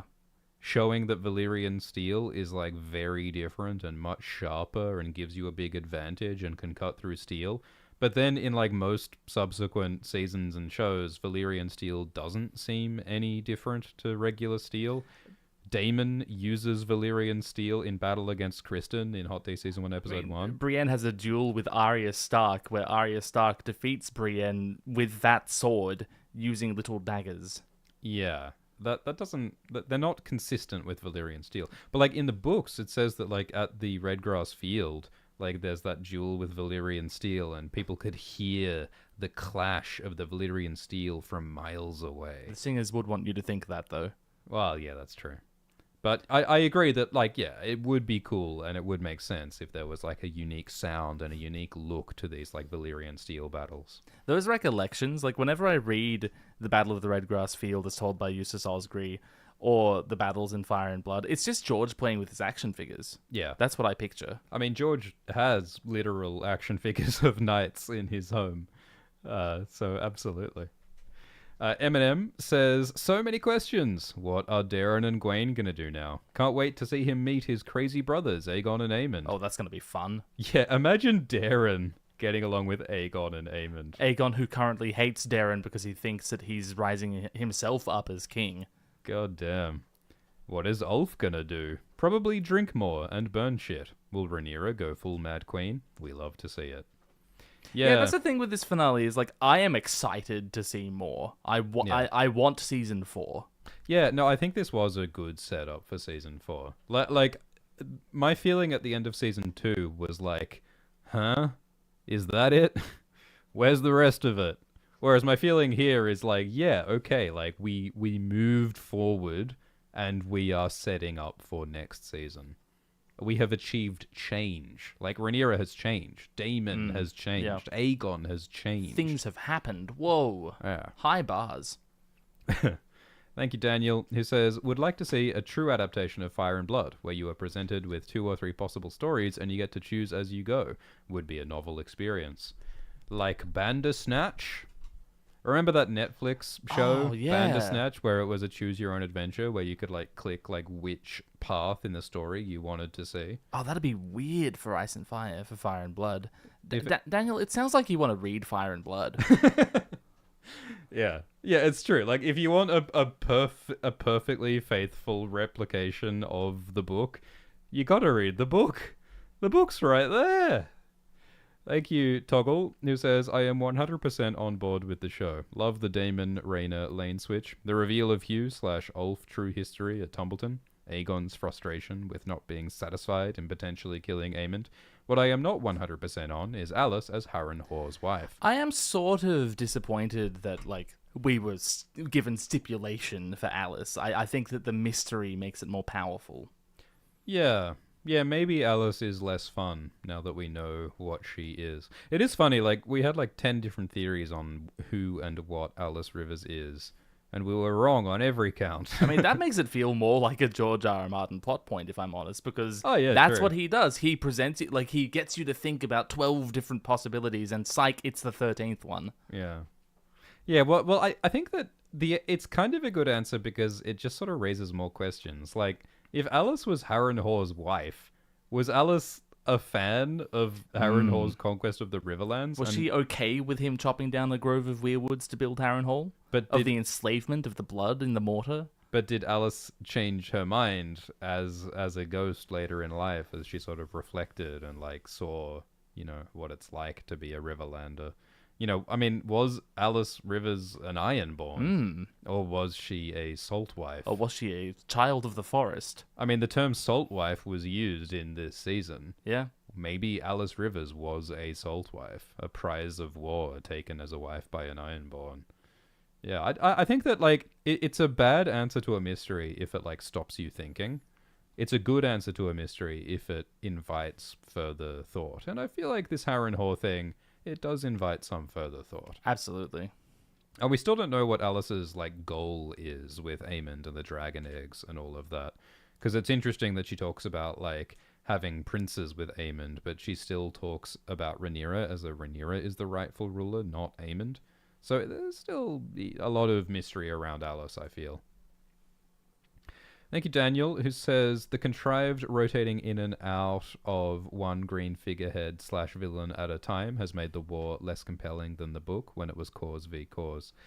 Yeah, I mean, the Greens have been sort of like shuffled away into different corners at different times. Like, if Aemond was helping Ormond, then you'd think they might win the war.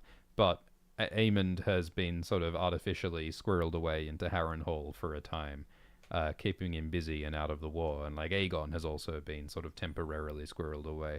I mean, look, I think the book also plays funny buggers. Like the book also like separates the characters, and like it's tricky with the book because the sense of time is often ambiguous in the book, whereas in the show everything feels a bit more immediate. Like in the books, a show has to be presented in sequence. I mean, we don't have to take every scene as happening chronologically, but that's the way it feels. Like in the books, the war takes place over like more than a year, right? Whereas in the show, only months have passed. Yeah. I mean, the whole notion of time in the show is a lot more hazy, I think. Thank you, South Guy, who says, Team Ulf, let's go. He's turning in the quest then, killing the quest giver. Hell yeah. It's so funny how Ulf does, like, maybe the worst war crime in the show, and everyone's like, yeah, Team Ulf, because he's so charismatic and because his arc makes sense. Like, they laid all of the groundwork, and so it is funny that, like, what he does is unambiguously evil, but it does feel emotionally valid. That's our guy. Yeah. To be like, yeah, fuck those guys. Fuck Daemon. Fuck Ormond. Yeah. And I think we're meant to feel the same way about Rhaenyra, right? I mean, not with Helena, but with, like, the Pope. Like, when Rhaenyra's just like, yeah, you know what? Screw the Pope. I'm gonna anoint myself. You know, like, I think that's meant to be a similar moment. However, I think with Rhaenyra, we have this greater sense of, oh, yeah, this isn't gonna end well. Like, with Ulf, it's kind of just a lark. It's like, whatever. Like, this guy was never going to, like, make responsible choices anyway. Whereas Rhaenyra, it's a bit more dark and sad because we are starting to lose the hope that Rhaenyra may succeed and be a good queen. She's also in charge of the governance of an entire continent. Yeah, it's less cute when the government does atrocities. How many people did Ulf kill? Like, oh my god. A lot. Does he have the highest kill count in this show? Like, I guess Vhagar and Aemond killed, like, sharp point. I mean, Vhagar alone, simply because she existed for several centuries before Aemond. As an individual, Vhagar has the highest kill count. But as, like, a human responsible for their dragon, I guess Aemond is still, like, the number one war criminal. But, I mean, arguing over whether it's justified to kill combatants in a war is a complicated issue. But Ulf killed combatants on both sides of the war. And the civilians in the streets and of the civilians. So, like, yeah. Aemond and Ulf, I think, are the top two war criminals. And then I guess Daemon is number 3. Rhaenys. Well, yeah, Rhaenys killed all those civilians in the Dragon Pit, which is even less justifiable. Because it wasn't even war. That wasn't an act of war. That was an act of killing civilians because it was convenient for her. Oh, yeah, she was breaking out. Yeah. Thank you, Jesus, who says... Should I say Jesus or Jesus? I think it's Jesus. I think you just assume Jesus. Thank you, Jesus, who says, to protect the innocent as they put children as meat shields. Yeah, Ormond is the ultimate hypocrite. I think Ormond was a great villain, right? Yeah. Ormond was so charismatic and fun and hateable, and he had a unique ideology. He had, like, these unique personality quirks. Very well acted by James Norton. I think Ormond was a triumph. Yeah, I think James Norton absolutely killed it. Have you seen the behind-the-scenes video where James Norton walks you through the Tumbleton set, which, by the way, is incredible? No. Oh, it's really fun. He is very charismatic. He's a very fun guy. Thank you, Panel, who says, new theory. The bleeding star was Ulf's drunken red eyes. He was on the privy, salt and smoke, urine and passing gas. His pints are cold, ice. He's a Targaryen, fire. His dragon is Lightbringer. Ulf is the prince that was promised. Wow. I really hope that Ulf turns up in A Dream of Spring. I hope that Aemond has a weirwood vision of Ulf's ass in the desert. The way that Daemon dreamed of Daenerys. Panel, if your urine is salty, maybe you should investigate that. Maybe you should stop tasting your urine. Yeah, if you know the saltiness of your urine, I have questions. Thank you, Daniel. My goodness, Daniel. says, don't see Ormond's strategy or play for power. He could have angled himself to have been hand for the Greens, but by putting Darren up, he alienates Aemond and fractures the cause, making him less powerful. Yeah, I think that Ormond's plan is, like, it doesn't make a lot of sense if you think about it, because Ormond's plan at the beginning was to unite with Aemond and Vhagar, but Ormond was also planning to install Darren as king. So if Aemond turns up and finds out that Ormond is making Darren king, which is betraying Aemond, then Ormond's gonna get eaten by Vhagar, no? It seems like Ormond is really, like, improvising and making it up as he goes along. I agree that Ormond is changing his plan as the season progresses. I think that Ormond raising Darren as king is in response to Aemond, like, not playing along with the plan. Aemond was supposed to be on site. We were supposed to recoup at Tumbleton, and Aemond abandoned Ormond from his point of view. So I do have to, like, change the plan. And now Darren is the figurehead. Maybe he could have waited to do that. He probably should have waited. Yeah, I guess that is the case. It's such a wild thing to do. To be like, oh, like, my cousin didn't turn up with the lizard that was promised, so I guess I'll do treason against my family. Like, that is a pretty wild thing to do, but hey, he's a pretty wild guy. Thank you, Vicious Frockery, who says, question. That's hilarious, by the way. Vicious Frockery, I love it. How do you feel about Helena's tapestry at the end of the episode? Absolutely obsessed. It made me feel rotten to the core. How do you come back from that as Rhaenyra? Yeah, if you see, like, she sees that in her dreams every night for the rest of her life. One of the powerful things they did was remind us that Helena is Rhaenyra's sister. Helena is Rhaenyra's only sister. And now Rhaenyra feels like she caused Helena's death. And now this last message that Helena gives Rhaenyra is the tapestry showing Helena's death, which was premeditated, which Helena was, like, doing the embroidery while she was talking to Rhaenyra, and Rhaenyra didn't look at it. Yeah. Rhaenyra should have just looked at it, then she might have realized what may have happened. And then she sees this, like, horrifying image of Rhaenyra bleeding on the throne with monsters and demons and fire about her. Like, I think Rhaenyra now knows that she's going to hell. Yeah. Oh, yes. The High Septon said that. Yeah. That you doom your soul to the deepest of the seven hells for eternity. Yeah, I think that Rhaenyra has crossed a threshold. And once you believe that you're going to hell... What aren't you capable of? Yeah. This war has made beasts of us all. You'll do things you thought yourself incapable of. It's all happening. I think that there's no going back once you've crossed this line. I think that Helena was stitching that first part of the tapestry of depicting her own death in the previous episode. Oh, was she? I think she was stitching some of that, like, red parts of the tower. When she was talking with Rhaenyra towards the end of episode 7. I mean, there's a whole interesting question about, like, you know, what does it mean for Helena to foresee her own death like that? Like, if she's prescient, did she have a choice? Did she know that it was inevitable? Was she just fulfilling prophecy by dying like that? Like, there's a lot of complicated questions around free will and predestination. I think ultimately Helena did choose to do what she did. Yeah. Thank you, Daniel, who says, which are your top 3 on-screen battles in universe? I like Beric versus the Hound. Season 2, episode 5. Hell yeah. Yeah. And Season 3, episode 5, sorry. This is going to trigger Glidus, but, like, the Battle of the Bastards looked cool. I think it was, in terms of story and character, it was a great disappointment, but it is one of the great spectacles of fantasy television, that battle, I think.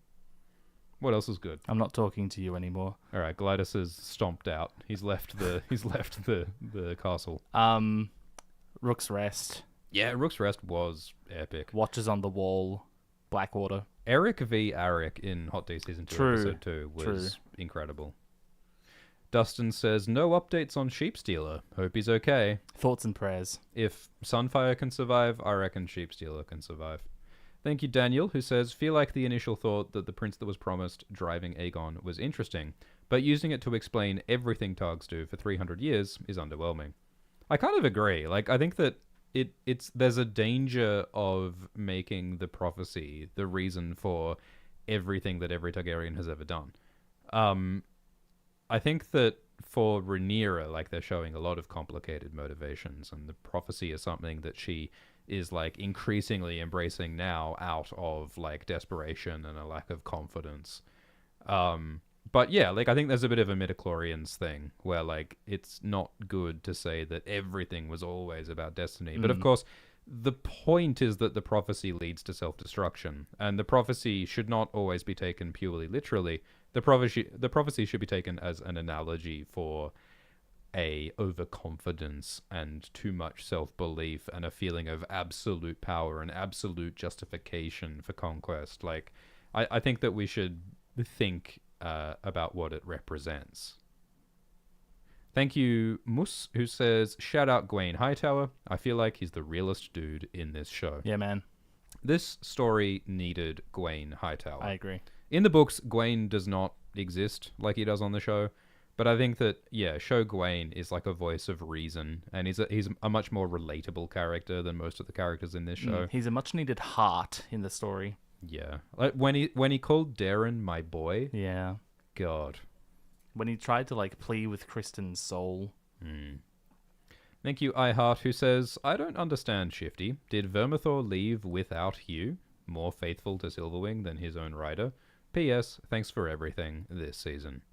Did Vermithor leave without Hugh? I don't know. I guess we only see Hugh on foot. I don't think... Well, no, I think that we do see a rider on Vermithor when Vermithor flies away. Yeah? I'm pretty sure we do. Like, it's only like a speck. It's only like a pixel. But I'm pretty sure we do. So, like, Hugh... Oh, okay. Yeah, no. So that is Hugh cradling Cat. And then earlier... Oh, yeah, we see Vermithor flying. Right, yeah. Yeah, here we see Vermithor with no rider flying, looking like he's flying away from Tumbleton while Hugh is still on foot in Tumbleton. Yeah, the actions of the dragons here are perplexing to me. I think they're just leaving it ambiguous. Like at the start of next season, maybe we will see Ulf and Hugh on foot in Tumbleton, or maybe the dragons will have flown off somewhere, or I think they have flexibility here. Yeah, I'm okay with that, but I'm a bit more annoyed that, like, Darren is so unaccounted for. Yeah, and Tessarion. Thank you, Space Between Spaces, who says, I find it kind of absurd that there's basically no competent rulers / dragon riders in Hot D. I get the trope of absolute power corrupts absolutely, but it seems like a jaded take that is really just a reflection of our current state of politics.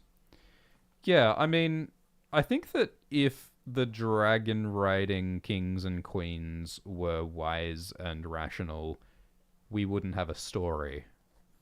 Yeah. Like, there were eras that were more peaceful. Like, you had King Jaehaerys, who was flawed, but, you know, basically capable of ruling a stable government. Relatively competent. But there's a reason why the show focuses on the more turbulent era of politics, because that's more interesting than, you know, Jaehaerys designing roads and sewers. Speak for yourself, man.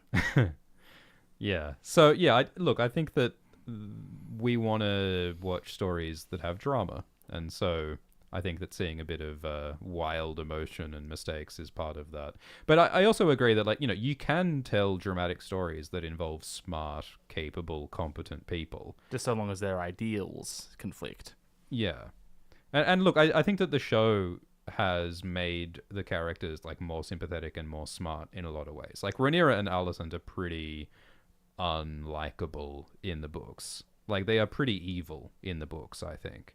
The show has gone to pains, I think, to make them more thoughtful and more sympathetic.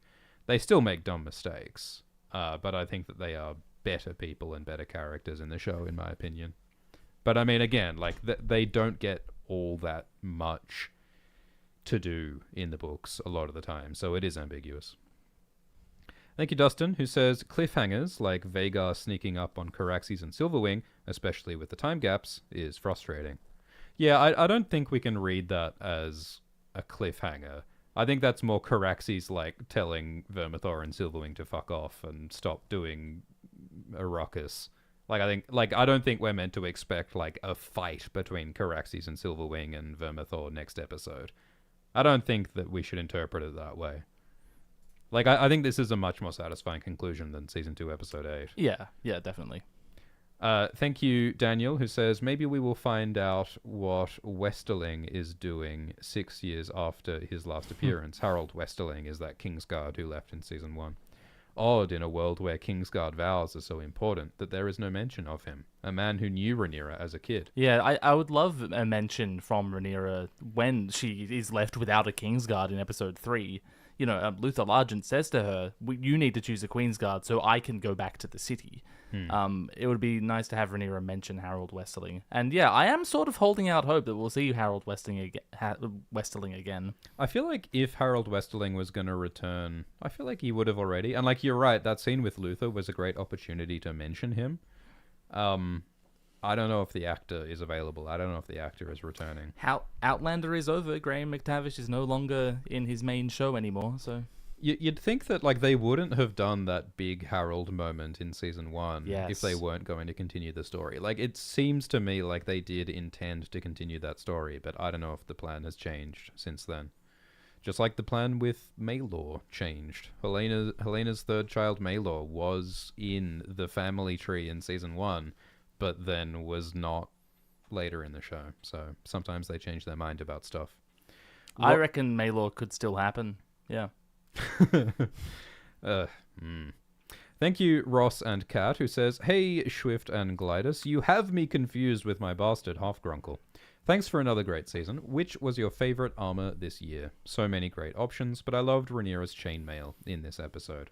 I think my favorite was Rhaenyra's armor in season 3, episode 2. Like, when she stalked out with Daemon and said, I'm going to the capital, I'm taking the city, when she's like, you know, wielding a sword for the first time. I only found out later that was Jace's sword. Oh. Rhaenyra was wielding her dead son's sword, which is like so powerful, wielding her grief as her weapon. Like, holy shit. And like Emma Darcy's performance in those scenes where she's like sort of like hunched, you know, like you can feel like her pain and her anger on her body. I thought that was a really cool performance, and I thought that like chainmail armor outfit was great. Thank you, big guy Kai, who says, Rhaenyra invoking the Hightower's "We light the way" in her speech was wild.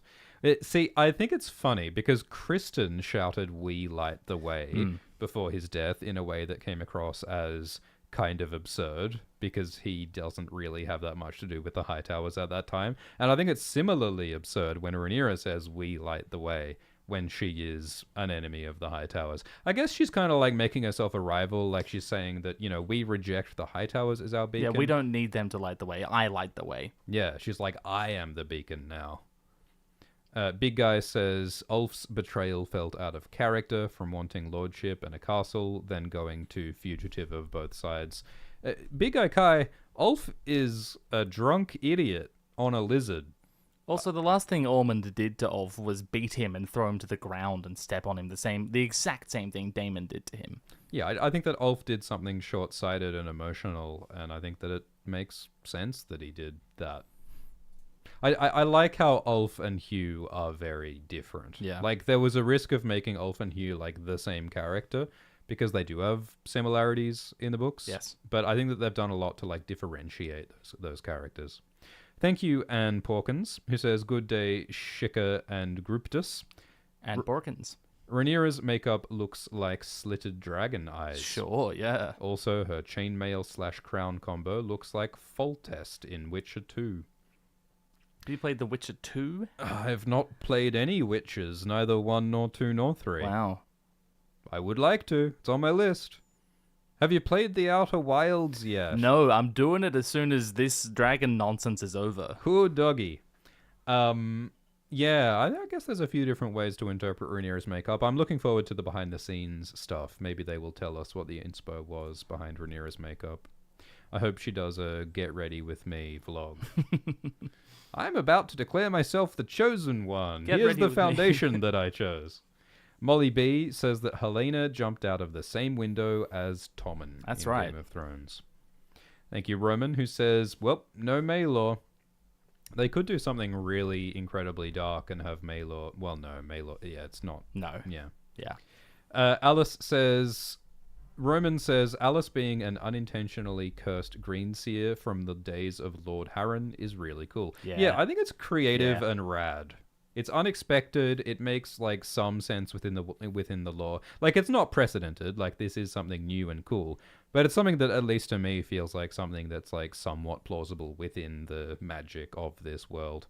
And it's something that like gives her like emotional resonance while still being mysterious. And look, Gail Rankin sells it.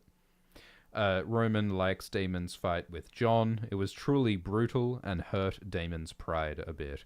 Yeah, like I think that this season Damon was humbled in a lot of different ways. He had to say please to Jane Arryn. He said, I'm sorry. And he said, let me help you to Rhaena. Oh my god. These words have never left Daemon Targaryen's mouth before. Yeah, Daemon really became humbler than before. And I think like going into that fight and losing against John Roxton was like another way of showing that Daemon is not as invulnerable as he once thought he was.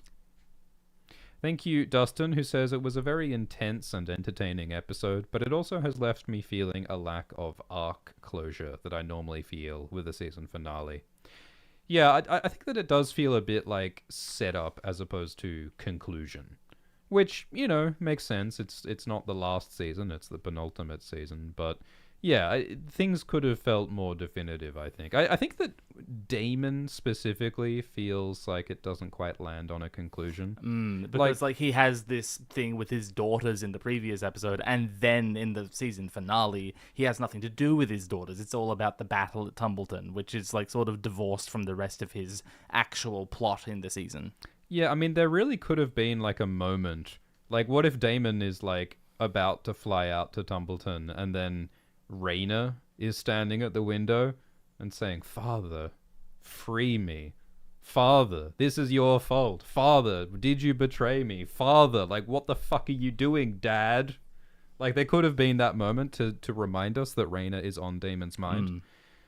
And yeah, they sort of didn't... They were sort of non-committal with Daemon at Tumbleton in that he was trying to avoid killing civilians but still killed some civilians, and like they didn't really like land on something definitive with Daemon this season. This episode, at least. The rest of the season, I think it was. Yeah. Thank you, Rick Tater, who says Rhaenyra should have immediately got to work and fixed the money issue and Ormond issue by going to the Reach. They sat around and did nothing for so long. It's too little, too late. Yeah, I think that it's like almost a plot hole that Rhaenyra didn't get on a dragon and take the Hightower's gold and take the Lannisters' gold. Like, she should have done that. Yeah, that's day one. That's day one activities. Yeah, and it's like, it's kind of more problematic because they did do that to Jane Arryn. Like, she took money from her ally Jane, but she didn't take money from her enemies, the Lannisters and Hightowers. So that is, like, pretty obviously silly. And I don't think the show really has an answer for that, unfortunately. Yeah. Thank you, Daniel, who says, did you feel that removing the Spicing Guild from the Dune movies was worthy, or would you have liked to have seen it? I mean, we see the Spacing Guild and the Navigators, or at least the Navigators' representatives in Dune Part 1, and I imagine that we may see them in Dune Part 3. But it isn't Dune time right now. It's House of the Dragon time. I'm amazed that you were able to code switch that easily. No, believe me, we will be returning to Arrakis in the near future. But there's a lot going on right now, guys. I'm doing my best. Thank you, Toxic, who says, so now that the season's over, do you agree with the sentiment that this is no longer George's story? Bracket derogatory, close bracket. Are there any specific moments that serve as marking that break? I mean, two of the things that George Martin complained about in his blog post were the circumstances of Helena's death and Helena's son Maelor being removed from the story, and also George indirectly complained about Rhaena getting the dragon sheep stealer. I think those are the two changes that mark like the biggest divergences. Like, one of the things that George said in his blog post was that, well, since Helena didn't lose her son Maelor, then Helena dies for no reason. But I think that this season showed us Helena's reasons for dying very clearly. Yeah. I think that it did make sense, and I think that it was emotionally powerful. And in a confusing sense, I feel that is George's story. Like, I don't feel like that's at odds with George's story, but he feels like it is. Yeah, well, look, you can argue it's an essay question whether it fits George's, like, themes and like the heart of the story. But I do think that certainly it isn't George's plot. Like, all of this business with, like, Ormond and Darren and hostages at Tumbleton, like, that is not George's plot. And this notion of Alicent going to murder Aemond in Harrenhal for Rhaenyra, that is not George's plot. So, like, yeah, certainly, like, this season is not George's plot. And so that's absolutely true. For me, the most off-book thing I felt was the moment when Corlys was captured by Jon Roxton. When I saw that, I was like, deep in my bones, this is so unlike Fire and Blood. Yeah, that felt contrived. And that, like, the random kidnappings and popping about town, and a lot of that just felt made up. So yeah, I agree with that. Thank you, Daniel, who says, any books that you'd like to see get its own show? Elric of Melniboné. What if they made another Del Toro Quest show? Yeah, a good one. Give me a 50 season long Animorphs TV show. Oh, hell yeah. Daniel, I think it'd be good if the A Song of Ice and Fire books got their own show someday. That would be cool. Thank you, Arcquack, who says, shockingly enough, my favorite scene was Aegon and Aemon's reunion. The I'm alive delivery will live rent-free. I'm with Rhaenyra no matter what, but they've made Aegon so funny it hurts. Tom Glencarny as Aegon is one of the great triumphs of this show. I think Matt Smith as Daemon Targaryen is one of those casting decisions that sounded ludicrous at first, but as soon as we all saw it, it like made more sense than anything's ever made before. Yeah, when they announced Matt Smith was Daemon Targaryen, I was like, huh? Doctor Who? The fish fingers and custard guy is Daemon Targaryen? Get the fuck out of here. But when I saw it, I was like, oh, fuck. It couldn't be anyone else. That's him, yeah. Yeah, Daemon Targaryen will always be Matt Smith to me now. In the same way that Robert Baratheon is Mark Addy. Then there's no changing that, ever. Thank you, Daniel Curtis, who says, wow, that was too much money, but worth it. Thank you, Daniel. Thank you, Daniel. Also, for the record, Viserys and Aegon in the book do have moustaches. I think Daniel is correcting some moustache misinformation. Thank you, Daniel. Thank you, Lady Leah, who says, is the High Septon supposed to be in King's Landing at this time? I was under the assumption that he stayed in Old Town until King Baelor. I also thought that. Yeah, I was wondering about that. I mean, in the main Game of Thrones books, the High Septon is in Baelor's Sept, right? Yeah, but Baelor's Sept hasn't been built yet in House of the Dragon. Because Baelor hasn't existed yet. So is the construction of Baelor's Sept the time that the High Septon stopped residing in the Starry Sept and started residing in Baelor's Sept? To my recollection, it is unclear as to whether that is when that happened. Someone's going to need to make a 40-minute video essay entitled, Where is the Pope? Brackets in Westeros. That does sound like a me video. That sounds like something you would do. Oh god, I have to do that now, don't I? You see, the High Septon exists in a superposition between multiple septs simultaneously. I saw that they referred to Maynard as the name of the High Septon in this episode. I was wondering what his name was, but apparently it's Maynard. So it's not Eustace. It's not Eustace. Oh, that's good to know. What happened to Eustace? Who killed Eustace? Huh? I might be mistaken, but I did see the name Maynard in the subtitles. Right. Thank you, D-Bob, who says, Season 4, unwatchable. No Helena. True. Won't be renewing my HBO Max subscription. Would a single person be mad if Season 4 featured Fia Saban appearing in a, like, black void to talk about prophecy and butterflies in cryptic manners? Would that not be the best thing ever? I think everyone would be okay with that. I would like it if she was just, like, inexplicably on screen most of the time.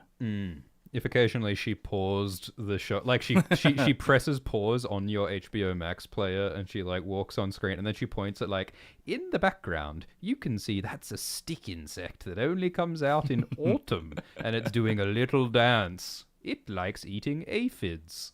Wouldn't that just be the best thing ever? Fantastic. Thank you, Nathan, who says, do you think Ormond's knighting of Darren was intentionally revisionist to show that Ormond doesn't know the words or manipulated sections? Yeah, we talked about this. I mean, I feel like people don't need to say the exact vows the exact way each time. It is ironic that Ormond doesn't name the 7 gods, given he's wearing the 7 gods on his breastplate. But I think that they shaped it in a way to emphasize the moral challenge to Darren, and Darren realizing that he has an obligation to protect people.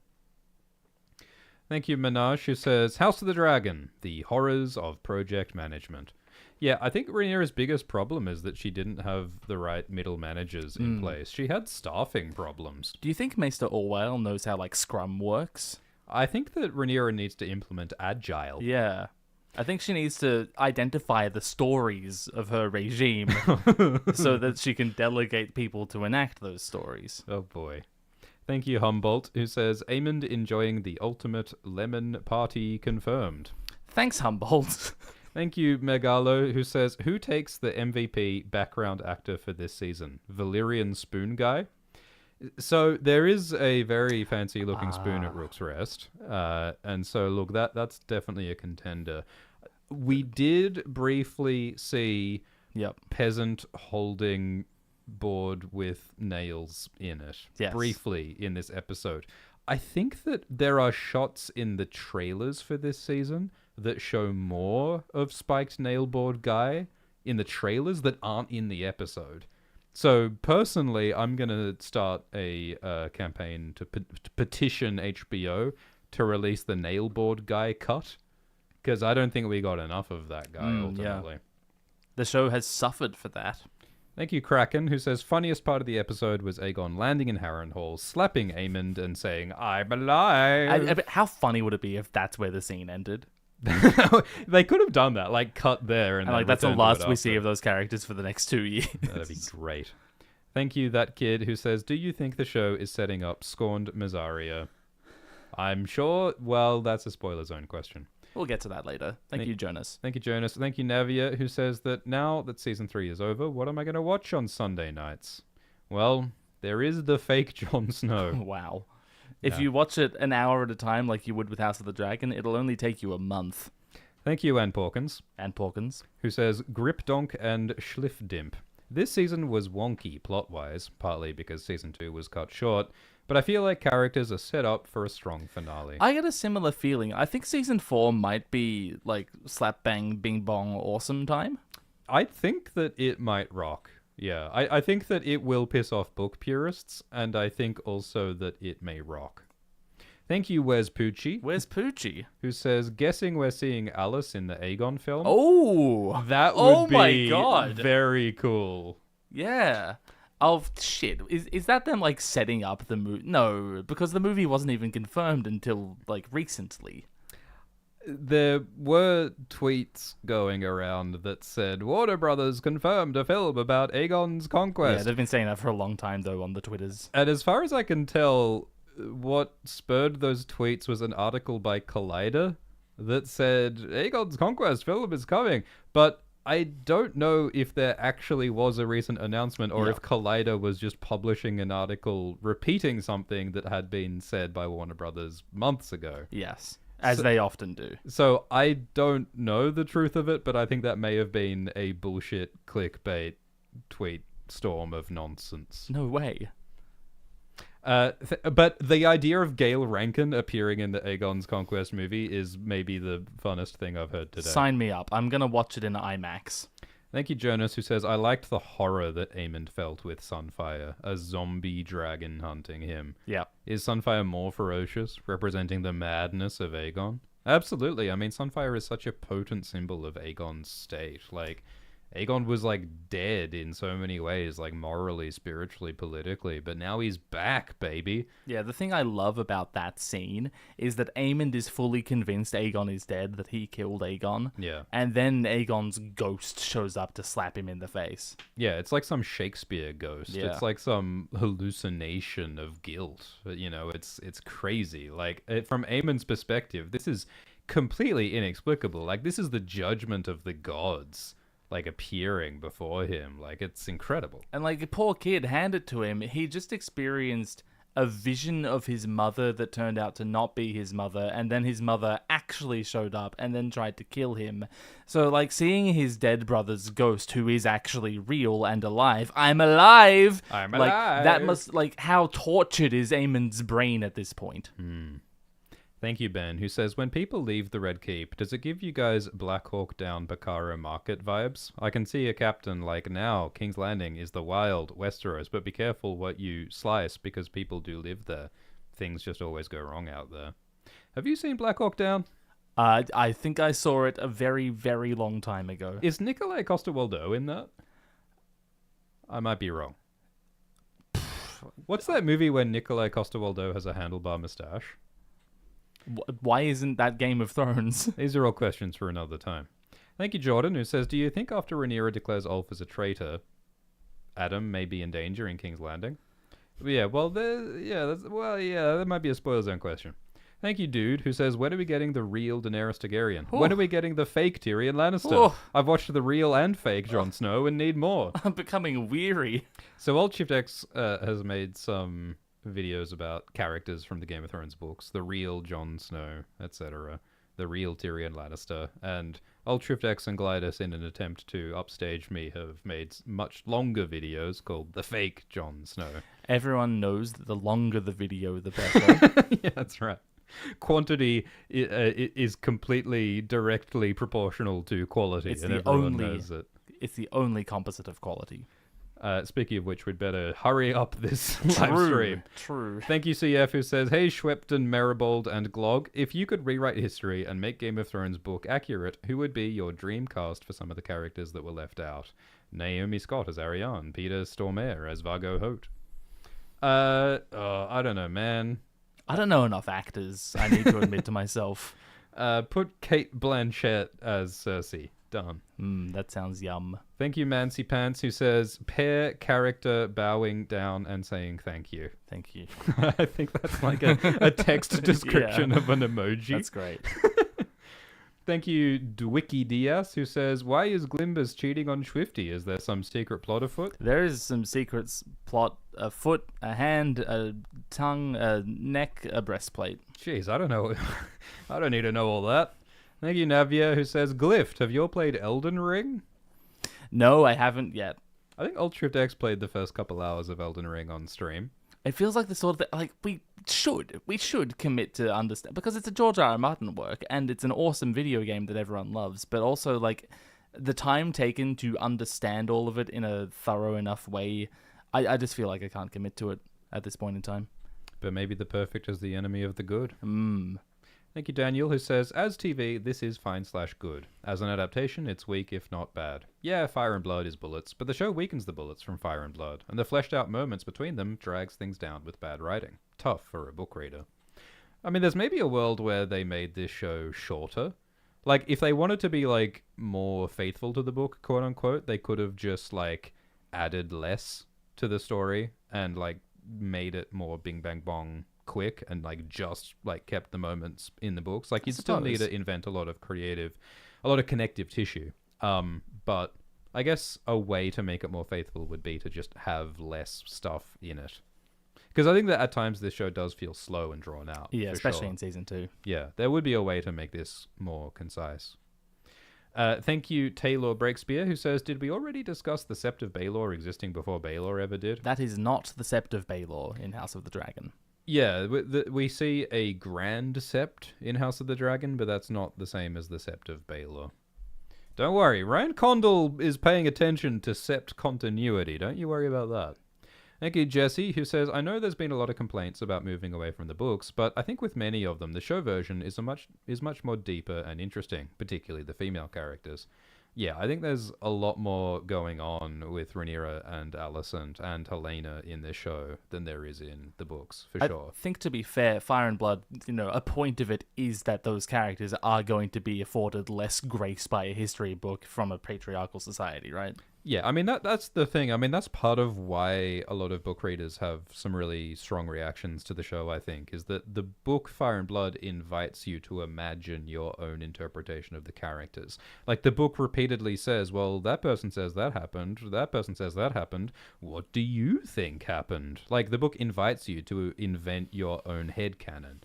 And so when book readers have these, like, imagined headcanons, it can only help but clash with what we see in the show. Yeah, because a TV show naturally cannot have that. Thank you, Rick Tator, who says, Genuine question. I mentioned last week how Mazaria, Master of Whisperers, seemed pretty useless at managing the Whisperers and rumors and Ormond's unrest. I believe if you scroll up a little bit, you'll see the rest of that one. After this episode, it seems like she came, did nothing but bash Daemon, fuck the Queen, and leave. Secret agent of the Greens the whole time. I agree that one of the problems with this season is that Masaria seems incompetent. Like, in season 1 and 2, she was like a competent master of whisperers with spies and secret agents.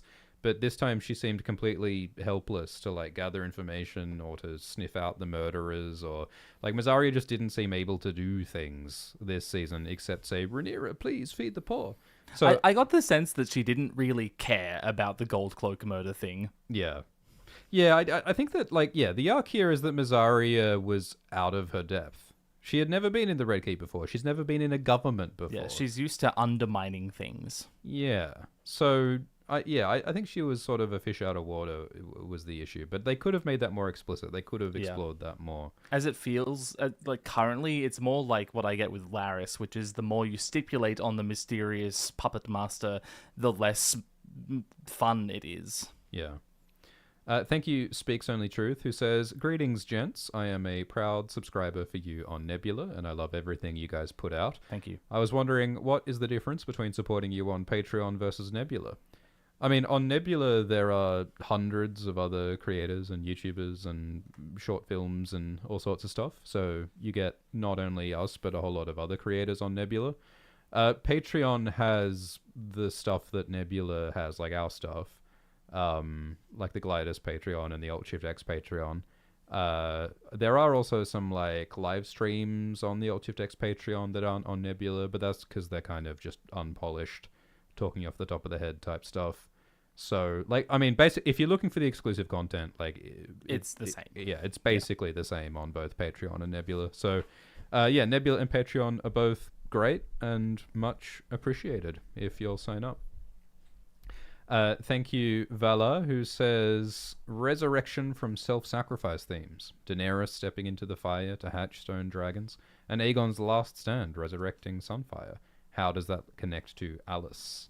Yeah, look, I hope that we get some crazy magical ritual sacrifice type thing with Alice. Because, like, Alice in the books doesn't really have a conclusion. Like, you'll never believe it, but Fire and Blood is an unfinished book series. No way. And Alice Rivers does not have a conclusion in the books. So I hope that they give her a conclusion in season 4. Look, they're willing to make up all sorts of other things. Yeah, I don't see why they they wouldn't. Yeah. So I have hopes for Alice. Thank you, El Burrow, who says, Hi, Get Swifty and Clyde the Glidus. Once more, this is Alt-Shift-X, everyone. People are a bit confused. I know I sound similar to Alt-Shift-X. You reckon? I'm far more responsible. Thank you. Says, do you think Rhaenyra's heel turn plus Helena's death will give us more of a book relationship with Alicent from here on out? There's these moments in the books where Rhaenyra chains Alicent with golden fetters. And I think that... I hope that the show does that. Yeah. Thank you, Vaughn, who says, where do you think they will go with Laris from here? Will he just randomly reappear? Yeah, I hope that Laris Strong pops back up at the least expected moment. Yep. Like, he just emerges from a corner and says, oh, I heard a whisper that you've been having sex with Mazaria. And Rhaenyra's like, what the fuck? Yeah, I think for this show, it would be best if Laris appears in the most inexplicable fashion, and it's never even... Like, I know that we complain about inexplicable things happening, but that one would make sense. Yeah, Laris is the guy who should emerge randomly from dark corners. Like Varys. Yeah, Laris is the Varys of this show. Yeah, I do think that similar to Mazaria, Laris felt a bit... Powerless. Yeah. What's the gaming term? Nerfed. Laris was nerfed this season. The devs nerfed him in the season 3 patch. Yeah, like, I think Laris was a great scene partner for Aegon. Like, I think it was funny, and it, like, brought out these dramatic sides to Aegon. Like, Laris's rant at Aegon was so much fucking fun. But, like, Laris seemed to lose all of his mysterious, like, powers as a spy master and a knower of things. So I hope that a bit of that comes back next season. And Porkins says, all shit Dex shows a lust for lustration. And fair enough. Putting the lust in lustration for sure. Wow. Thank you, Ozymandias, who says that the Cookie Clicker video was superb. It really was. What a great video. Thank you, Aza, who says that all of that almond smell sensitivity set up, and the only payoff was failed assassins a few episodes back. Now is the blood as well. And Ulf on the toilet. Yeah. Yeah. There was a bit more. Yeah. Thank you, Clexton, who says, do you think we'll see Darren interact with his brothers or mother? Oh, God, I hope so. I mean, I think they've got to have a Darren Alicent scene, surely. They're sending her everywhere else. Yeah, Alicent is going on, like, the grand, like, children apology tour, where she's, like, confronting each of her children and discovering that, yes, I have indeed been a terrible mother, and I'm going to kill them now. It's like, yeah, so, like, I mean, that heartbreaking moment when Darren asked Gwaine, what about my mum? I think they've got to pay that off somehow. Alicent gets back to King's Landing having failed to kill Aemond, and Rhaenyra says, great, go kill Darren. Thank you, Dale, who says, hi, Shinx and Glimgulpin. When I first heard Alice say she wanted Harrenhal, I thought that was a bit of a lame motivation. Holy moly, did they turn that around. One of the coolest things the show has given us so far.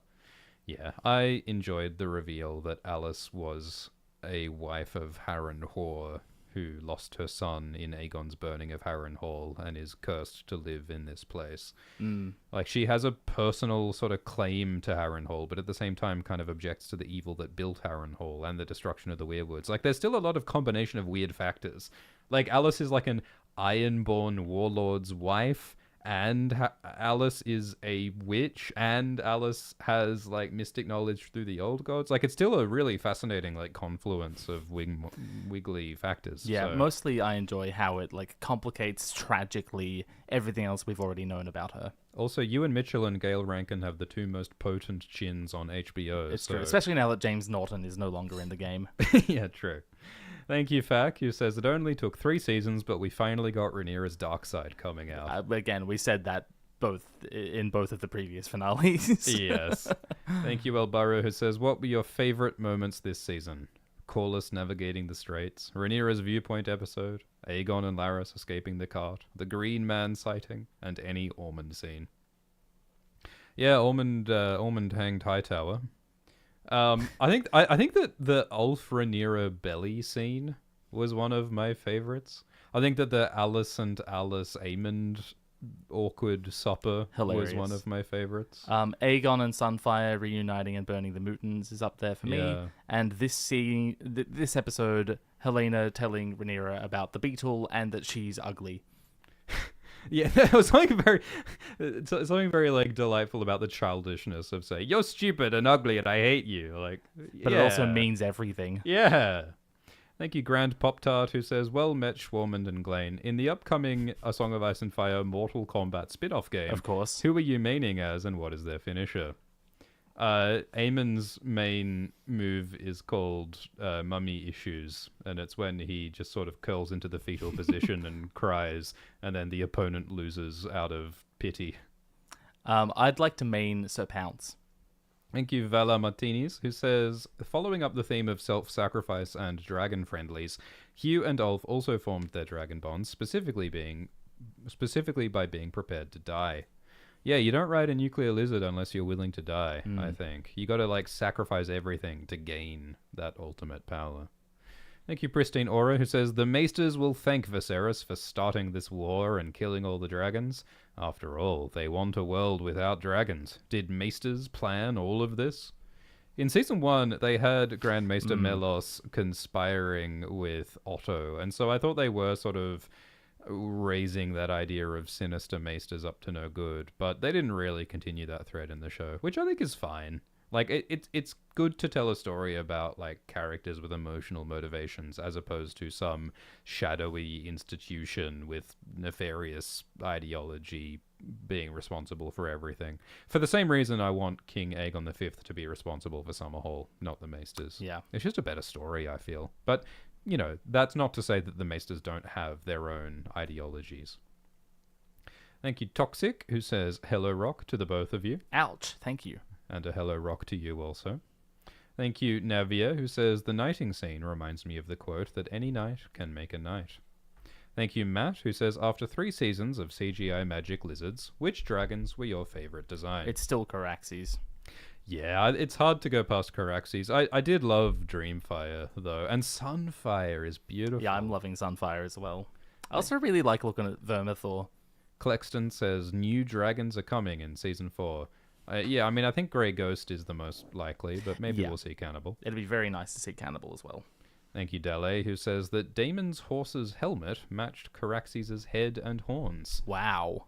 Zaza's Kids says, do you think Vhagar deserted Aemond because he empathized with Aemond's death before Alice brought Aemond back to life in episode 3?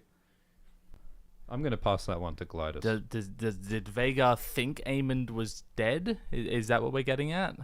We can theorize that Aemond might have, died, then was resurrected by Alice. That's a theory you could do if you want. Although, I think Aemond and Vhagar are still bonded, because Aemond still feels Vhagar, still dreams about Vhagar.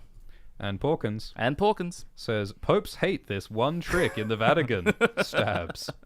Thank you, Bulls with a Purple. Thank you, Lion de Cat, who says, it's the first time that it's rained in weeks in the UK. I like to think even the sky is weeping for Helena. Aww.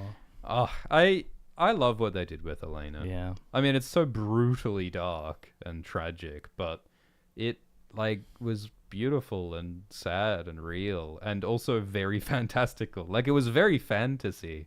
So fantasy, but so real.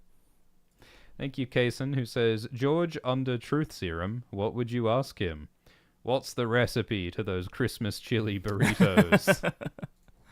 I am curious about some of the real-life relationships that inspired some of the early novels. It sort of feels rude to ask about that, though, right? It does. That's the thing. I would never talk publicly about the real private matters of real people. Yeah, he's already said way more than I would ever choose to. Yeah, it's not anyone else's place to talk about some of that stuff, but there are...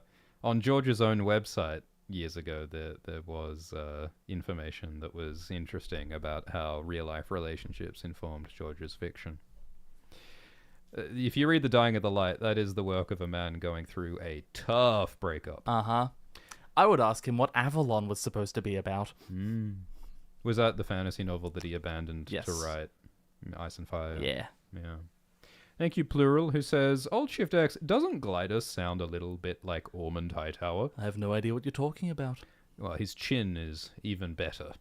Also, I think a majority of the fandom agree this was a much stronger season from start to finish. I, for one, am far happier with how this show ended.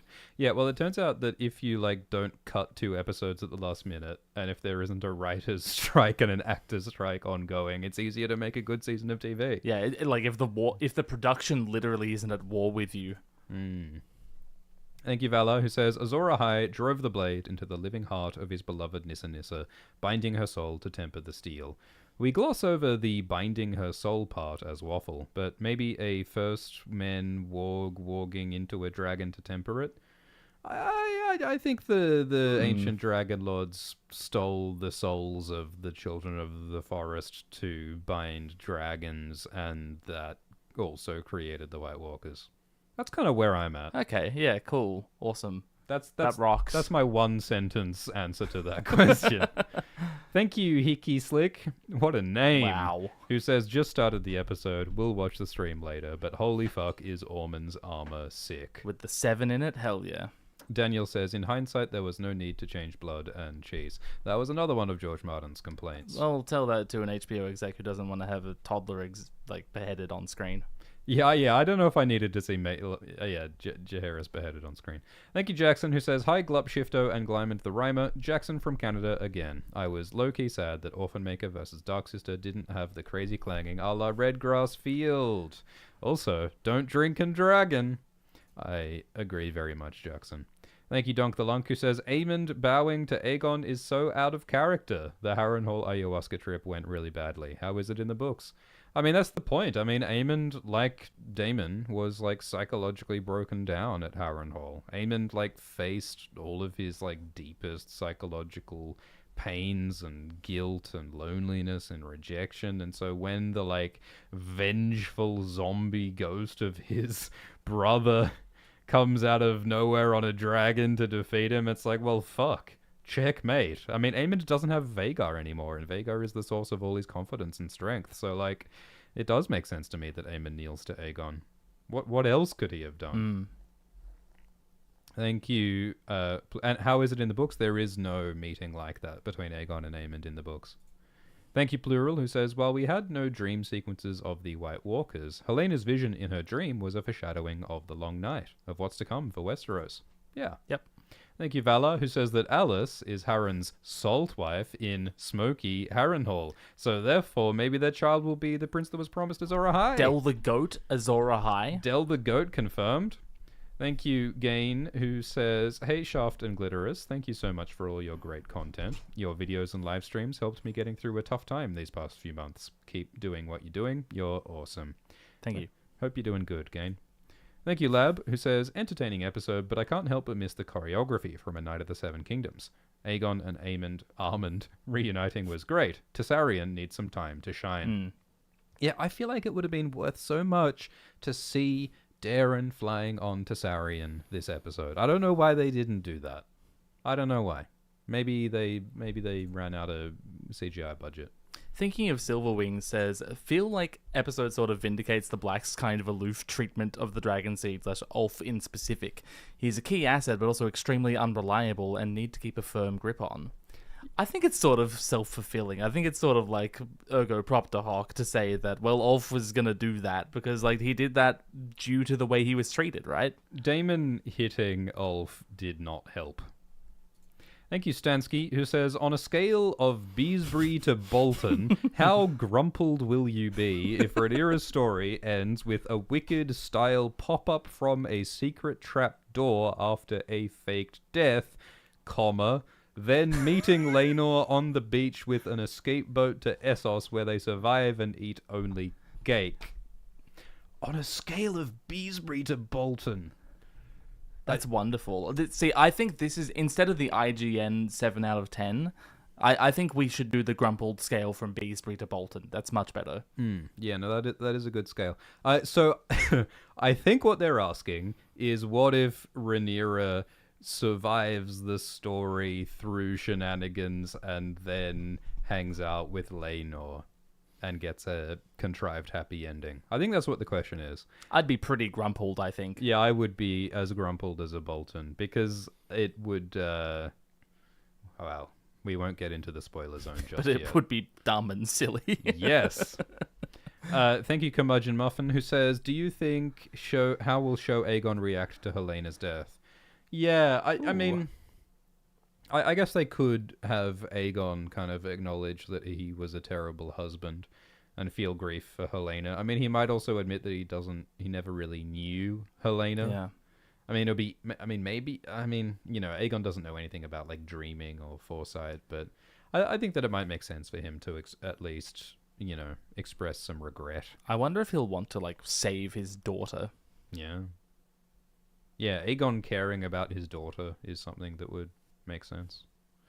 Thank you, Kaysen, who says, do you think there would be such an active community if the books had come out when they were supposed to? Would you trade this one for the books? Love you too.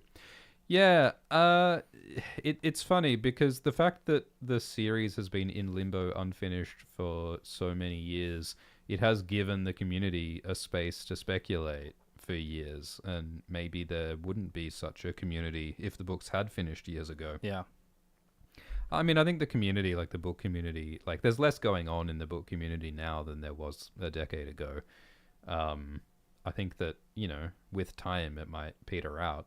There's certainly a lot going on with House of the Dragon and A Night of the Seven Kingdoms, but yeah, would I trade it? I mean, that's a real... doozy. That's a real doozy. Yeah.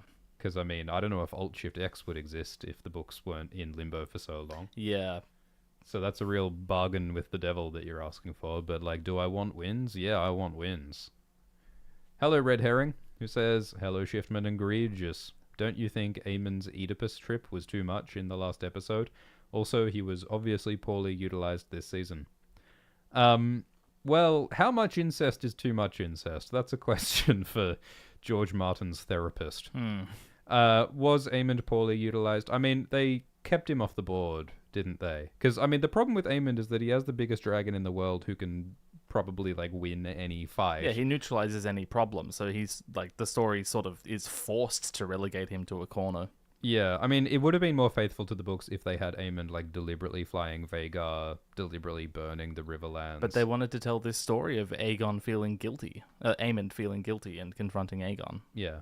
Look, I think like Aemond and Alice were a great pair of characters with a fun dynamic.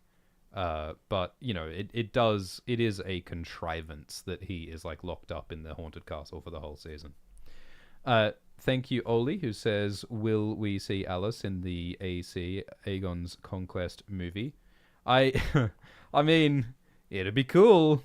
It'd be cool, but I guess it's up to the writer of that movie to decide if that's the story that they want to tell. Give her a cameo. Go on. Yeah, but I mean, if she's like the wife, then it's got to be more than a cameo. Well, maybe. Well, yeah. Are we expecting Harrenhal to be like a huge character? Probably. Thank you, Stansky, who says, does Greensight only see the past? Do Dragon Dreams only see the future? If so, are they corollaries to Dune's Benny Jenny Mummy memories and Mentat-based future prescience? Dragon Dreams... I think Dragon Dreams are sometimes not of the future or past. Like, Daenerys has dreams that are about, like, Jorah and Viserys. Like, I'm thinking of in the Dothraki Sea in Book 5 and, like, Quaithe speaking to her. I mean, we've never really had a prophetic dragon dream in POV in the books. Like, Daenerys does have, like, visions of Drogon before Drogon hatches. And that's a dream of the future. And, like, Daenerys has the House of the Undying visions, some of which are past and future. Can we ascribe that to her being a dragon dreamer? I'm not so sure. Yeah, that might be more all of the wizard acid that she had just taken. So the weirwood visions can be of the past, but they also can be sort of disconnected from time. Like Bran in Book 1, he sees like all across the world and he sees dragons in the Shadowlands, and like I don't think that is the past necessarily. I think it's outside of time. Yeah. Have we ever had a Green Seer vision of the future? I mean, again, we've never really had a lot of Green Seer visions from the POV of the character. I mean, we have had Bran's visions of like the Wildling camp, which is in like the present, I suppose. So yeah, like you might be right that Green Seer visions tend to be the past and Dragon visions tend to be the future, but like there really aren't all that many visions that we get in the books, like from the point of view of the character having the visions. So it is, it's a tricky question to answer, I think. Are they corollaries to June's Bene Gesserit memories? Yeah, well, I think that is an interesting parallel because in June, the Bene Gesserit sisterhood can see into like their ancestral past, whereas like Mentats can predict the future, and like the Kwisatz Haderach can see the future in some ways. So yeah, that's more of an essay question, but those are interesting questions, I think, Stansky. Thank you, Kerem, who says, is Ulf responsible for the death of Cat? Will Hugh remember this?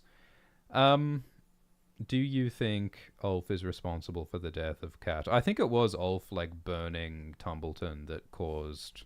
Well, but, like, it's not clear what killed Cat, because it's not like there's any, like, debris collapsed on top of her, and we don't see any burns. We don't see what killed Cat, do we? I think we do see some Riverlord soldiers storming into Cat's house. Yes. And we did see Cat being, like, pushed around and, like, being, like, used by the Hightowers as a shield. So maybe it isn't Ulf's fault. Yeah, it might have been the Riverlords. So, yeah, who will Hugh blame for Cat's death, I think is an important question. Yeah. Thank you, is Catkit, who says, love details of of Emma's makeup on the eyeshadow to look like dragon slits for eyes. Hell yeah. Thank you, Oli, who says, what is your favorite region? Mine is the Vale. The North. I'm a North guy, yeah. I love the North in Book 5. Thank you, Crater, who says, what are the odds of a spin-off show for Sir Harold Westerling? Well, will we ever find out where Harolds go? I hope so.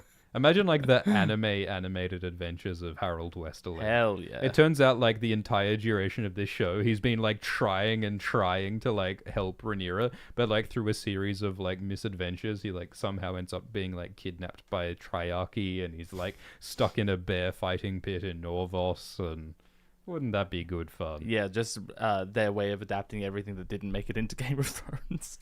Red Herring says, Thank you, Janet. Rhaenyra became evil too fast. There was no setup for it. She just kind of became evil.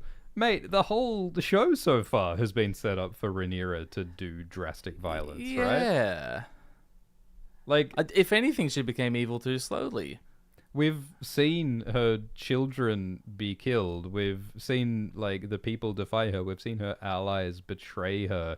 We've seen her suffer, like, treason and disaster. And she's tried peace and she's tried governance, and it hasn't gone very well. From her point of view, I think that Aegon coming back from the fucking dead, that's a justifiable straw, like, enormous straw that would break the camel's back, right? Yeah, the traitor came back from the dead. The gloves come off. You kill the Pope. Yeah, it happens. I can see that for her. Yeah. Thank you, Stinky Steward, who says, looking back, I feel like Alicent's ruling speech rings hollow. Ruling in King's Landing during Viserys' long death, there weren't any big internecine wars or gold shortage, which are all causes of current problems. Did Alicent ever make any hard choices before the war? Yeah, I mean, Alicent and Otto ruled for years, but we didn't really get to see it, did we? Like, we did get some scenes where Alicent had to listen to the taxation of wool and such. But she had to endure Lyman Beesbury for years. So, yeah, we never saw her face a lot of, like, big, difficult governance decisions. I mean, we did see stuff like, Vaemond Valerian was, like, negotiating with Otto and Alicent to get, like, a favorable resolution of the Driftmark inheritance crisis. So there was a bit of that stuff going on that Alicent was kind of involved with. But, yeah, it's, they were trying to be concise in that season, I suppose. Thank you, Kat, who says, what do we think about... That's a spoiler. Yep. Thank you, hey guys, it's me, who says, why was the first scene Rhaenyra crying? She's weak. Well, that's the exact perception that Rhaenyra is fighting, isn't it? Because Rhaenyra is trying to be a parent grieving her children, and she's trying to be a ruler projecting strength. And sometimes people perceive grieving as weakness, I suppose. Thank you, Def, who says, do you think that since there's no crazy dreams in Game of Thrones at Harrenhal, then maybe Alice and her curse are causing it? Well, there are crazy dreams at Harrenhal in the books. I think that it is fun to think that Alice is causing the visions. I mean, Alice literally gives Daemon a potion, and then he starts tripping. And Alicent gives Aemond a potion as well. So, Alice might be the cause. Thank you, Pablo, who says, great to catch a stream. All love from France.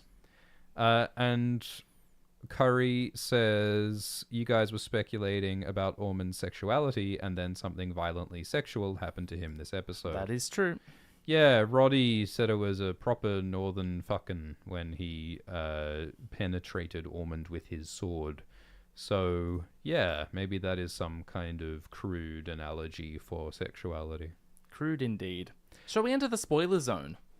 We are now going to enter the spoiler zone. If you're leaving at this juncture, thank you so much for joining us. This is your stop. Get off this train if you don't want to hear any spoilers. We appreciate you all very much. We appreciate the support. Of course, make sure you're subscribed to Glidus. Whoa. And we appreciate all of your listenership. Thank you very much. All right. Thank you, Rezamod. We're going to enter the spoiler zone. This is your warning. Spoiler zone.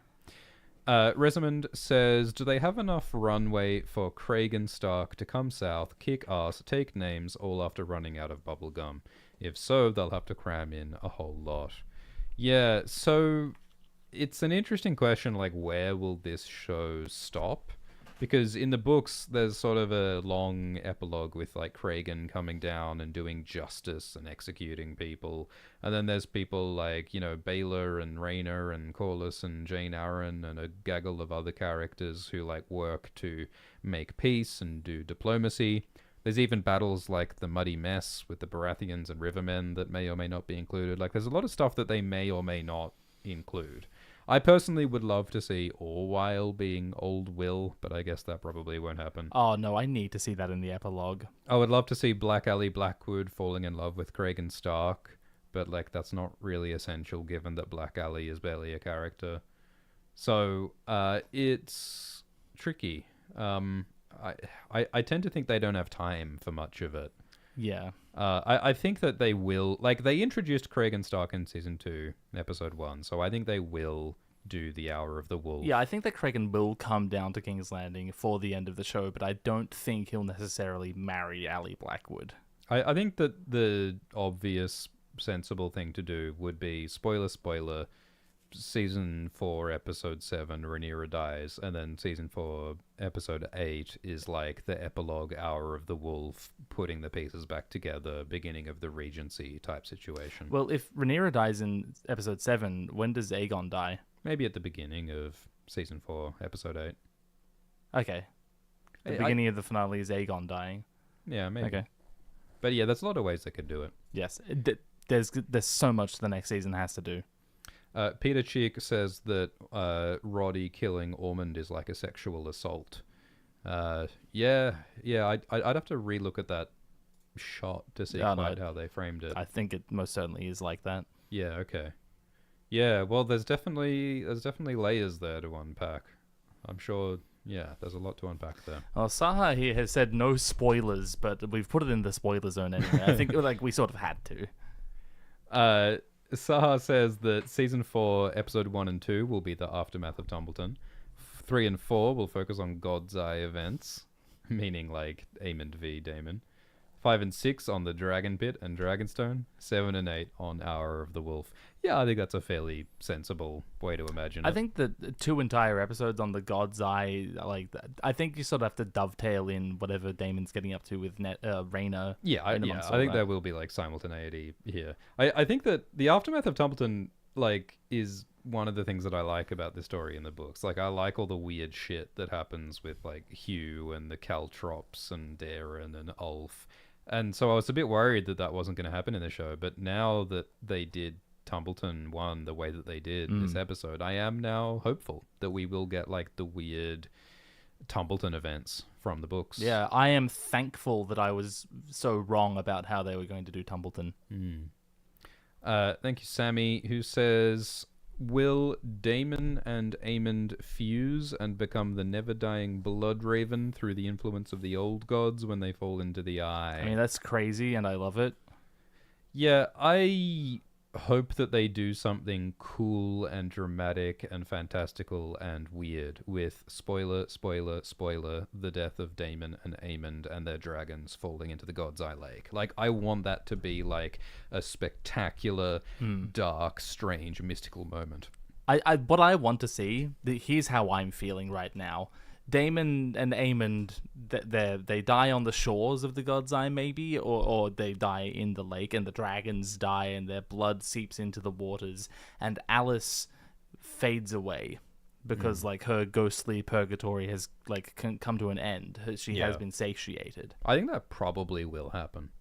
You know what I would love to see? We see Caraxes and Vhagar, spoilers, sinking dead to the bottom of the lake. And at the bottom of the lake, the bottom of the God's Eye Lake is just completely full of entangled bone-white weirwood roots. Hell yeah. And the roots of the weirwoods, like the foundations of the earth, like the gods, like take the dead dragon corpses into the clutches of their gnarled white roots, and finally the dragons have been like eaten, consumed by the white bones and teeth of the old gods below. Like, holy fuck, like there is some cool dark fantasy imagery they could do, and this is the place and the storyline and the moment. Like if ever there's a moment to do crazy dark fantasy shit, it's at the God's Eye. It's at the end of season 4, episode 4 of House of the Dragon, I'm assuming. Yeah, fuck yeah. Thank you, Rayday, who says, maybe Laenor will return in season 4, accompanying Rhaenyra and Daemon's sons, Viserys and Aegon, caring for them as a way to thank them for his freedom, or fulfilling his duty, as he said in season 1, episode 7. I mean, that'd be a nice way to bring it all home and sort of justify it. Yeah, in the books, it's Alan who brings home Viserys, and that's much later on. I think that the trouble. I don't think there's time for this. Well, no, there has to be. Well, Yeah, like Aegon has to be the king at the end of the show. Aegon has to be the king, but not Viserys. But like, why would they bring Aegon and not Viserys?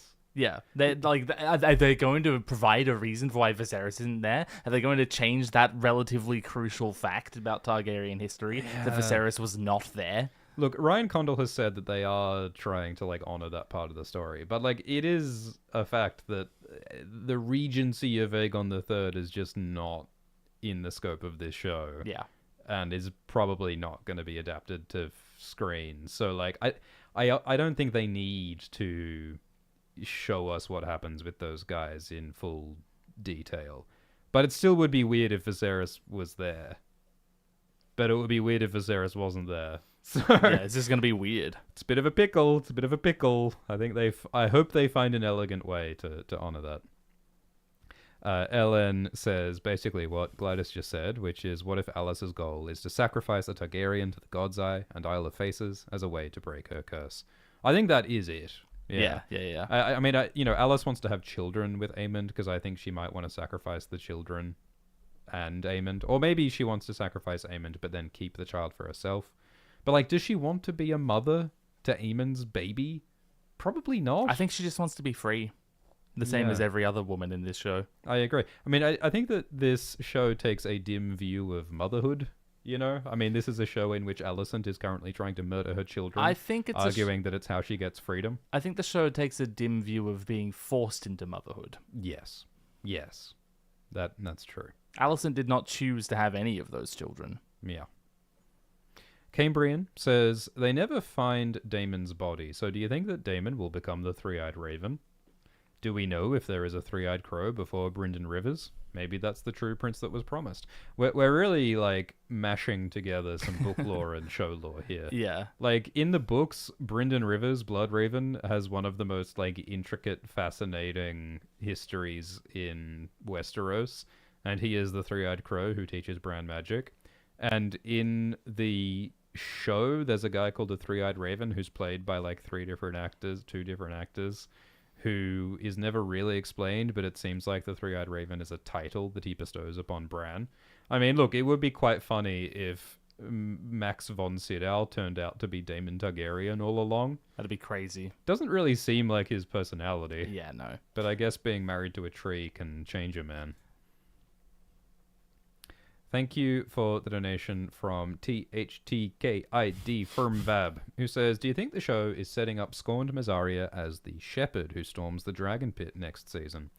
So yeah, in the books, there's a guy called the Shepherd who leads the common people, spoilers, to run into the dragon pit and kill most of the dragons. I don't think the people would follow Mysaria. I think they're doing Game and Pale Hair. I think they're doing Mysaria Sylvie Sex Worker Revolution. They showed us Aegon's bastard blonde child in the fighting pits in season 1.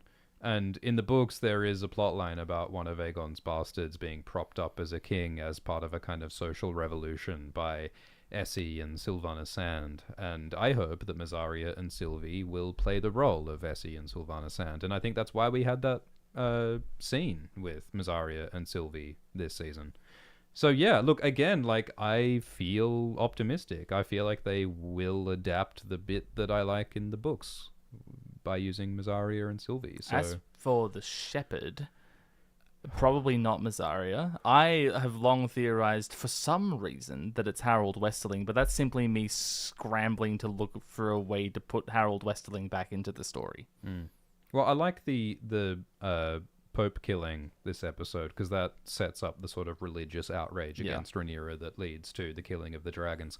And all of that, like, stuff that Ormond says and the High Septon says about dragons being an abomination, like a religious abomination, an affront to God, all of that pays off for the storming of the dragon pit. So I think there's a lot of, like, groundwork that they're laying that will pay off. So, yeah, look, I feel good about Season 4. Yeah, me too, man. This season makes me feel good about Season 4.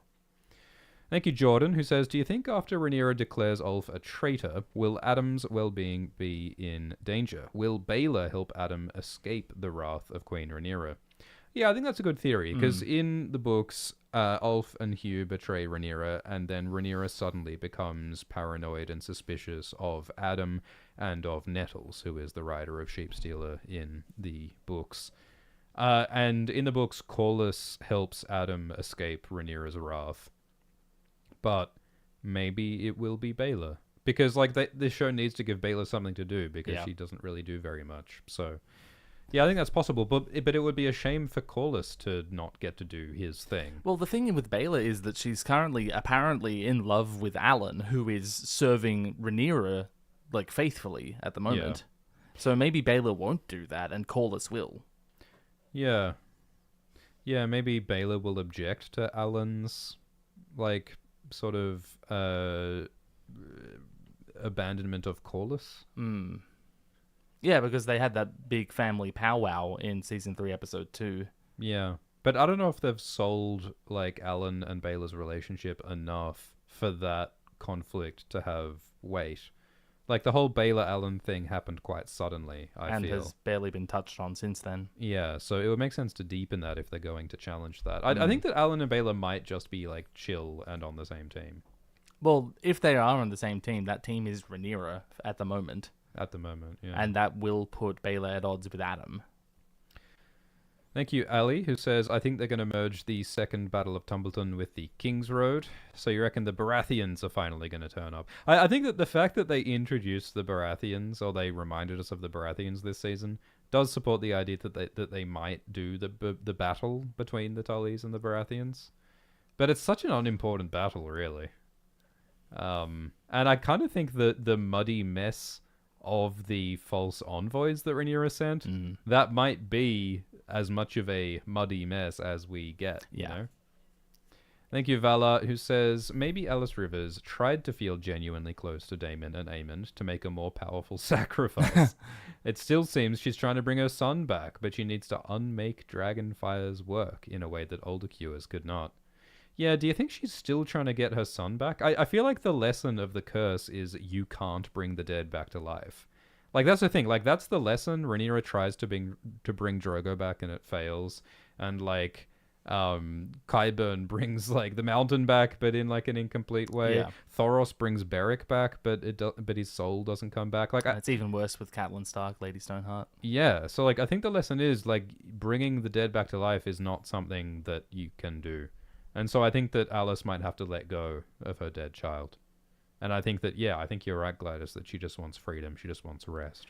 It is interesting to say. So Alice says that all you Targaryen boys want the same thing. And we now know that Alice was around for Aegon the Conqueror.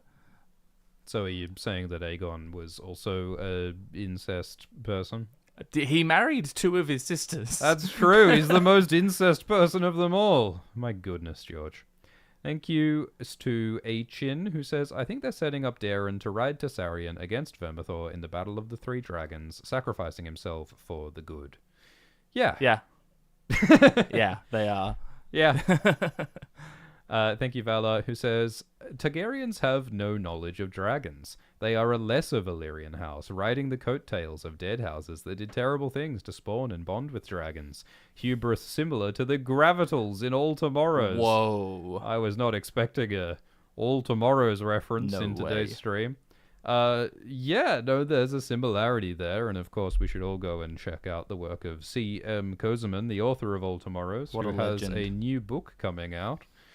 I do think it's fun and funny that the Targaryens are the last dragon lords, but they don't really know how to control their dragons. The books say that the Valyrians used to use dragon horns and dragon whips and spells and incantations that the Targaryens no longer have.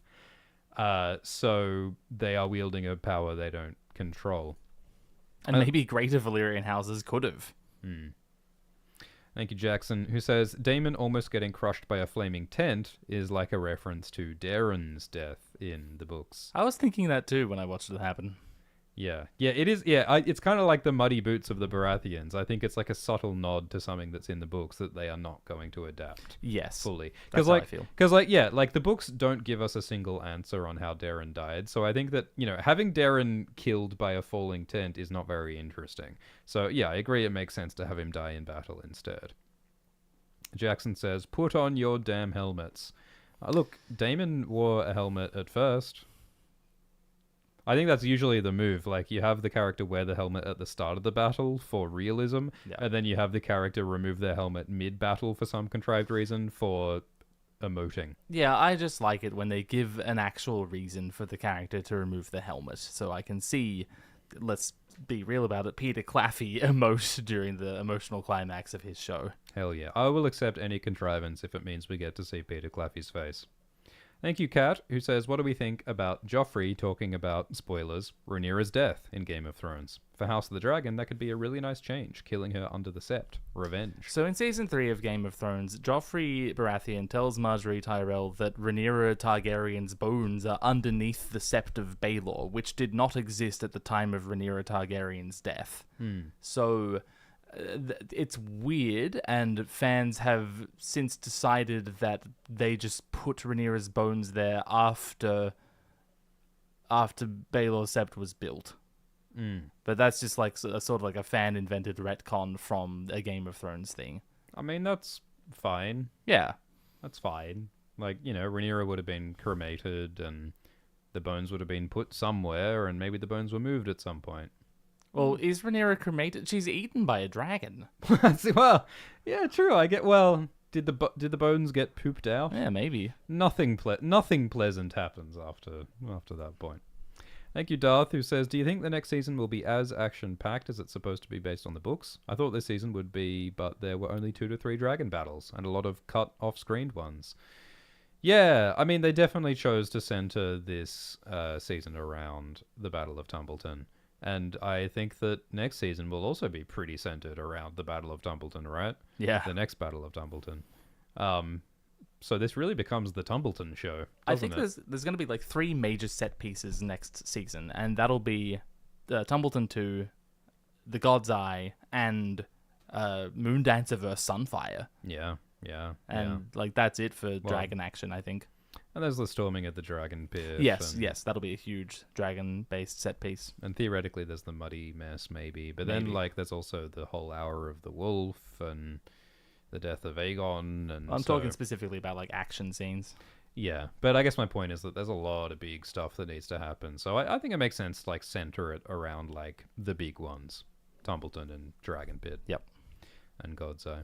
Thank you, Brandon, who says, "Enjoyed the finale, but I wasn't expecting to have to hide Hugh's betrayal for the next 2 years from my non-book reading friends. Interesting they showed Vermithor chasing Caraxes with no rider." Yeah, this season does leave Hugh in a slightly ambiguous situation. Like, Hugh did disobey Rhaenyra. He was meant to stay guarding King's Landing, but he instead went into Tumbleton on foot to find his wife, Kat. So he did, like, defy Rhaenyra, but he didn't, like, fully betray her, spoilers, like he seems to in the books. But, I mean, maybe he won't, you know? Like, maybe Hugh will do something a bit more subtle. Like, Ulf did the dumbest, most treasonous thing possible, which is burning both sides. Yeah, Hugh seems a bit more tactful than that. But also, he's very emotional right now. Yeah, he is. I think that, like, in the aftermath of Tumbleton 1, I think that Hugh will have some conversations with the Hightowers, whoever is in charge of the Hightowers right now. Gawain, right? Yeah, is Gawain the new Hobart Hightower? I think Gawain is going to have to kill Ulf. I think that's what's going to happen next season. Yeah, God, that makes me so sad. Yeah. But that is the perfect thing to do, isn't it? Gawain sacrificing himself to kill Ulf, doing the necessary thing so that there's hope for, you know, Darren, but then Darren will die shortly after. Yeah. God, this is a sad story. So Alicent is not going back to King's Landing, I think. I mean, she's currently under the purview of those guards Rhaenyra sent with her. But if I'm Alicent, I want to go to Tumbleton. Well, yeah, I mean, what is Alicent's goal now? Because her goal this season ostensibly was freeing Helena and herself. Helena's dead now. Helena's dead now. So there's definitely an argument for Alicent to just, like, get on a boat to Qohor, you know? But I guess Alicent will now think of Jaehaera, Helena and Aegon's daughter. But they've also set up that Darren wants to see Alicent. Yeah, I mean, I guess Alicent might be like, oh, my new prime directive is to help Darren now. But even that is kind of ridiculous because throughout season 2 and 3, she seemed willing to abandon Darren. Maybe Alicent in season 4 will just be another devil on Rhaenyra's shoulder. Yeah, I think that she's going to pash Rhaenyra. Good for them. Thank you, Crater, who says, even though Kat's cause of death is vague, do you think Ryan and gang might solve the dragon seeds need to die problem by pitting them against each other? A battle of the dragon bastards. Yeah, I mean, I guess it would make sense for Hugh to object to Ulf's violence. I mean, Hugh might blame Ulf for Kat's death in a similar way to how Rhaenyra blamed Rhaena for Jace's death. And so I like how they have established a sort of like friendship between Hugh and Ulf, and so it might be worth something for that to blow up. But yeah, we'll see. Yeah, I wouldn't be shocked if they are on opposing sides after this. Thank you, Andrew, who says, we wasted so much time on Rhaena. Frustrating. Yeah, I think that Rhaena worked for me this season. I think that her sort of like tantrum on a dragon was sort of a fun and unique storyline, and I like what it did for Daemon. And I loved the fucking visuals in the cave, man. The fire behind her as Rhaena's silhouette approached. I thought that was great. What on earth is Rhaena going to do next season? I don't know. Like, we might get a very, like, weird, slow plot of, like, Daemon and Rhaena just sort of wandering about the Riverlands, learning to ride Sheepstealer and control Sheepstealer better. That sounds awesome. Maybe. Might suck. Yeah, I wonder what's going to happen with Rhaena's story, because Daemon's probably going to die halfway through season 4, right? Or maybe they'll save that towards the end. Maybe they'll push it back.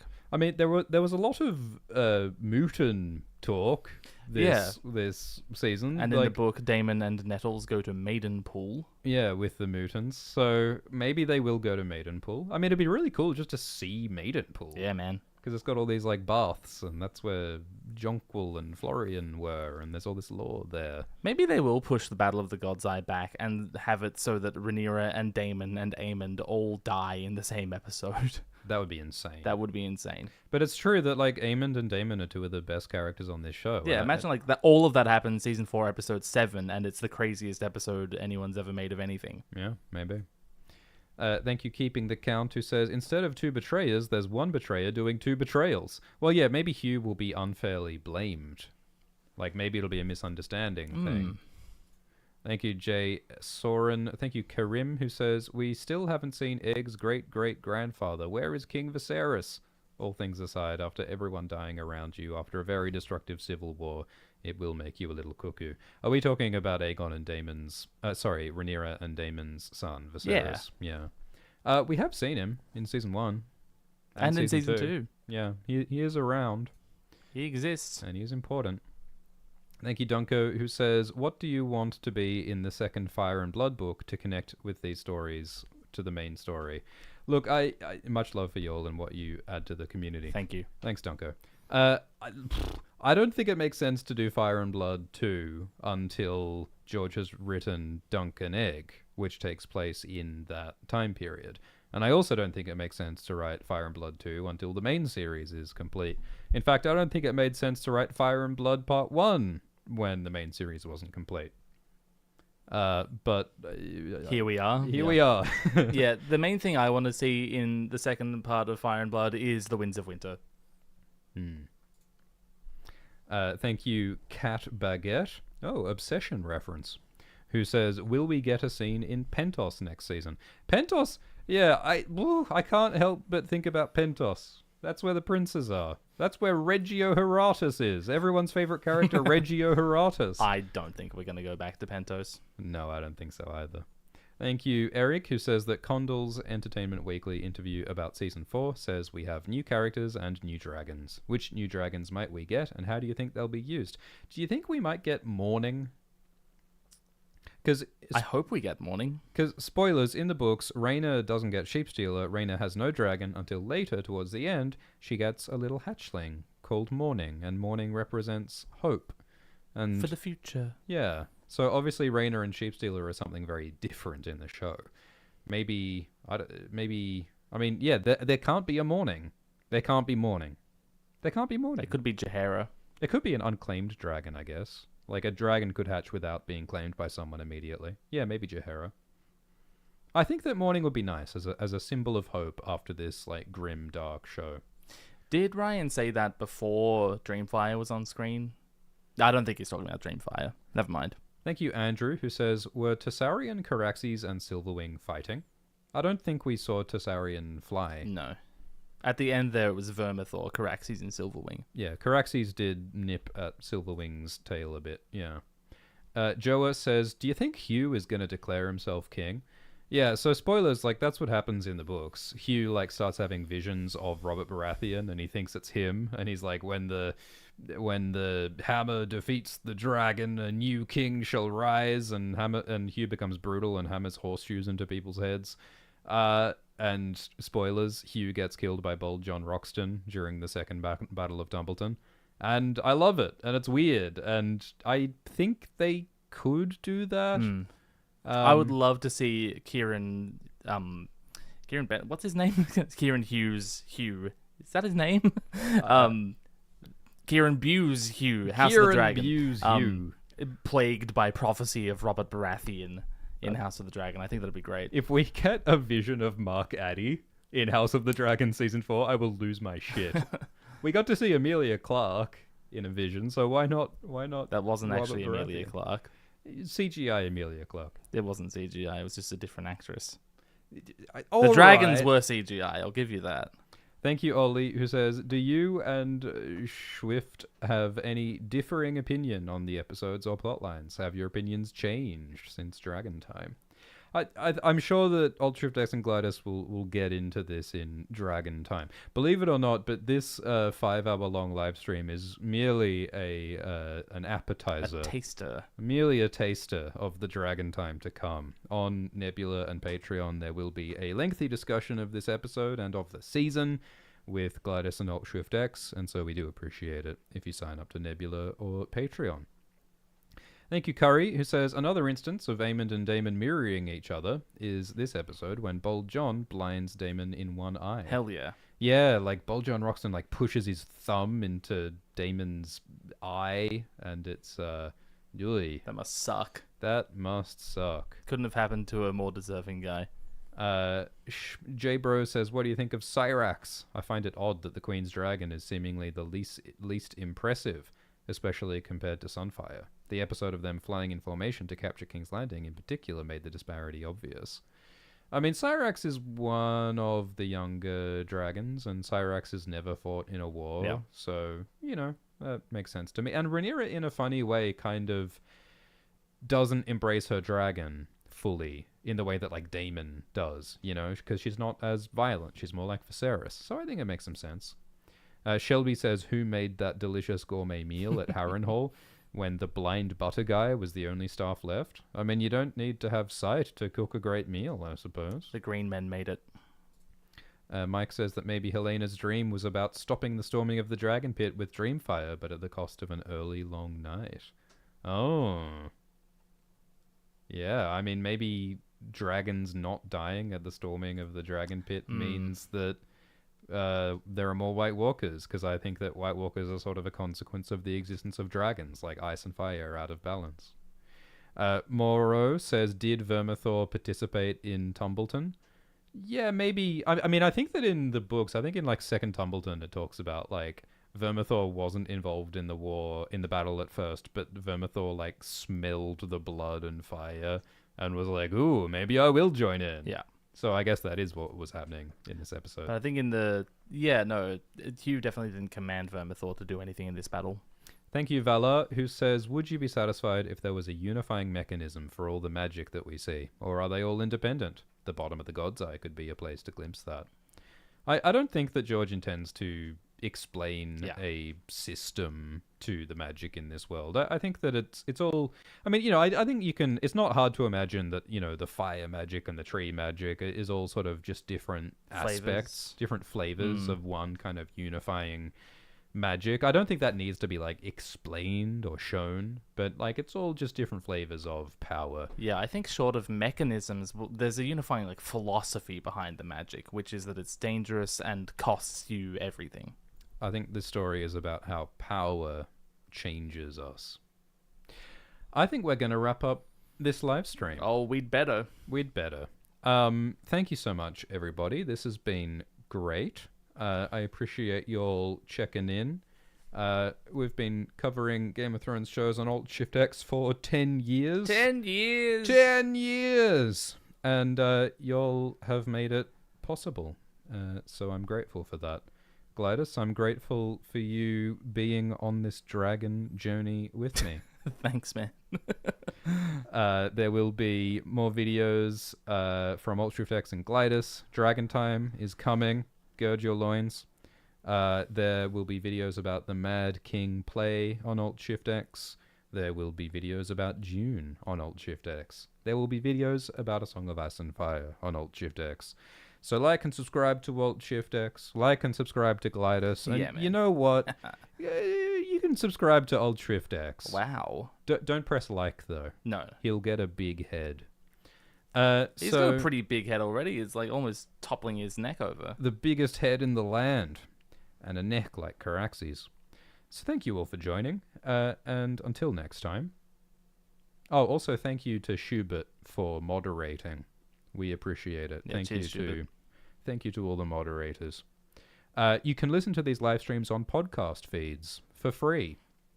There's a link in the description to the podcast link, so you can subscribe using any podcast app for free. It is also on Spotify if you like ads and algorithms, I guess. But there are free podcast apps. And yeah, we appreciate Patreon support and Nebula support, and have a good one. Cheers.